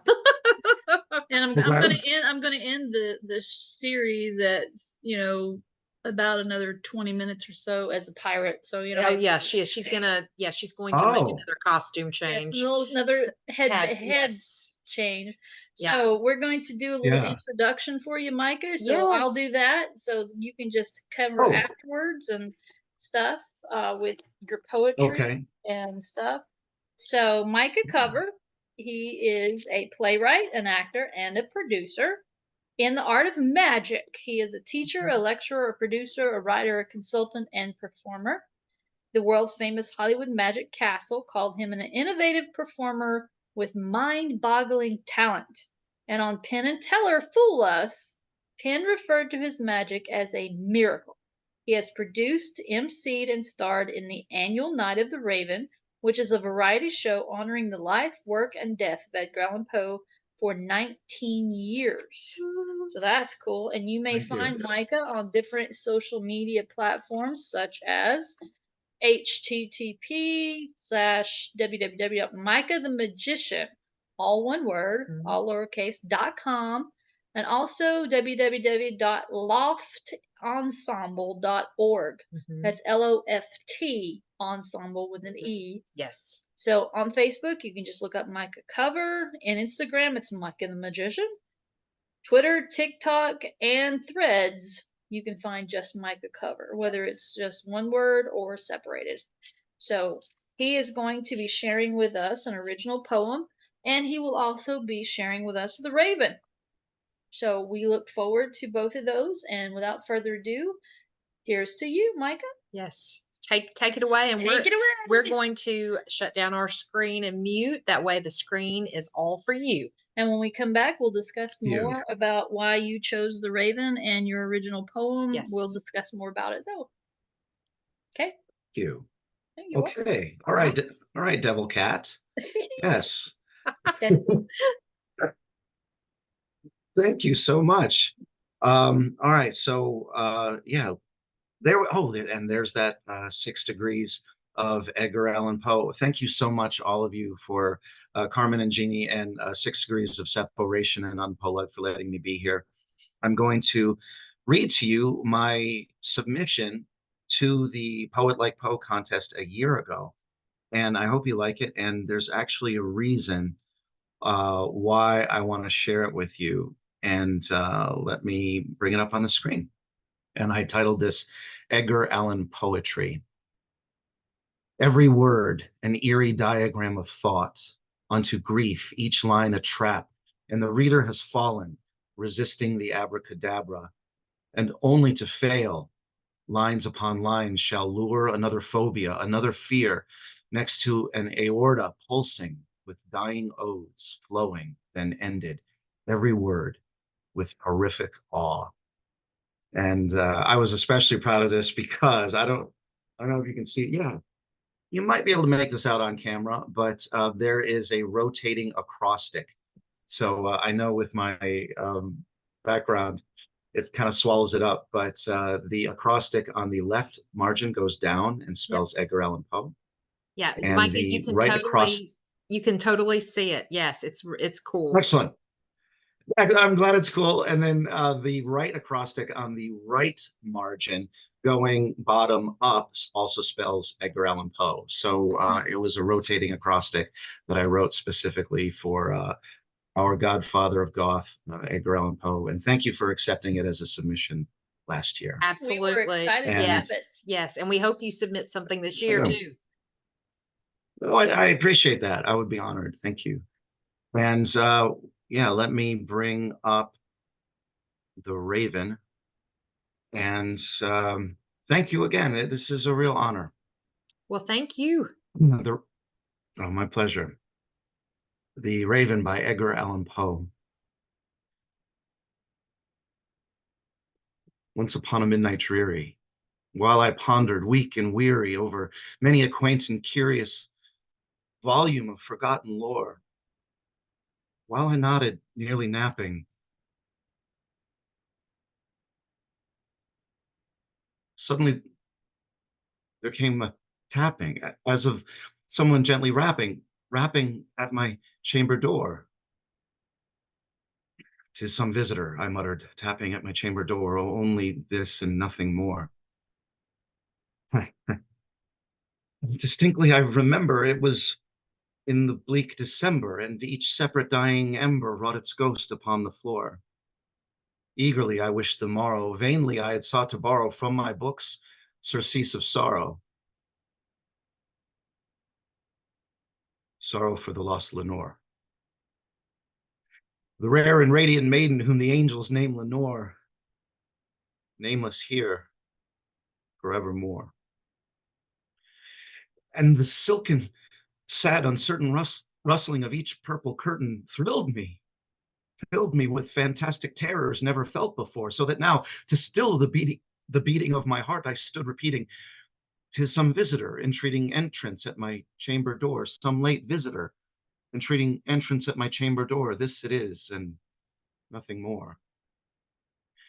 Presently my soul grew stronger, hesitating then no longer. "Sir," said I, or "Madam, truly your forgiveness I implore, but the fact is I was napping." And so gently you came rapping, and so faintly you came tapping, tapping at my chamber door that I scarce was sure I heard you. Here I open wide the door. Darkness there, and nothing more. Deep into that darkness peering, long I stood there wondering, fearing, doubting, dreaming dreams no mortal ever dared to dream before. The silence was unbroken. The stillness gave no token, and the only word there spoken was the whispered word, Lenore? This I whispered, and an echo murmured back the word, Lenore, Lenore, Lenore, Lenore. Merely this and nothing more. Back into the chamber turning, all my soul within me burning. So soon again I heard a tapping somewhat louder than before. Surely, said I, surely that is something at my window lattice. Let me see then what thereat is, and this mystery explored. Let my heart be still a moment, and this mystery explored. Tis the wind, and nothing more. Open here I flung the shutter when, with many a flirt and flutter, in there stepped a stately raven of the saintly days of yore. Not the least obeisance matey, not a minute stop nor statey, but with a mien of lord or lady, perched above my chamber door, perched upon the bust of Pallas, just above my chamber door, perched and sat, nothing more. Then this ebony bird beguiling my sad fancy into smiling by the grave and stern decorum of the countenance it wore. Though thy crest be shorn and shaven, thou, I said, art sure no craven. Ghastly, grim, and ancient raven wandering from the nightly shore, tell me what thy lordly name is on the night's Plutonian shore. Quoth the raven, nevermore. Much I marveled this ungainly fowl to hear discourse so plainly, though its answer little meaning, little relevancy bore, for we cannot help agreeing that no living human being ever yet was blessed with seeing bird above his chamber door, bird or beast upon the sculpture bust above his chamber, with such a name as nevermore. The raven, sitting lonely on that placid bust, spoke only that one word, as if his soul in that one word he did outpour. Nothing farther than he uttered, not a feather than he fluttered, till I scarcely more than muttered, other friends have flown before. On the morrow he will leave me, as my hopes have flown before. Then the bird said, nevermore. Startled at the stillness broken by reply so aptly spoken, doubtless, said I, what it utters is its only stock and store, caught from some unhappy master, whom unmerciful disaster followed fast and followed faster, till his songs one burden bore, till the dirges of his hope that melancholy burden bore of nevermore. But the raven, still beguiling all my fancy into smiling, straight I wheeled a cushioned seat in front of bird and bust and door. Then upon the velvet sinking, I betook myself to linking fancy unto fancy, thinking what this ominous bird of yore, what this grim, ungainly, ghastly, gaunt, and ominous bird of yore meant in croaking, nevermore. As I sat engaged in guessing, but no syllable expressing to the fowl whose fiery eyes now burned into my bosom's core. This and more I sat divining with my head at ease, reclining on the cushion's velvet lining that the lamplight gloated o'er, but whose velvet violet lining with the lamplight gloating o'er she shall press nevermore.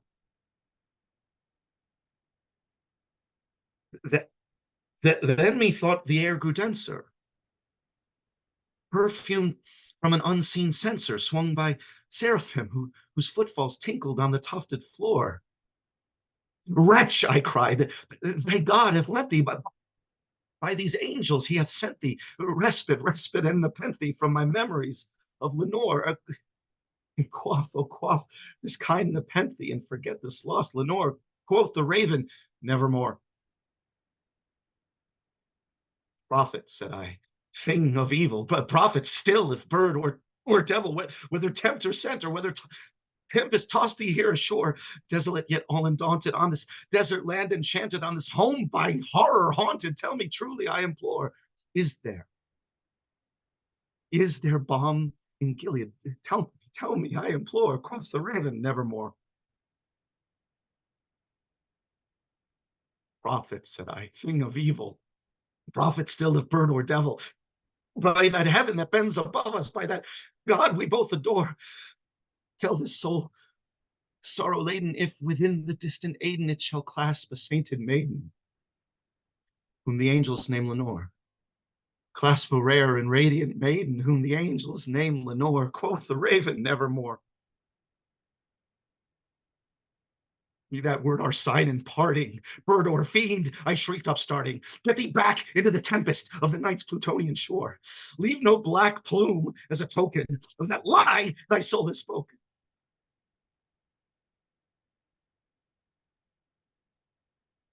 Leave my loneliness unbroken. With the bust above my door, take thy beat from out my heart, and take thy form from off my door. Quoth the raven, nevermore. No.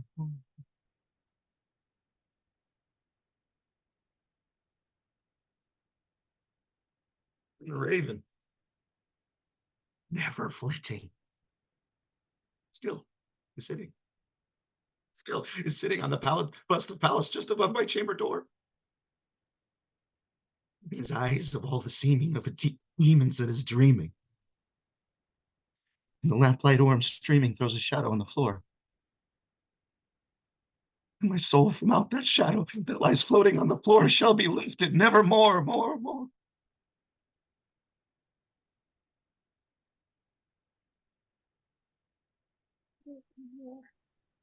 That's it.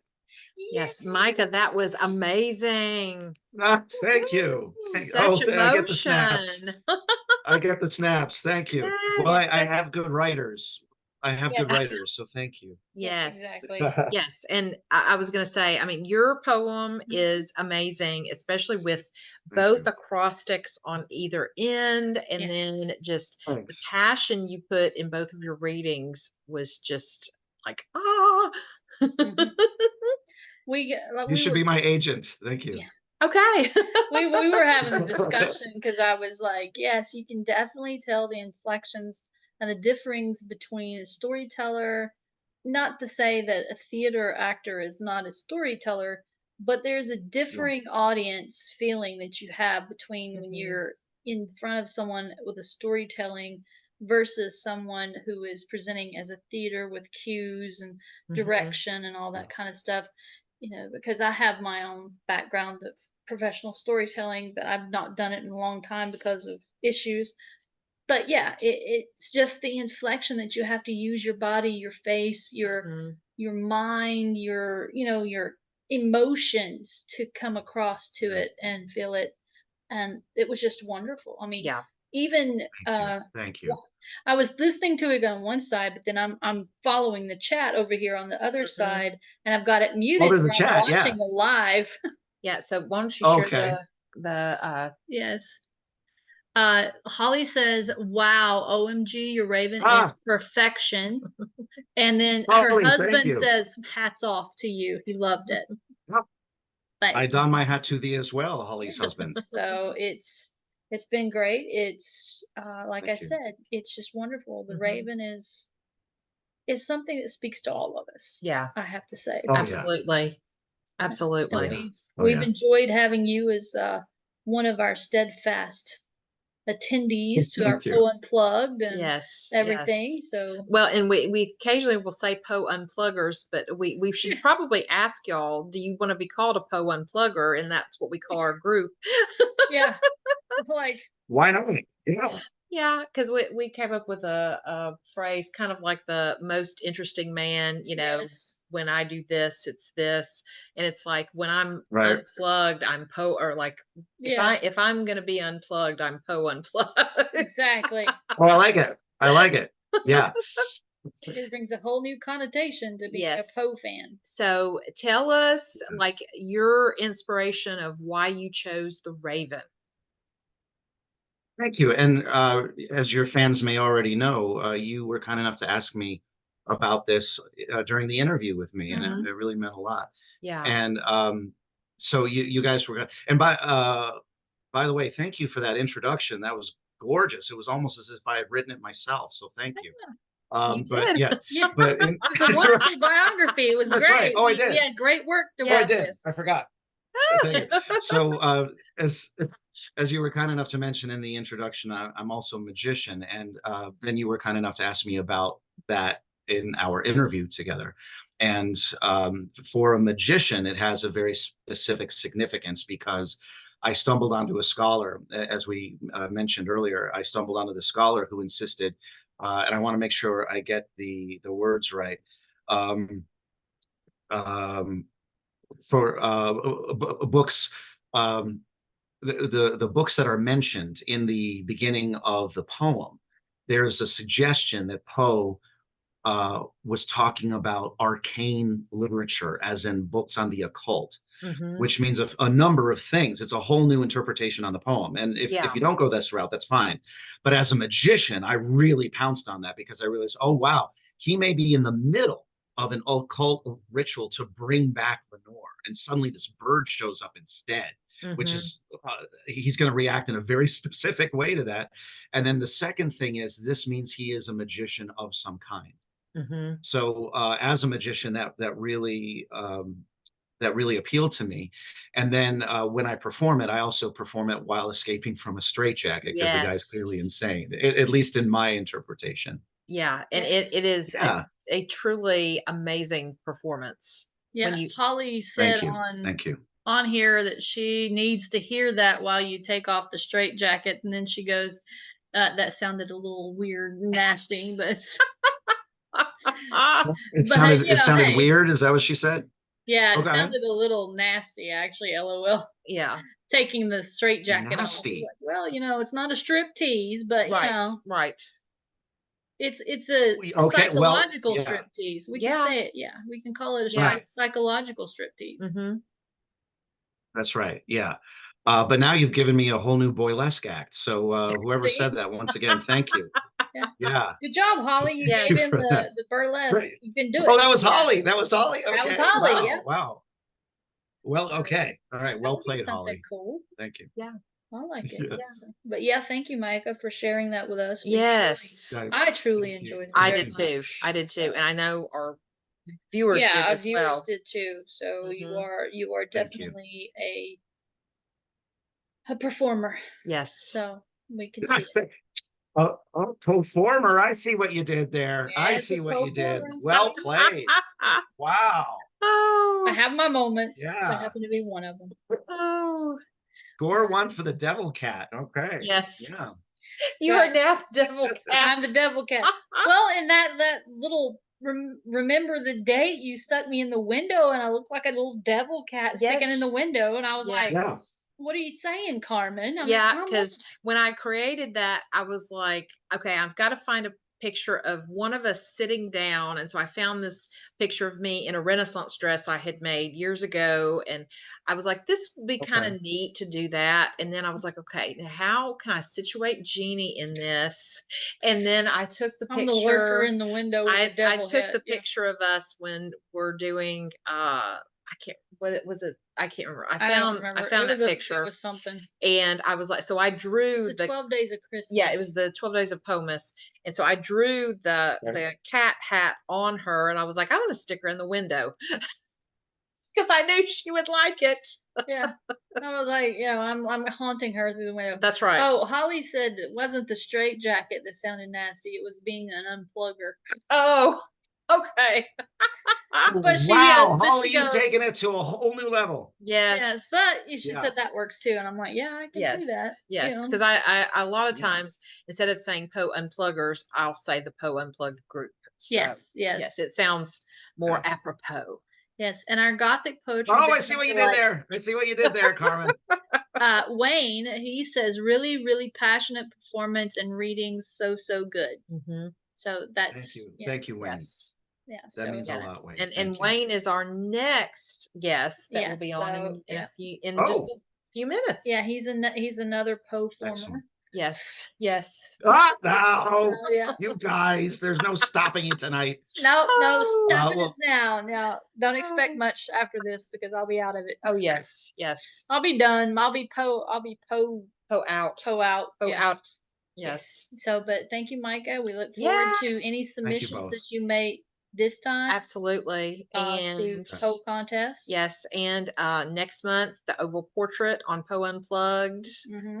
at the end of April. So, Yep, end of April. Mhm. So we look forward to Excellent. seeing you then too. Yes. I'll see you there. Guys, again, thank you both for doing this. This has been wonderful. Thank you. You're very welcome. We and enjoyed having you on. Yep. Thank you. Look forward to Thank seeing you you. later. All Bye, right. Micah. Bye. Bye. All right. That was awesome. So Yes. we're going to jump right in and bring Wayne on. Yes, and I'm going to give a little And- background bio like I did for Micah. So it's Wayne O'Vroin. He is going Yes. to give us some original poetry along with some poems from Poe. Mhm. So, but we're going to talk about how Wayne is actually an Irish national born and raised in Dublin, Ireland by his parents who hailed from the Liberties area of the inner city of Dublin. So he currently resides 5 kilometers from the birthplace of the celebrated Irish Gothic novelist Bram Stoker, which we all should know, Yes. and 140 kilometers from Dreen County, Cavan, Ireland, where Edgar Allan Poe's great-great-grandfather David Poe and great-grandfather John Poe hailed from. So Wayne's family named Byrne, which is, or is it pronounced Byrne or Vern when it's in that? O'Vreen. Varine, Yeah. that's right. O'Vreen. Thank you. See, you're much better at this. O'Vreen. Oh, yeah. So I'm going to stop butchering that for you. Okay. Welcome. It actually means raven in the Gaelic tongue, and 2 of his sons have a raven type names, which Gaelic tongue of, is it Cian? Is it Cian? Keen, Keen. Keen, one word. It means ancient raven, and in honor of the lion and the raven, ghastly, grim, and ancient raven wandering from nightly shore. And Killian, is it Killian? Is that Yep, correct? that's correct. Wonderful. Means war raven. So we have our little bobbleheads of Bram Stoker and Edgar Poe So representing good. here. So So now, good. I just got him. yeah. So Wayne actually has been involved in performance arts from a very young age, including theater, TV, and film. Studied at Dublin Youth Theatre, the Gaiety School of Acting, and the National Academy for Film at Bow Street Incorporated. He continues working as an actor in the theater and the film industry. He's had a love of poetry, in particular Gothic and horror genres, which, that's one of the reasons we followed Wayne on YouTube before we actually ever met him. I know I was following him. So Wayne has done some film performances of Poe's work, including Alone, A Dream Within a Dream, and Annabelle Lee, with more planned. We're looking forward to those. Yes. He's also written his own poetry in youth and in later times. Continuing his love for horror and the macabre, he played the lead role in an award-winning short comedy horror film called Podge. That's P-O-G-G-E. You can find it on Vimeo. Vimeo. Vimeo. Yes. Mhm. I've watched it. It's wonderful. You need to, check it out. Yes. He definitely gives a Poe-esque character there. He picked up the Best Actor awards in the Spook Screen Horror Film Festival in Ireland and in the Bedford International Film Festival in the USA.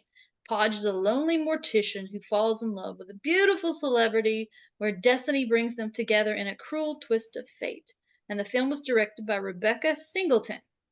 So, and Wayne is actually going to start a new journey and discovery in honor of Poe's Irish roots to insist in preserving Poe's names and works and to add to the amazing work done stateside in the USA. He'll be working from his end in Ireland to trace Poe's roots by finding Poe's ancestry's resting place in Cavan. Wade is currently represented by a talent agent, Maureen. Sorry, is it Maureen? Maureen, yeah. Thank you. Wonderful Maureen Maureen V. V. Ward. Ward, who also represents the wonderfully talented and star of upcoming horror Abigail, Alicia Weir. Is it Weir or? Yeah. Yes, okay. Right. Also of Matilda the Musical, and you can also find Wayne on Facebook, X, and Instagram. So he also has a YouTube channel called Irish Poetry by Candlelight, which, like I said, is where I started following him long before we ever met him. So without further ado, Wayne is going to share with us his own personal poetry and some of his YouTube wonders that we love so much. So over to you, Wayne. Take it away. Yes. Well, thanks for having me again. And it only seemed like yesterday we spoke on the podcast, which I had a wonderful time speaking to both of you. I mean, yes, we did too. I think it tipped just over an hour, but it felt like an entire evening. I was amazed at how quickly the time passed by, but it felt like an evening with you two, and thanks for making me feel so at home. Chatting to both of you was a great journey through the process of poetry and acting and theater and film, and I've really enjoyed it. So it's great to be back, and I just want to take the opportunity to say I've been in and out most of the day, and with the session today, and the readings and the work and the passion and everything that's been put in by all of your guests, and the readings have been just thrilling. Like, it's been great to see so much hard work put into a day, and of course both of your works, fantastic. Really happy and really happy to hear them. They were lifting the hairs on my arms, as were a lot of the oh, thank you. readings. Thank So you. so congratulations to everybody. Really cool, really good. Thank you. Yeah, it's been an awesome day of poetry. It really has.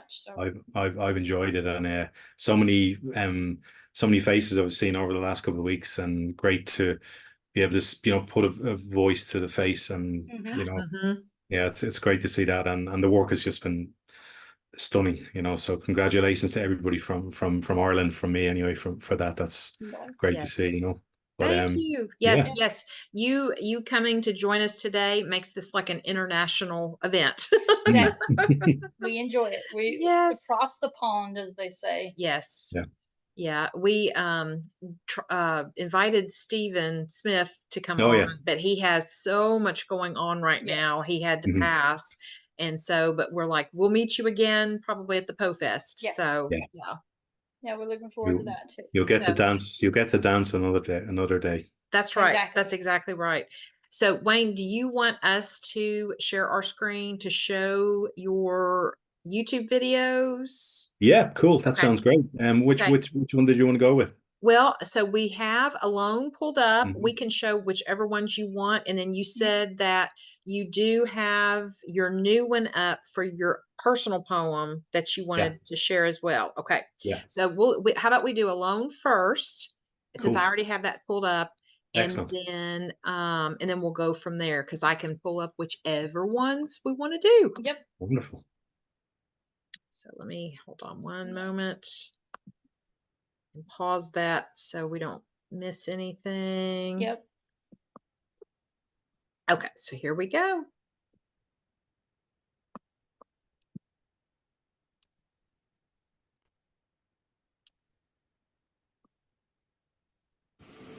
From childhood's hour, I have not been as others were. I have not seen as others saw. I could not bring my passions from a common spring. From the same source I have not taken my sorrow. I could not awaken my heart to joy at the same tone. And all I loved alone. Then in my childhood, in the dawn of a most stormy life, was drawn from every depth of good and ill the mystery which binds me still. From the torrent to the fountain, from the red cliff of the mountain, from the sun that round me rolled in its autumn tint of gold, from the lightning in the sky that passed me flying by, from the thunder and the storm and the cloud that took the fall, when the rest of heaven was blue, of a demon, in my view.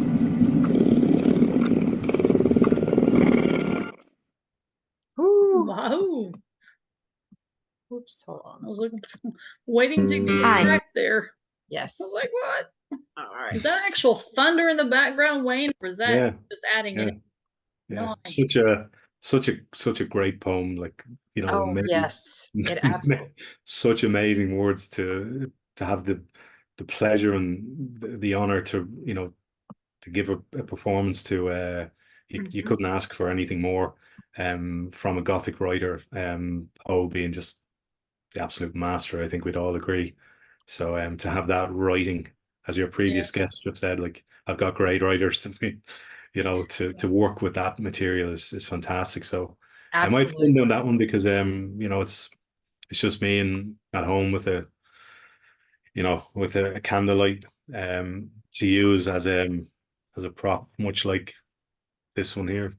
You know, it's so all the poems are by candlelight, and I have Boris here beside me. Let me show you Boris really quick.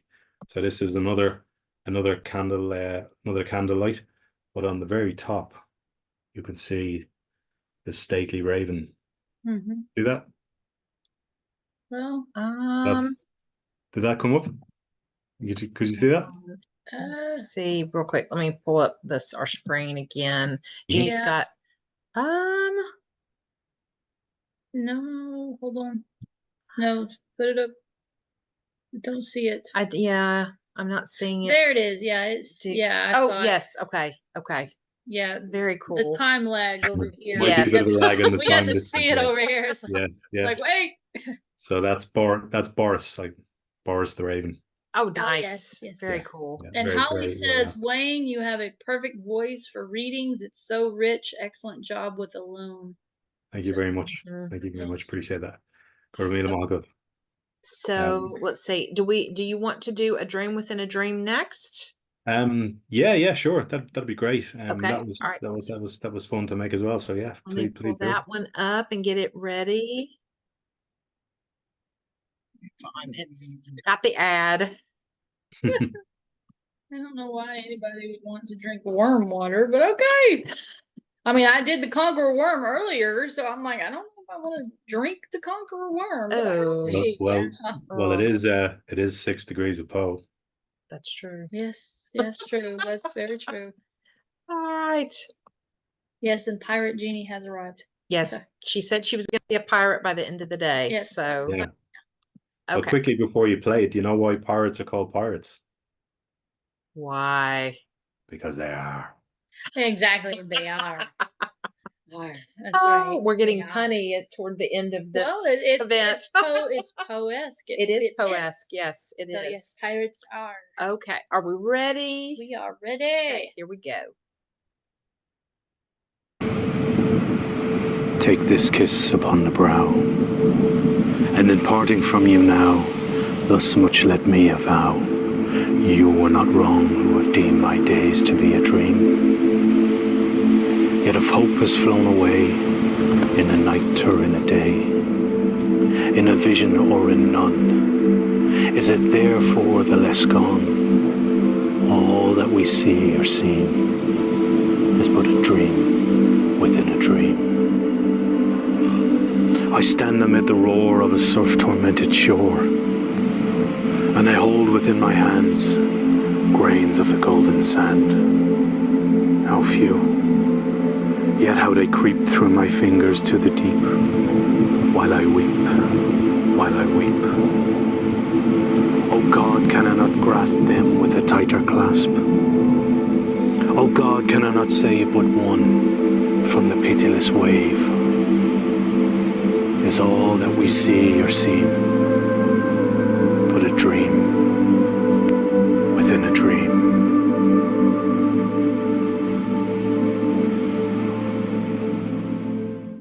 Once more, great ambiance with your voice. It just Yeah, It makes me it's want to go to the beach. Yes. the words that Poe has put together. They're just haunting. Absolutely. They really get to the heart of your soul, and it just takes you to places. You could be anywhere. You could be at the top of the Eiffel Tower or at the bottom of the Grand Canyon, and you close your eyes and it just takes you to wonderful places. Yeah. It almost leaves you without words. Well, and the fun times, just like well, not fun, but then the interesting things about those, you don't necessarily have to be near water to find the grains of sand because it is in the middle of a desert, That's and true. that would even be more of a lone because you're surrounded by nothing but sand dunes. But then alone could also mean if you're stranded on a desert island or Yeah. deserted island. So, And you've got a shore all around you. That's true. so it fits in various different. I mean, even in the mountains, being in the mountains, the dirt itself would be like golden sand, being surrounded by nothing but trees. Because the old saying is, if a tree falls in the forest, do you hear it? Yeah. Does it make a sound? That's So, true. And sometimes with life, sometimes there are stages you reach where perhaps you want to be alone for a time. Yes, absolutely. As we were talking about, Jeannie is a true introvert. I'm like Yes. an extroverted introvert, and I know she loves to be alone. Yes, I do. And I have my moments where I can be around people, but I want to also be alone. So totally Yeah. understand. Well, I think a real talent in life is to be comfortable in your own darkness and comfortable in your own alone time. Yeah. Very much so. Not everybody can deal with that. That's very true. Which is a thing, but if you get to, you know, understand that it's okay to go off and find yourself, and sometimes you have to do that alone. There's no one else there, so that can happen as well. Absolutely. And Holly said this was her very first reading she ever heard of yours, Wayne. And Oh, she loves it. So, yes. fantastic! That's great to hear. Thank you very much. Yes. Appreciate that. And so, Wayne, you have your own poem you wanted to read as well. And so, had you made a video, you said, or? Yeah. Okay. I think it's on I think it's on my channel there. If you want to pull that up, or do you want me to add it, or do you want me to share it? Let's see. I didn't see it on your channel. Yeah, the Irish poetry By candlelight. Mm-hmm. I did not see it on there. On videos up there. Yeah, let me double check and make sure it's not. No problem.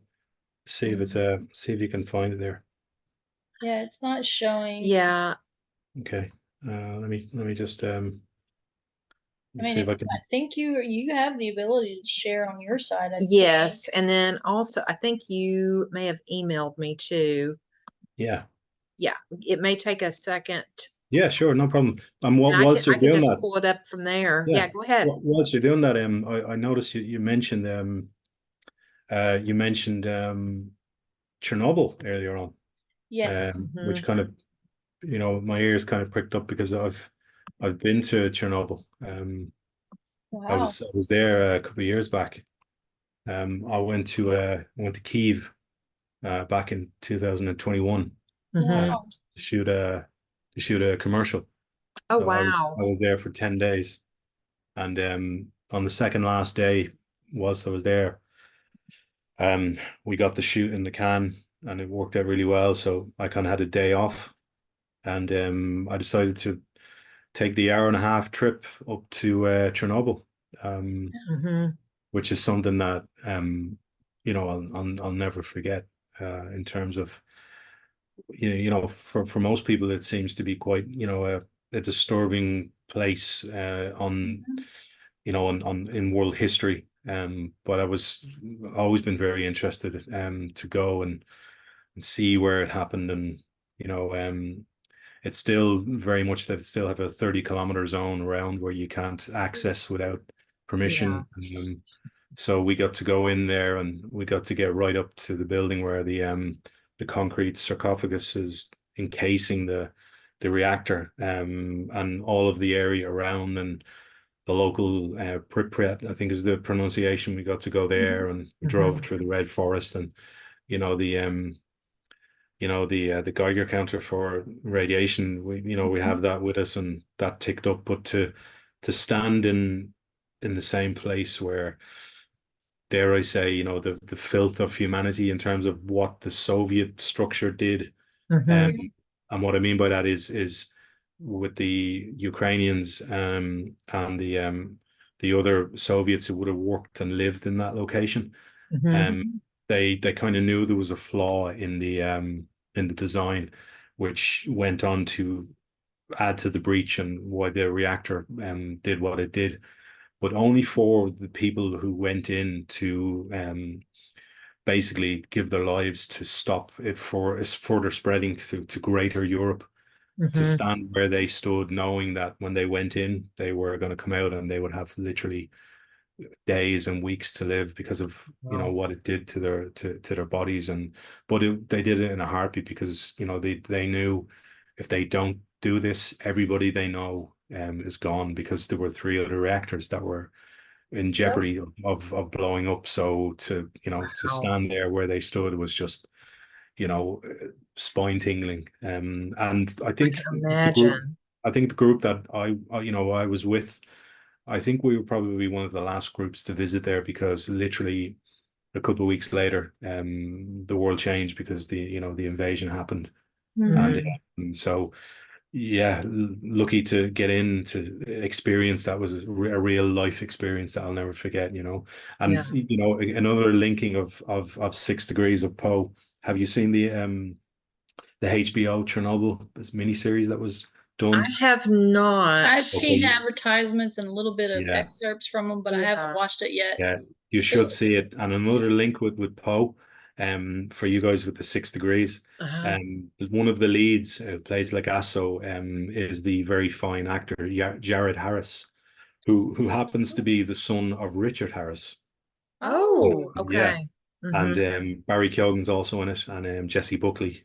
Okay. 2 more Irish actors. So another strange link for you there with Yes. Poe. And Definitely add that one in. Those connections are everywhere. See, you never know where you're going to find Poe. Yeah.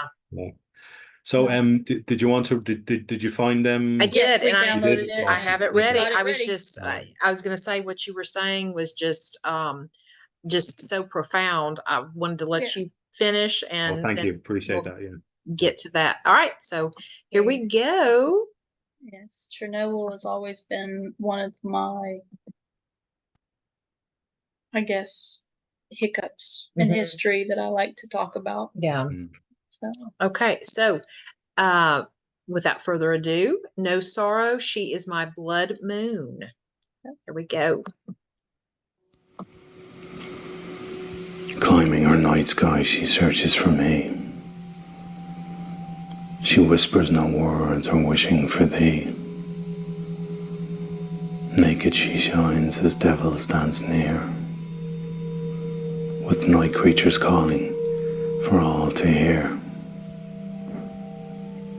Claiming my soul as a falling sun die, on death's wings wanting and longing to fly. Small hours pass silent as lovers embrace. My weary heart's colour fills her scarlet red face. She is my blood moon as sorrow thought nears, forgetting these chains that had drawn such tears. Together at last, as the sun rushes in, we care not for morrow, nor saint nor sin. Taking me low in a born scorching sky, our love is eternal as my well burns dry. Forever as one, as light hurries forth, we dance in our darkness and never crave north. Nice. Very nice. The ambiance in the background is Yes. just phenomenal. Yes. Well, and we have already read Wayne's poem, Yes. but we did not put it in the episode because he was thinking about submitting Using, it yes. to the poetry contest.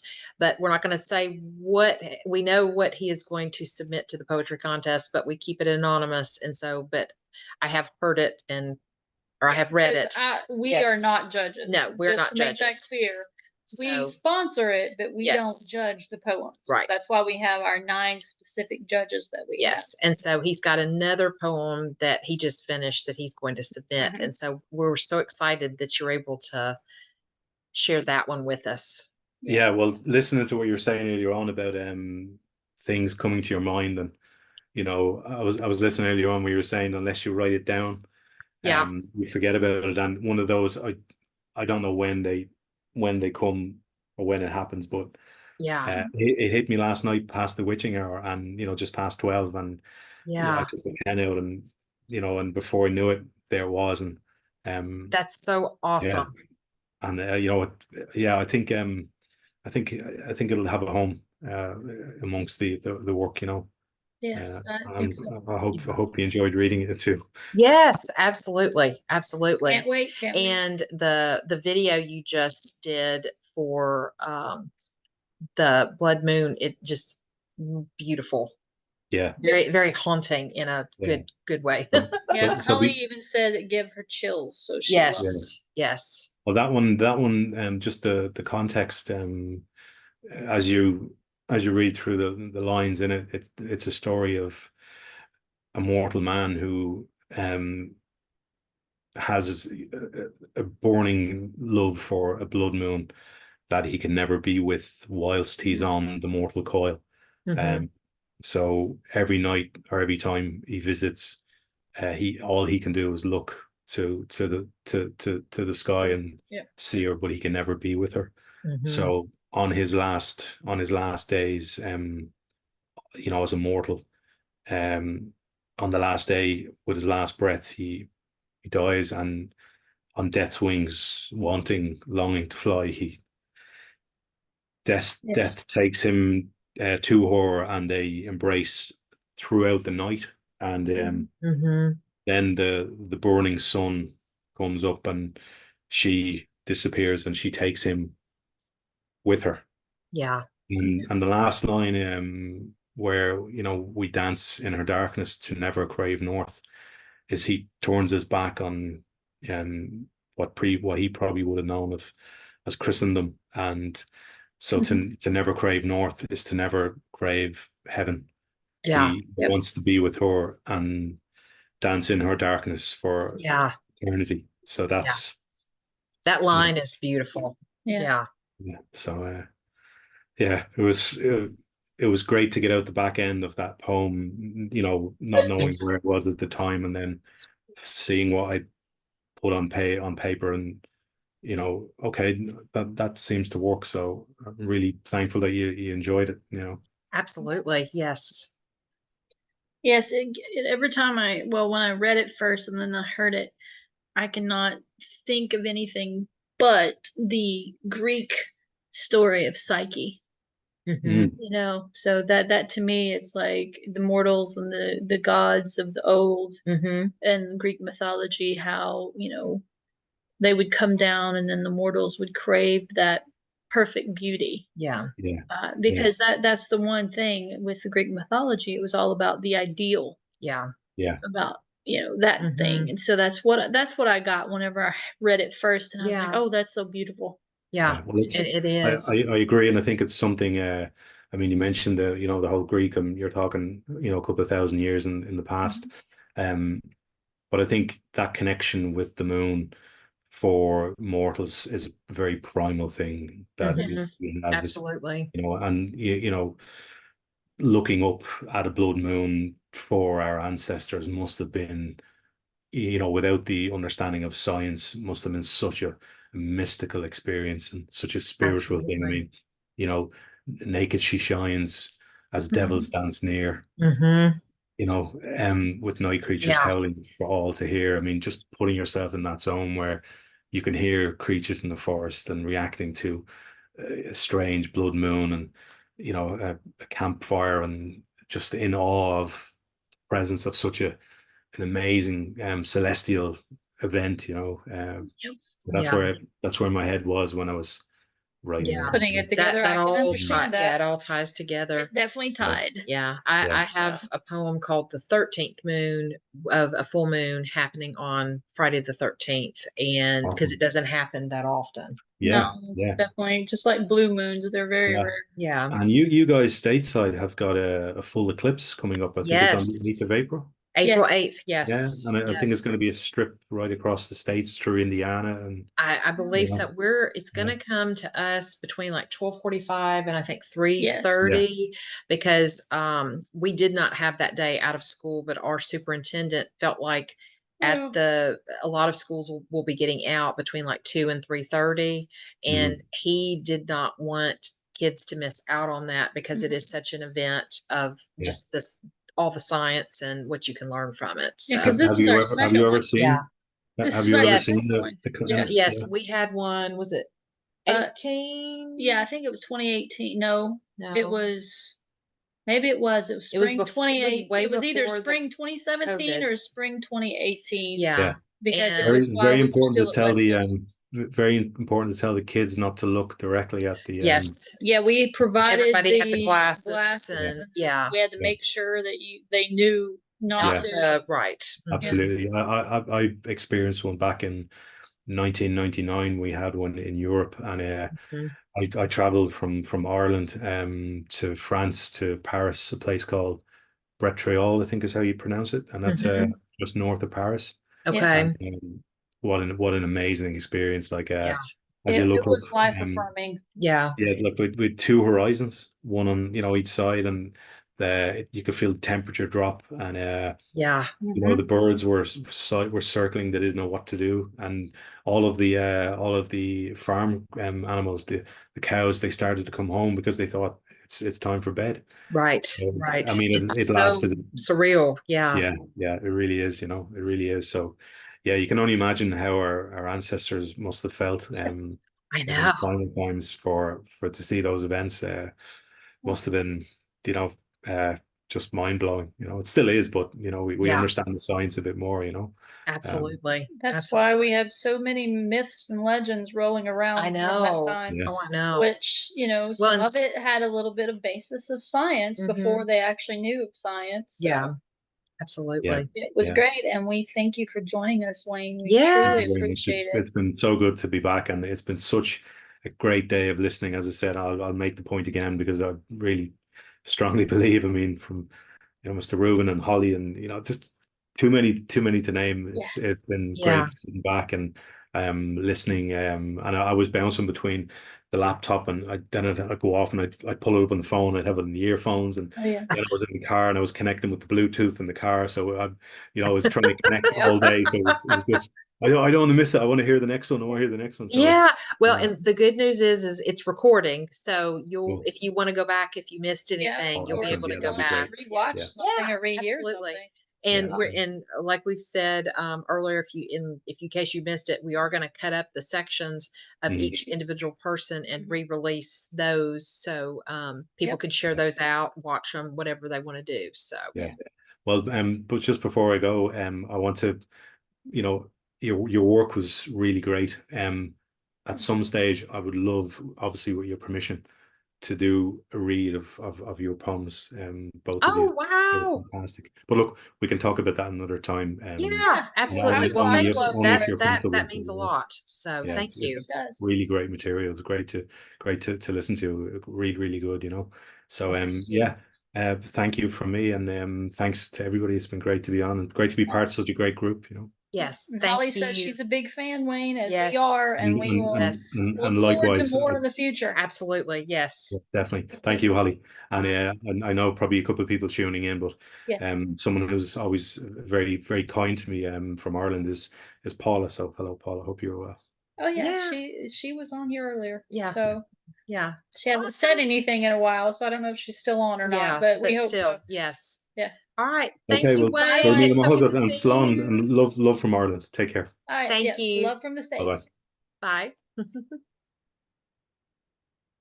All right, Jeannie. Yep. So it's me and you. Yes, And then until our last act of the day. That's right. And so I am going to pull up the next poem. Are you ready to do the Read you in. introduction? Yes, I'm ready to read you in. So Jeannie and I thought, most people know us, but we're gonna introduce each other. Yes. Just to give a little bit of background for those that may be tuning in that are new. don't know us, or those that do know us may not know everything. That's right. Well, nobody knows everything, but doesn't know a lot about some of our Poe background. knows. Yeah, Poe knows Poe us. knows. So I'm going to introduce Carmen, who is going to be reading The Sleeper, the 1831, as Irene. I believe that's what it was originally called, Yes. right? Yes. And Yes. then he adapted 1841 as The edited. Sleeper. Yes. So yeah, of course, we talked about earlier with Season about how he would edit his own work. So currently, Carmen is in her 20th year as an educator. She teaches high school English, holds a doctorate in educational leadership. She's been writing short stories and poems since she was 8 years old. Her poem, The Raven's Morning, was nominated for the Saturday Visit Awards in 2020. She's a self-taught artist. She has been painting for the past 10 years, but has been drawing and creating art since she was 5. Her painting, There's No Place Like Poe, was nominated for the Saturday Visit Awards in 2019. She's also been sewing since she was 5. Her passion and love for the arts was always encouraged by her parents, family, friends, and teachers, and continues to grow every day as an adult. Carmen was first introduced to Edgar Allan Poe with the poem The Raven when she was in upper elementary. Since that time, she has engrossed herself with everything she can find, learn, read, research, and visit about Poe. She is overly ecstatic about creating the 6 Degrees of Poe podcast with me to delve into providing others with all the connected degrees Poe has to offer. Yes. So here is Carmen reading The Sleeper. All right. The Sleeper. At midnight in the month of June, I stand beneath the mystic moon. An opiate vapor, dewy dim, exhales from out her golden rim, and softly dripping drop by drop upon the quiet mountain top, steals drowsily and musically into the universal valley. The rosemary nods upon the grave, the lily lolls upon the wave. Wrapping the mist about its breast, the ruin moulders into rest. Looking like Lethe, see the lake, a conscious slumber seems to take, and would not for the world awake. All beauty sleeps, and lo, where lies, with casement open to the skies, Irene with her destinies. O lady bright, can it be right, this lattice open to the night? The bodiless airs a wizard rout flit through thy chamber, in and out, and wave the curtain canopy so fitfully, so fearfully, above the closed and fringed lid, 'neath which thy slumbering soul lies hid, that over the floor and down the wall, like ghosts, the shadows rise and fall. O lady dear, hast thou no fear? Why and what art thou dreaming here? Sure thou art come over far off seas, a wonder to our garden trees. Strange is thy pallor, strange thy dress, strange thy glorious length of tress, and this all solemn silentness. The lady sleeps, O may her sleep, which is enduring, so be deep. Soft may the worms about her creep. This bed being changed for one more holy, this room for one more melancholy, I pray to God that she may lie forever with an unclosed eye. My love, she sleeps. Oh, may her sleep, as it is lasting, so be deep. Heaven have her in its sacred keep. Far in the forest dim and old, for her may some tall tomb unfold, some tomb that oft hath flung its black and wing like panels fluttering back, triumphant over the crested palls of her grand family funerals. Some sepulchre remote alone, against whose portal she hath thrown, in childhood many an idle stone, some vault from out whose sounding door she never shall force an echo more, nor thrill to think, poor child of sin. It was the dead who groaned within. Dun, dun, dun. And that is The Sleeper. Yes. Another dead poem by Edgar Allan Poe. Very well done. Thank like you. it, like it, like Thank it. you. And we Yes. just discussed this one on Oh yes. Poe Unplugged a month ago. Yes. Yes. Can you bring It's up a Eldorado for me? yes. It is a really I really like that poem, Yeah, and I don't think about it often, unfortunately. Yeah, like we were saying earlier, there's a lot of poems by Poe that don't really hit with a lot of people, and it's kind of sad because people need to hear it. Yeah. I hate to say it because he deals a lot with different genres, death, tragedy, horror, mystery, all of those. So that's really cool. Yes, absolutely. All right. All right. So Jeannie Smith. Happy me. It's My Poe partner in crime. crime. Okay. Or I was trying to think of a P word. Poe partner in, palindromic. Oh God, let's not go there. Okay. All right. Anyway, Jeannie is a born and raised Tennessean. She currently resides in Middle Tennessee. She was an educator for 18 years and is now retired. Reading, writing, and photography are her passions. She is also a professional storyteller, sharing stories for around 20 years. And I think that it comes across very nicely whenever you do your time talks, but also just when we're discussing things. Well, thank you. Yeah. I try to inflect on those. You do. Stories she loves telling the most involve historical accounts. That is definitely your niche. My niche, Yeah. yes. She has had the pleasure of participating in some of the local storytelling festivals in Tennessee. Her other passion is being out in nature. In 7th grade, her English teacher introduced her to The Raven and Annabelle Lee. The theme and the writing pulled her in due to the darkness and suffering, including the cadence of his writing that hooked her. She has always been a fan of sharing her knowledge, and with the Poecast, she is able to share her knowledge of Edgar Allan Poe with the world. Yes, I don't have to just center it into an actual classroom anymore. That's Although right. sometimes when I had 43 in a classroom, it felt like the world. Yeah.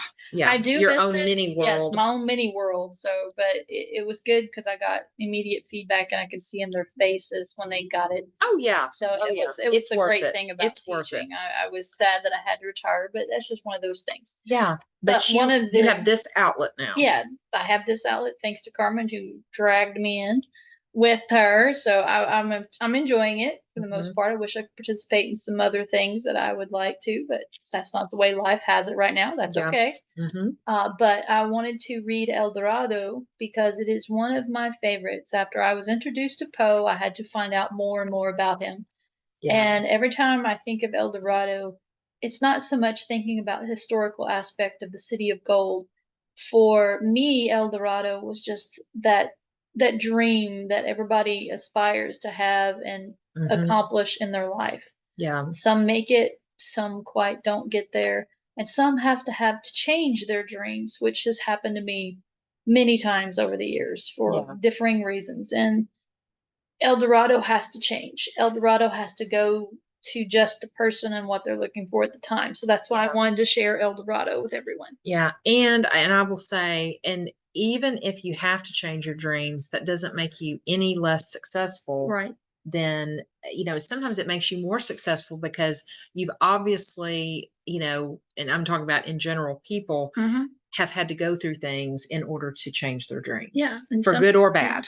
For good or sometimes bad. the road, that's one of the things Robert Frost, many people say Nothing Gold Can Stay is his favorite recited poem, which I have to agree because S.C. Hinton used it and everything. But for me, it was The Road Less Traveled. Yeah. So that's one that always spoke to me. Yes. It has a lot of the same connotation. Connotations as El Dorado for me. And El Dorado was published in 1849, so it was one of Poe's last poems. One of his last poems. So all right, take it away. Pay homage here. So take it away, Jeannie. El Dorado. Gaily bedight, a gallant knight, in sunshine and in shadow, had journeyed long, singing a song in search of El Dorado. But he grew old, this knight so bold, and o'er his heart a shadow fell, as he found no spot of ground that looked like El Dorado. And as his strength failed him at length, he met a pilgrim shadow. Shadow, said he, where can it be, this land of El Dorado? Over the mountains of the moon, down the valley of the shadow. Ride, boldly ride, the shade replied, if you seek for El Dorado. Yay! Love it. Yep. Absolutely love it.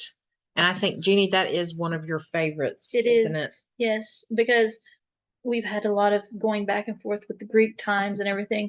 Mhm. This one always brings me back to Dante's Inferno with Yeah. Virgil the poet, Mm-hmm. and walking along and leading those into the rings of hell. Yeah. So with me, El Dorado and the different rings of hell kind of hold their own. To me, it also has the biblical allusions with the Pale Rider and Yeah. the Yeah. movie with Clint Eastwood, that line I when love he's that, coming into yes. town, and I can't quote it off the top of my head right Yeah, this second. There's so many good But with Clint Eastwood's. yeah, but it work. just that always makes me think of that. And then the Ride Boldly Ride, this is a totally different Veering off into the next world. thing that my brain goes to is the song Ride Captain Ride. Yep.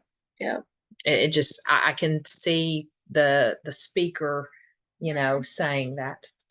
Well, and Ride boldly, ride. It also has the historical connotations for me, thinking about the Crusades and the Moors in that time period, and Yeah. where everyone, they say they were fighting for religion or on the side of religion, but Yeah. it always boiled down to either power or gold or something like that, which what many wars and everything leads to. But it just has that vision to you where you see the night, you see the shadow, you want to give up, and you're wondering if you've actually lost your way, and you want someone to help guide you back to where you need to be. Yeah. And so that's one of the reasons why I love this poem. Yeah. It is a wonderful poem. Yes, and stay gold, pony boy, just right, Holly. I mean, that's the thing. Nothing gold can stay. Yes. And when I found out that was written by a woman and she wrote it as an English essay, Yes. it just blew my mind. I know. I was like, Because wow. S.E. Hinton, you think is obviously it's a guy that was, That experienced that time period, because it was like 1950s. Yeah. And Oklahoma, when I found out the setting was in Oklahoma, I'm going. Yeah. I got to go, to the house that they filmed, and they have it turned in. They have to a tourist site where you can go in, and they have some of the things that were still there, and some of the extras were there, like on the porch talking to you and things. It was really cool. It has great. I mean, it hits hard for different people, and I will have to say, and I don't think it's actually written for people this young, but I read it when I was 10. Yeah. So, and it has stayed with me ever since then. And the reason I remember that is because when the movie came out was the year I turned 10. And of course, if you've ever seen the movie, you cannot forget all those wonderful, not known actors at the time. Right. Or coming of age at that time. Coming of age at that time. And it was just more of amazing. Oh, yeah. Oh, and Holly says she thinks of Scooby-Doo Mystery Inc. With what, Holly? The poem? Or with... I can actually see that. Because I think there is an actual option of Scooby-Doo when they hunt for gold or something. Yeah, that's true. I'm assuming No, that's what I she think stands so. for. Yeah. But hey, I love Scooby-Doo. You can't go wrong. Oh, yeah. All right. So we have our last guest, and it's a digital guest, and it is Chris Sempner. And I think, are you going to? I will do the lead in here. All right. That's what my MC job today. That's right. So it is going to be Chris Sempner. who is going to be sharing with us the bells. As that's a good way to end the day, because we started out with, we had a rendition earlier, and then we're going to end with this. Yes. So Chris Sumner is the curator of the Edgar Allan Poe Museum and author of several books and articles about Poe, dark history, and visual art. He has been interviewed for BBC4, NHK in Japan, PBS Travel Channel, Military History, True TV, NPR, Czech Radio, C-SPAN, and other networks, in addition to publications including the Washington Post, Huffington Post, Mental Floss, Atlas Obscura, and Forbes.com. See him tell the stories behind the Poe's Museum's artifacts in the Curator's Crypt on the Poe's Museum's YouTube channel. You can find his latest books, Haunting Poe, Edgar Allan Poe's Afterlife in Richmond and Beyond, and the Poe Shrine, Building the World's Finest Edgar Allan Poe Collection on Amazon, in the Poe Museum's gift shop, and wherever books are sold. You may find him at Chris Sempner, artist author at the Poe Museum on YouTube, Edgar and Fluto. There is the cats that live at the Poe Museum. Poe Museum cats. You can find Instagram photos and videos of them on Instagram. Yes. So, and he will show some clips of them on the Curator's Crypt sometimes. And my Poe cat is a fan of Chris and the Poe Museum cats. So it's really cool. Yeah. Holly says she read in 7th grade. She thinks fell in love and read all the books and series. She was talking about El Dorado, where they do the thing with him in it with a hidden mystery. Oh, yeah. Yes, that makes total sense. I remember that. Thanks, Holly. That's what you were kind of alluding to. I am reading Haunting Poe right now, and it is a fantastic book. Yes. I'm really enjoying it. And again, every time I read something about Poe, I know a lot about Poe, but I still learn something. And Chris has got a lot of really cool little nuggets in there about. Yeah. History has been made, but also history is continuing to show itself. Oh, yeah. Absolutely. In certain aspects of it. So absolutely. That's one of the wonderful things that we love about it. All right. So without further ado, we're going to watch his video that he shared with us with the bells.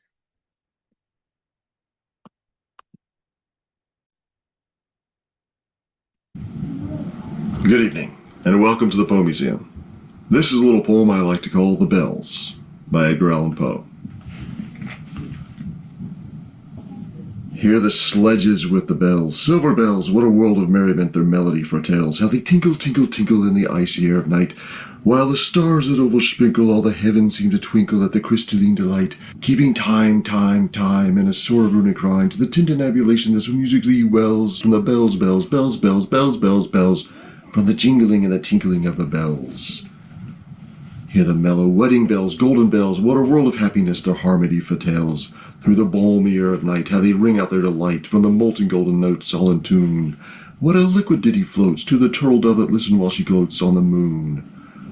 Oh, from out the sounding cells, what a gush of euphony voluminously wells, how it swells, how it dwells on the future, how it tells of the rapture that impels to the swinging and the ringing of the bells, bells, bells, of the bells, bells, bells, bells, bells, bells, bells, to the rhyming and the chiming of the bells. Hear the loud alarm bells, brazen bells, what a tale of terror now their turbulency tells. In the startled ear of night, how they scream at their affright, too much horrified to speak, they can only shriek, shriek out of tune.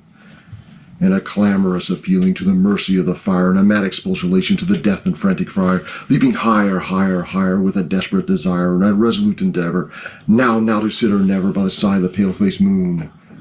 Oh, the bells, bells, bells, what a tale of terror, tales of despair. How they clang and clash and roar, what a horror they outpour on the bosom of the palpitating air. Yet the ear it fully knows by the twanging and the clanging and the danger ebbs and flows. Yet the ear distinctly tells of the jangling and the wrangling, and the danger sinks and swells, and the singing or the swelling and the anger of the bells, bells, bells, bells, bells, bells, bells, and the clangor and the clamor of the bells. Hear the tolling of the bells, iron bells, what a world sudden thought their monody compels. In the silence of the night, how we shiver with affright to the melancholy meaning of their tone. For every sound that floats from the rush within their throats is a groan. And the people are the people, they that dwell up in the steeple all alone, and who tolling, tolling, tolling in that muffled monotone, feel a glory in so rolling on the human heart of stone. They are neither man nor woman, they are neither brute nor human, they are ghouls. And their king it is who tolls, and he rolls, rolls, rolls, rolls a paean from the bells, and his merry bosom swells with the paean of the bells, and he dances and he yells, keeping time, time, time, in a sort of runic rhyme to the paean of the bells, keeping time, time, time, in a sort of runic rhyme to the throbbing of the bells, bells, bells, to the sobbing of the bells, keeping time, time, time, as he knells, knells, knells, in a happy runic rhyme at the rolling of the bells, bells, bells, of the tolling of the bells, bells, bells, bells, bells, bells, bells, to the moaning and the groaning of the bells. Ba-dum-bum. Yay! I am very happy that we've had a few people read the bells today. And, Yes. it was published posthumously Mhm. in 1849 and in November. And so it was a very fitting way also to sprinkle it. I kind of use sprinkle because I like the tinkling, tinkling Yeah, of the tinkle, bells. tinkle, tinkle. But to end also, we have one more poem we're going to share after this, but That's the last of our guests. and Yes. to end with the bells and the life, flow of kind of the beginning of life into kind of the death of life with the bells and how the four parts, it Yep. really rings true. Got to get it in there Oh, yeah. because to me the bells really talk about the differings of life's events. Yes. And yes. as with this today, we started out, with introductions. It was something new that we had tried that we were hoping to gain ground with. Mhm. And then by the time the end of it, we had learned so much and felt so much from so many different people. Yes. And just like yes. Season has posted on here that she said, gotta say the bells has never really appealed to her, but these readings have really opened her up to it. She Yeah. says, wow. And all three readings of the bells today were different and they were all amazing. I mean, Exactly. all the readings today were amazing. And of I have course, enjoyed. she posted another November theme. Of course, Ah! I'm telling you, it seems to be. And Holly says the bells is in her top 3. I agree. Yes. And so, thank you, Chris, for sharing, and we Yes. appreciate Chris for being a part of our kickoff today. Absolutely. So we appreciate everybody that Yes. has participated and joined us. Whether you read something or just hung out with us today, we really appreciate it. Absolutely. And Chris also provides so much information for us Mhm. through the Poe Museum, the Yes, we curator's crypt, and his videos. And it's like, if you have not been to that museum, you need to go. Yep, You it should be definitely on need to- your list of on your things to Poe do. bucket list. All right, so we are going to end.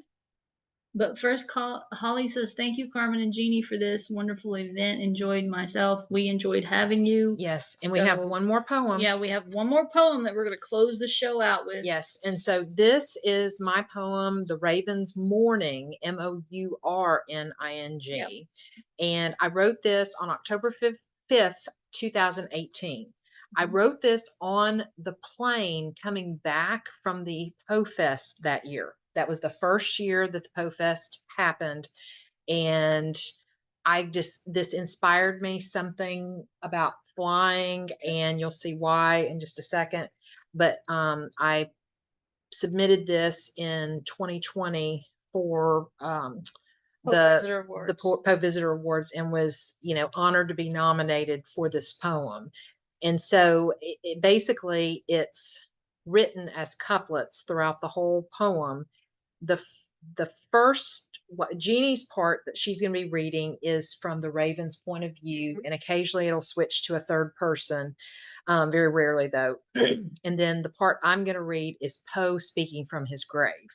And so, are you ready? Which is kind of macabre. But all right. Yes, it is macabre. But yes, I'm ready. I meant to do that. I understand. You're going to read from your phone? Yep, I'm going to Okay. read from my phone. Okay, here we go. The Raven's Mourning. gliding through the air over miles, makes me smile since it's been a while. 169 count I, the years to wait and the years to lie. Dampening misty clouds, I soar to prove the lore for which I bore. Creeping up from darkness my grave, where I've been sworn a summoned slave. Oh, my poet, will he waken? I shan't wait. Oh, my soul is akin. Curiously cut like strangled short, life strangled short, still asked, was it madness or port? Oh, only living 40 years, I cried more than 1,000,000 tears. If I only could write again to explain my death for my friends. Landing on the hard stone I seek, pecking as a knock with my beak. Familiar sounds doth come to free, now stirring as if luring me. Come forth to fill my life with words for your waiting, sad, lonely bird. With a pen and pondering brain, for you now I will go insane. Scratching on the stone of his grave, he wrote one word, seeming depraved. The raven bowed his head content, as the poet's pen did relent. Thank you, sir, for the writings poured. It's my time to be nevermore. I go now to a restful sleep, my secret not hidden or deep. Once upon a dark moon rising, one may see a raven flying. Over the grave his poet dear, to protect his soul with no fear. Very good. Thank you. Gotta do the snappies. Thank you. Snaps for Snappy, you. snappy, Snaps for snappy. you. Yes, thank you, thank you. And season before that, she said it's loads of fun today. I too enjoyed myself. Season Yes. enjoyed everything. It has been amazing Yes. spending the day with everyone and kicking off poetry. And we're going to show our video one more time of the poetry guidelines for the contest. And we encourage everyone, submit your poems, adult category, anybody over the age of 18, and then our youth category, ages 11 to 17. We hope we get more submissions than last year. We got a ton last year, but we're hoping for more. The more, the merrier. Yes, and we want to reiterate once more, there are blind judges. Yes. We are not judges. Nope. We actually have 9 of, people that are going to be judging for us. Some of them, I think the majority of them you've heard from and met today. Yes, I think everybody but one. Dr. Jeff? Yeah, Dr. Jeff. I think believe so. Yeah. So they will be able to read your stuff. They won't know who wrote it until after we actually decided who the winners are. Right.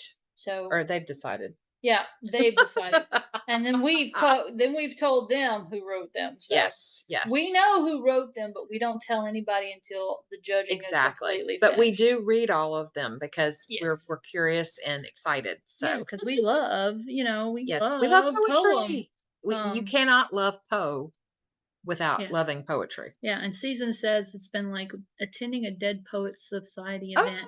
I love That is a wonderful comment. Oh, Captain, my Captain. Yes. That still sends chills down my spine, especially Robin Williams no longer with us anymore. I know. And so Holly said, "Love this poem." So. Oh, thank you. So thank with you. one last run around, here we go. Yes. For our kickoff, which starts April 1st, which is Monday. Absolutely. So we hope to see you. Here we go.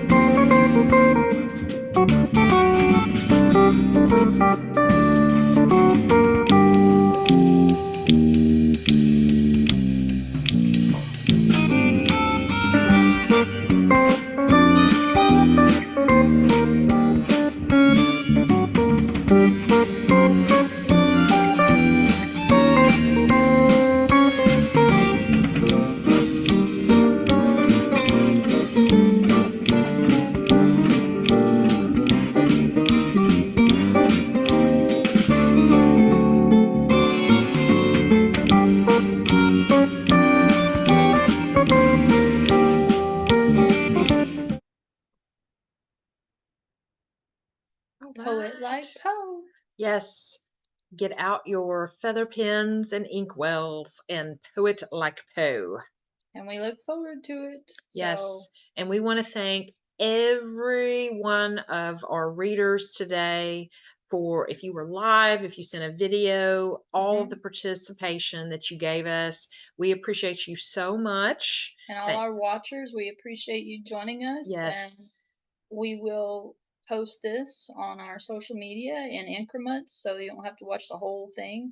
You just want to watch a few here and there. But yes, look for those throughout the next month. Absolutely. Thank you for our sponsors, Glenn Hughes, Holly Holly Knightley. Knightley. Thank you to Poetry in the Borough for providing readers as well. And thank you, Mel, for participating from Ohio. Yes. We like getting all those. And of course, we have Wayne, who came to us from Ireland. Yes. Micah from California. We had Holly from New Jersey. We had Season from Pennsylvania. I mean, we were covering the continental United States along with those over on the pond. And Chris in Virginia, Trisha in Connecticut. Yeah, North Massachusetts, right at Connecticut. Yeah, and then oh my goodness, I can't even think. Tennessee, right here at home. Alex in Baltimore. Yeah. Let's see, Levi in Rhode Island, Virginia with Chris, and then Virginia and Pennsylvania.